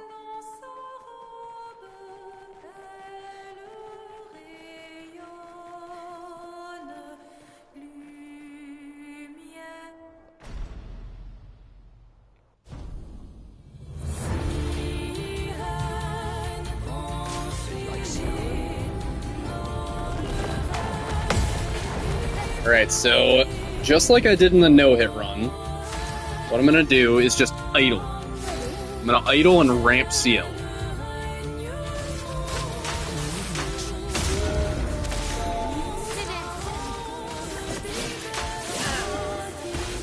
And Seren's gonna do some shit, but I don't really care. Like, all that matters is that we just don't push right now. Like, everything she does in this initial phase is very tame. We can just keep Minoko and Almighty Mask there until we're ready.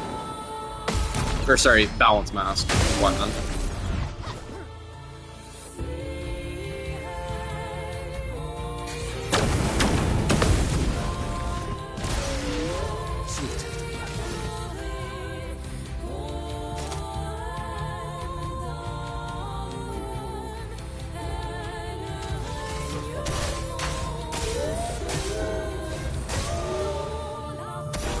Won't hurt anything.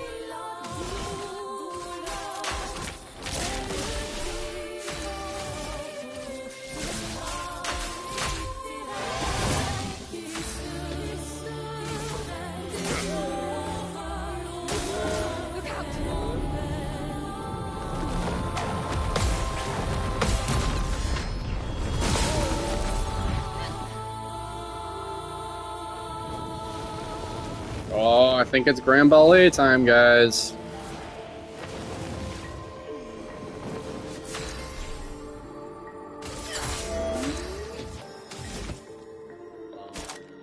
Hexica Crush? Sure.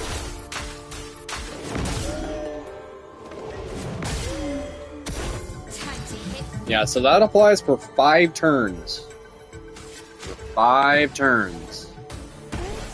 She's not going to even live for 5 turns, but even in the event that she does.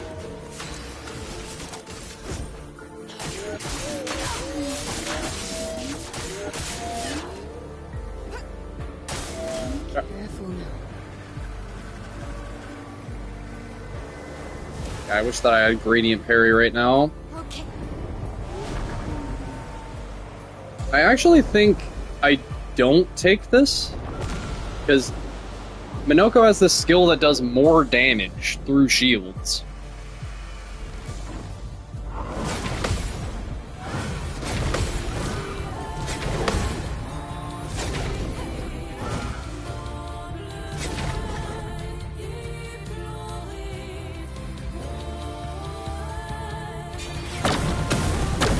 It does more damage the more shields they have, I'm pretty sure. Yep.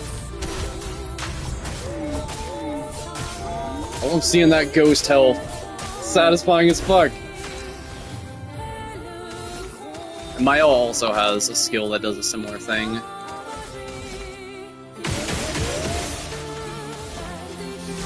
Powerful on Shell. Here, Minoko, have another. What do we got right here for heavy? Not a whole lot. She's resistant to Earth, unfortunately. This is the best I got. Well, resistant doesn't mean a whole lot when we're doing 9s.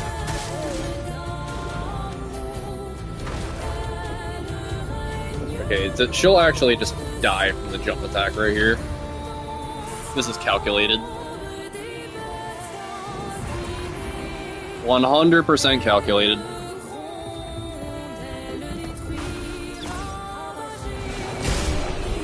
GG. G fucking G. And there you go. That's the weapon that we're using for the entire run on CL. Let's read the description.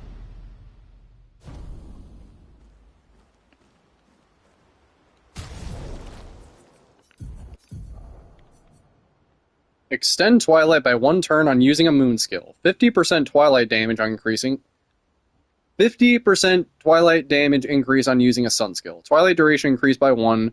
Play again when entering Twilight state. All of that shit is overpowered as actual fuck. But especially just extend Twilight by 1 turn. Because we can just perpetually extend Twilight by 1 turn as long as we're just spamming Sealed Fate over and over and over and over and over. And just having, like, guaranteed crits, essentially.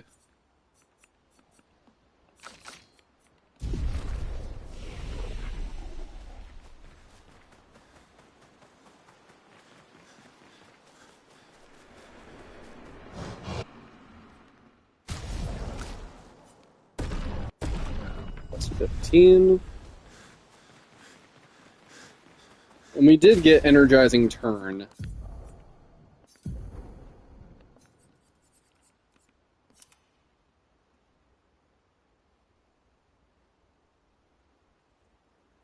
Is Energizing Turn better than Perilous Parry? I wonder.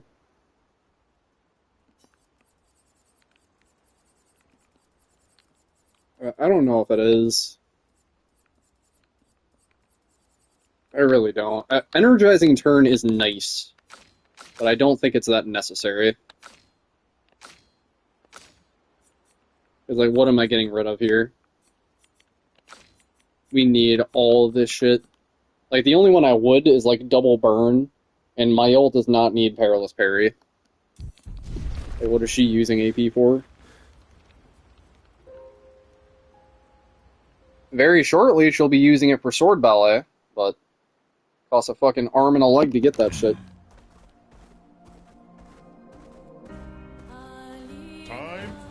Like, Verso would be better for the run.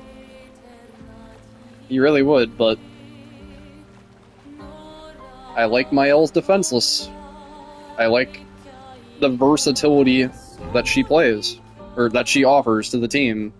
How you can use her as a debuffer, how you can use her to apply powerful, how you can use her to push damage, and yeah,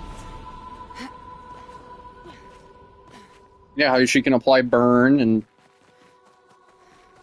yeah, she is extremely versatile. I would say a lot more versatile than Verso.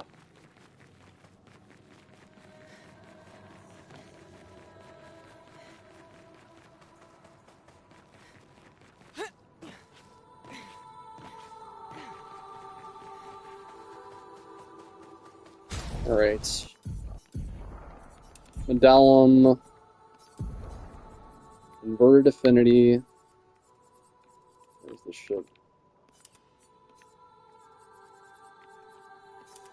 And we just gave CL Fortune's Fury. Generally, these guys will always get off turns. And I kind of just hope that they give me the launching the mask attack.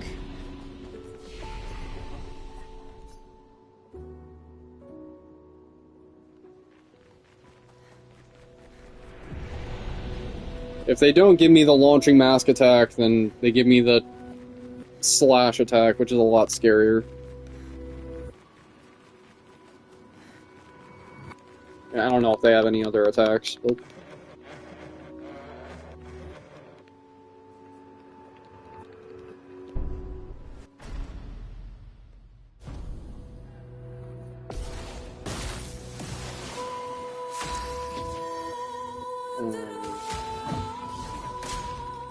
yeah, there you go. We got the good one.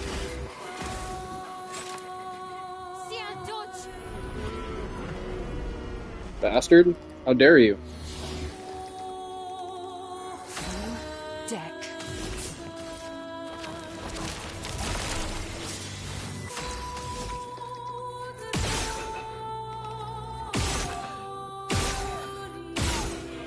Oh.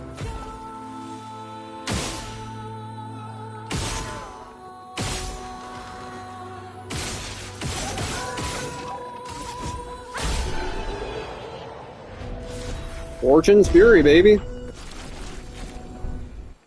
Fortune's Fury. I actually should have broken his shield with CL right there before I used Fortune's Fury. There's no reason for that to be that close.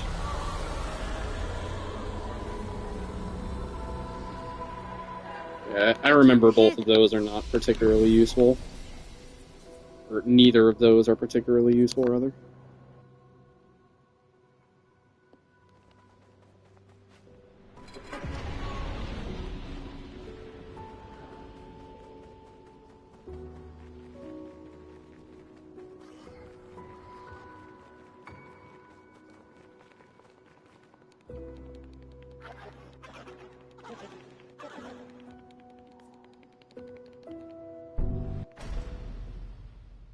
Right, so I think we're just gonna give the turn to Minoko.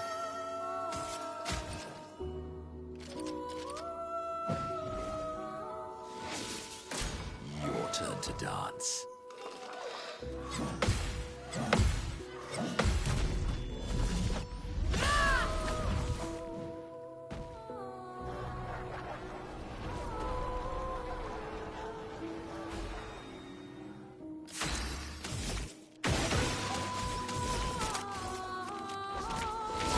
What lovely meat.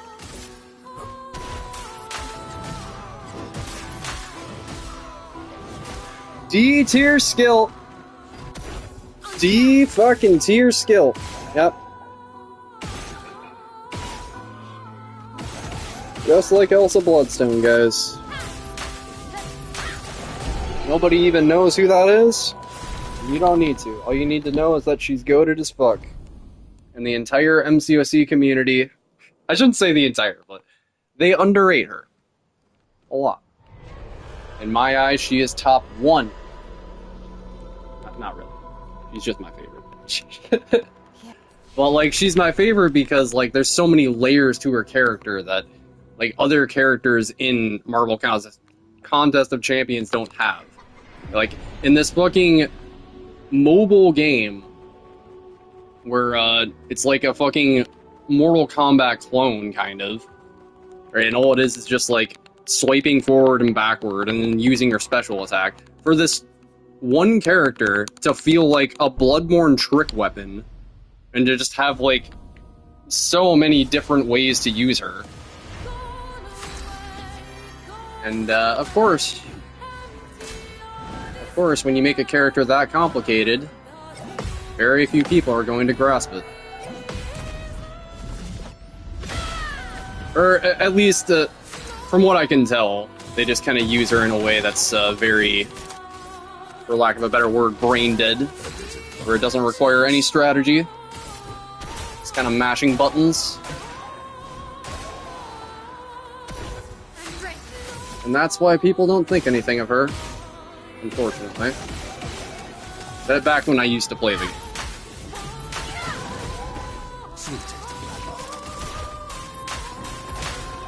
Now, like, majority rules, unfortunately, when it comes to meta. And it feels bad. But that is just the way that meta works, is that it's only meta if it's known. Right? Like, if you know about meta, right, and you just happen to fucking find something that's just the most effective option, better than anything anybody else is showing, then that still means it's meta, but like, should be able to fight. That also doesn't mean that everybody else knows, right?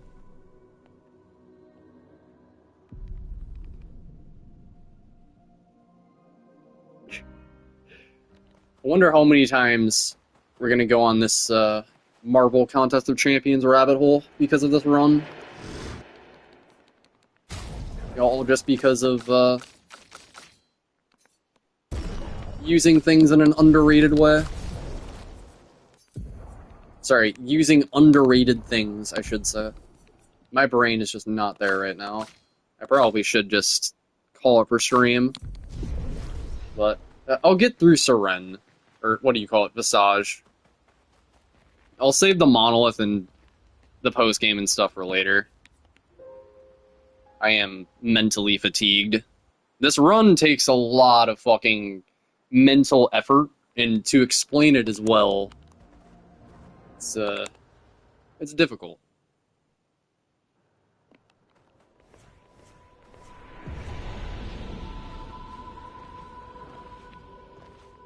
There's a lot of shit to remember.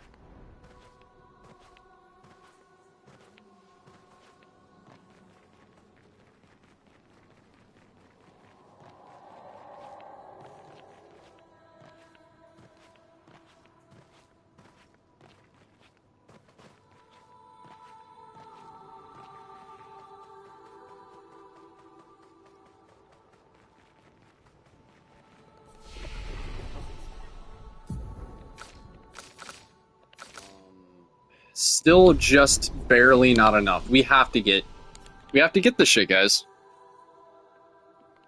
I need one more fucking skill point. Come on.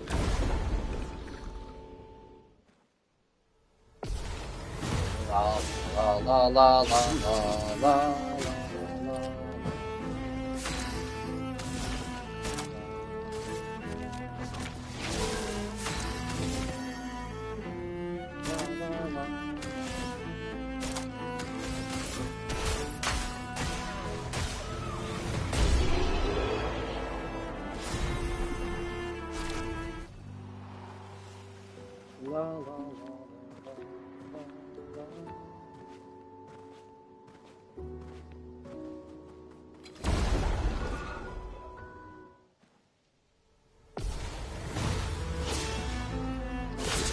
Violence, yes.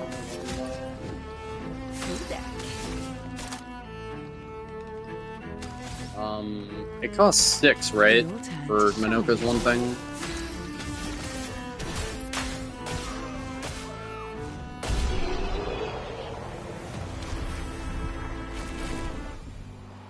God damn, this one level is gonna take 1,000,000 years to get.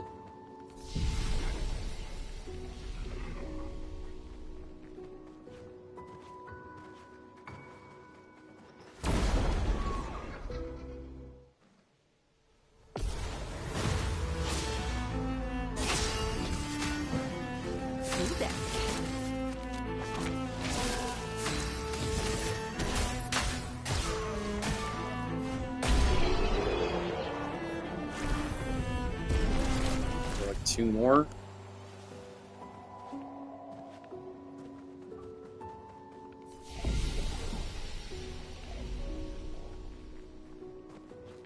Do, do, do, do, do, do.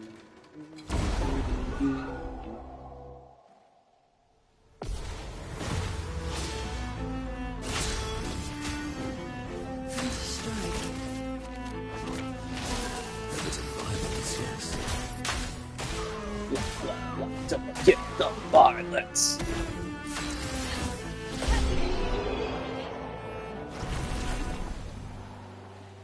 Is that level 37? What do you mean, no?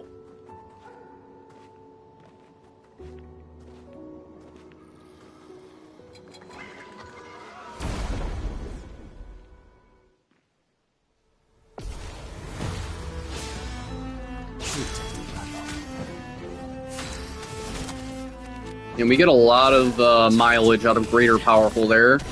It's because he automatically gets powerful.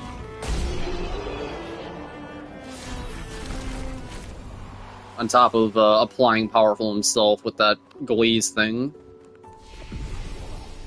Alright, there you go. Stored Ballet. It only does 5 hits. But it costs 9 AP, so it builds up a lot of gradient. Yeah, that's where we're at with this run, guys. Just because it builds up gradient, and that synergizes with Minoko and CL. It's better than doing nothing with Mael's turn there. You know, like I said, I always want a character to be doing a job. And building up gradient is a job.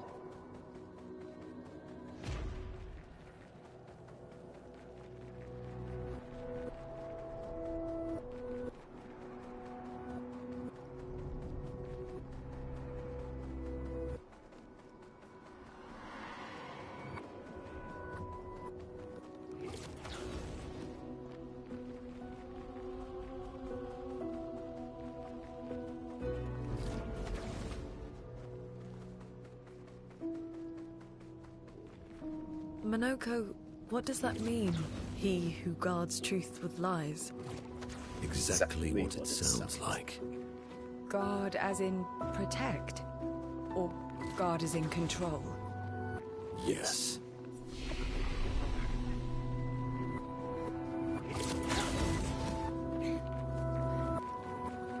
Alright, so yeah, the goal here is to get Minoko into Heavy Mask in time powerful along with CL entering Twilight with all of her ramp. So probably get her to like. Also, I forgot the right weapon.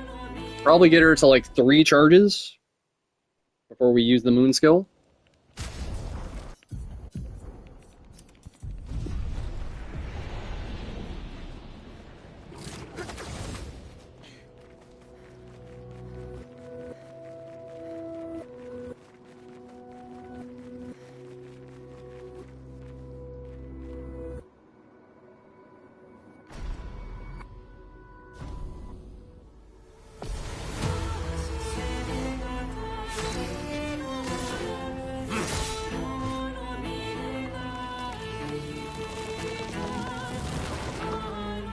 On me.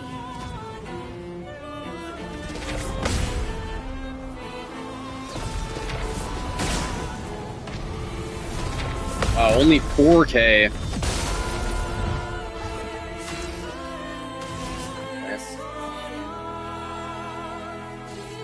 Sure. So, I mean, this should do 9s with Greater Powerful and Defenseless and Fortune's Fury.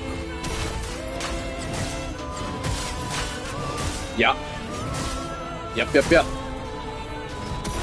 D tier skill. Always remember, guys. Because it has no functional utility, right? 0 utility. How many times have I heard that argument? Damage is utility, bitch! Fuck. We gotta run that back. Okay, like, damage by itself is not utility, but, like, access to damage, consistency of damage, fucking... Yeah, damage that is so absurd that it scripts fights and completely ignores phases, stuff like that. That is utility. You know, like, in Kingdom Hearts speak, we would call it, like, DM skip. And you just completely ignore, like, the scariest part of a boss. Like, Lingering Will doing his, crazy little fucking one attack at, like, 3 bars of health, where he flies around. You just have to pull out limits to survive, pretty much. Or you can just pull out Ars Arcanum and never even give him a chance to breathe.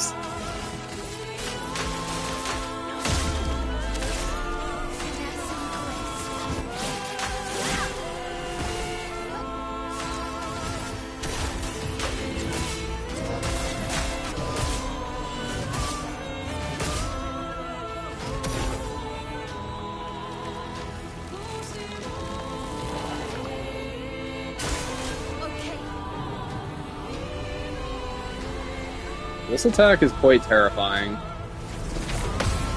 We really hope for anything other than this.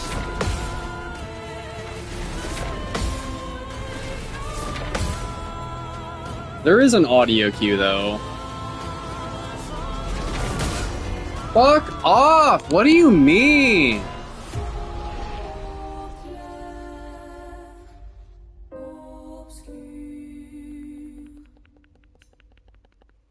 Yeah, I gotta hope that he uses the damn shields. Doesn't mean that it's like a complete fucking L if that happens, but... Yeah, we just gotta practice the fight more. He's getting off attacks that I never see. Or I haven't seen in forever.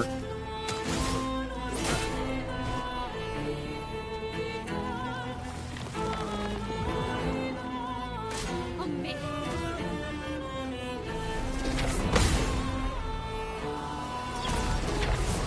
It just really sucks that only one character can have Perilous Parry. Because I would like Minoko to have it as well, but... It just matters more for CL, I think.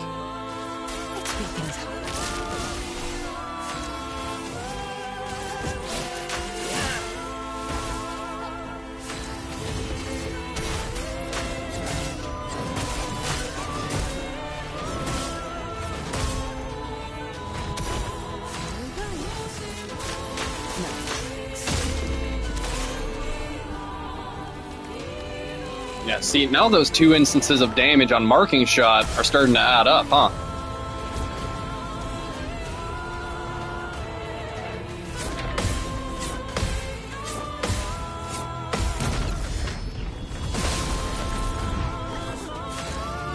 Okay.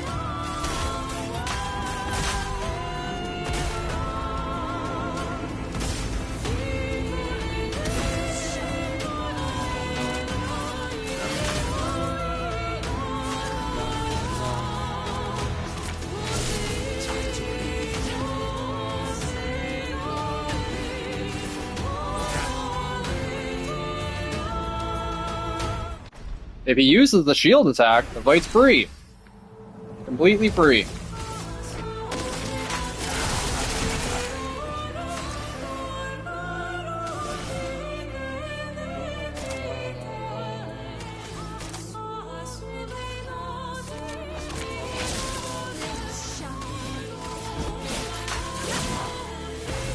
I gotta just bait out a chill attack here. While he's above 50%.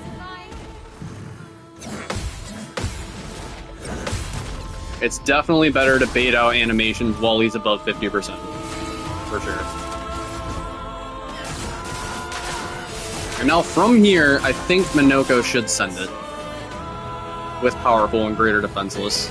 Or sorry, I don't know why I said greater defenseless. Just defenseless. Normal.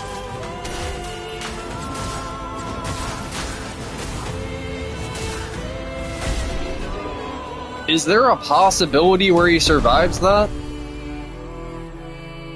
Also, fucking Mael being that slow with augmented aim and inverted affinity. God, where is my brain right now, man?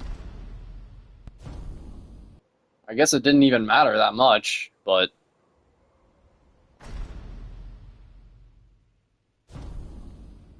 Ay, ay, ay. Okay. So that's where I'm gonna have to call it for this part. I'm mentally fatigued. Like, the actual run... I don't even know how long it's gonna be. Like, it feels like about average so far. We're around, like, 340 to 4 hours. Around the time that we beat both Axons and head to the Monolith. So, like, we're about on pace, but... Yeah, if you can't tell, the post-game for this is gonna be fucked. Royally fucked. In a good way. But, it's gonna require a lot of setup. So, yeah, I'll save that for another part. Have a good one, guys. I'll be seeing you.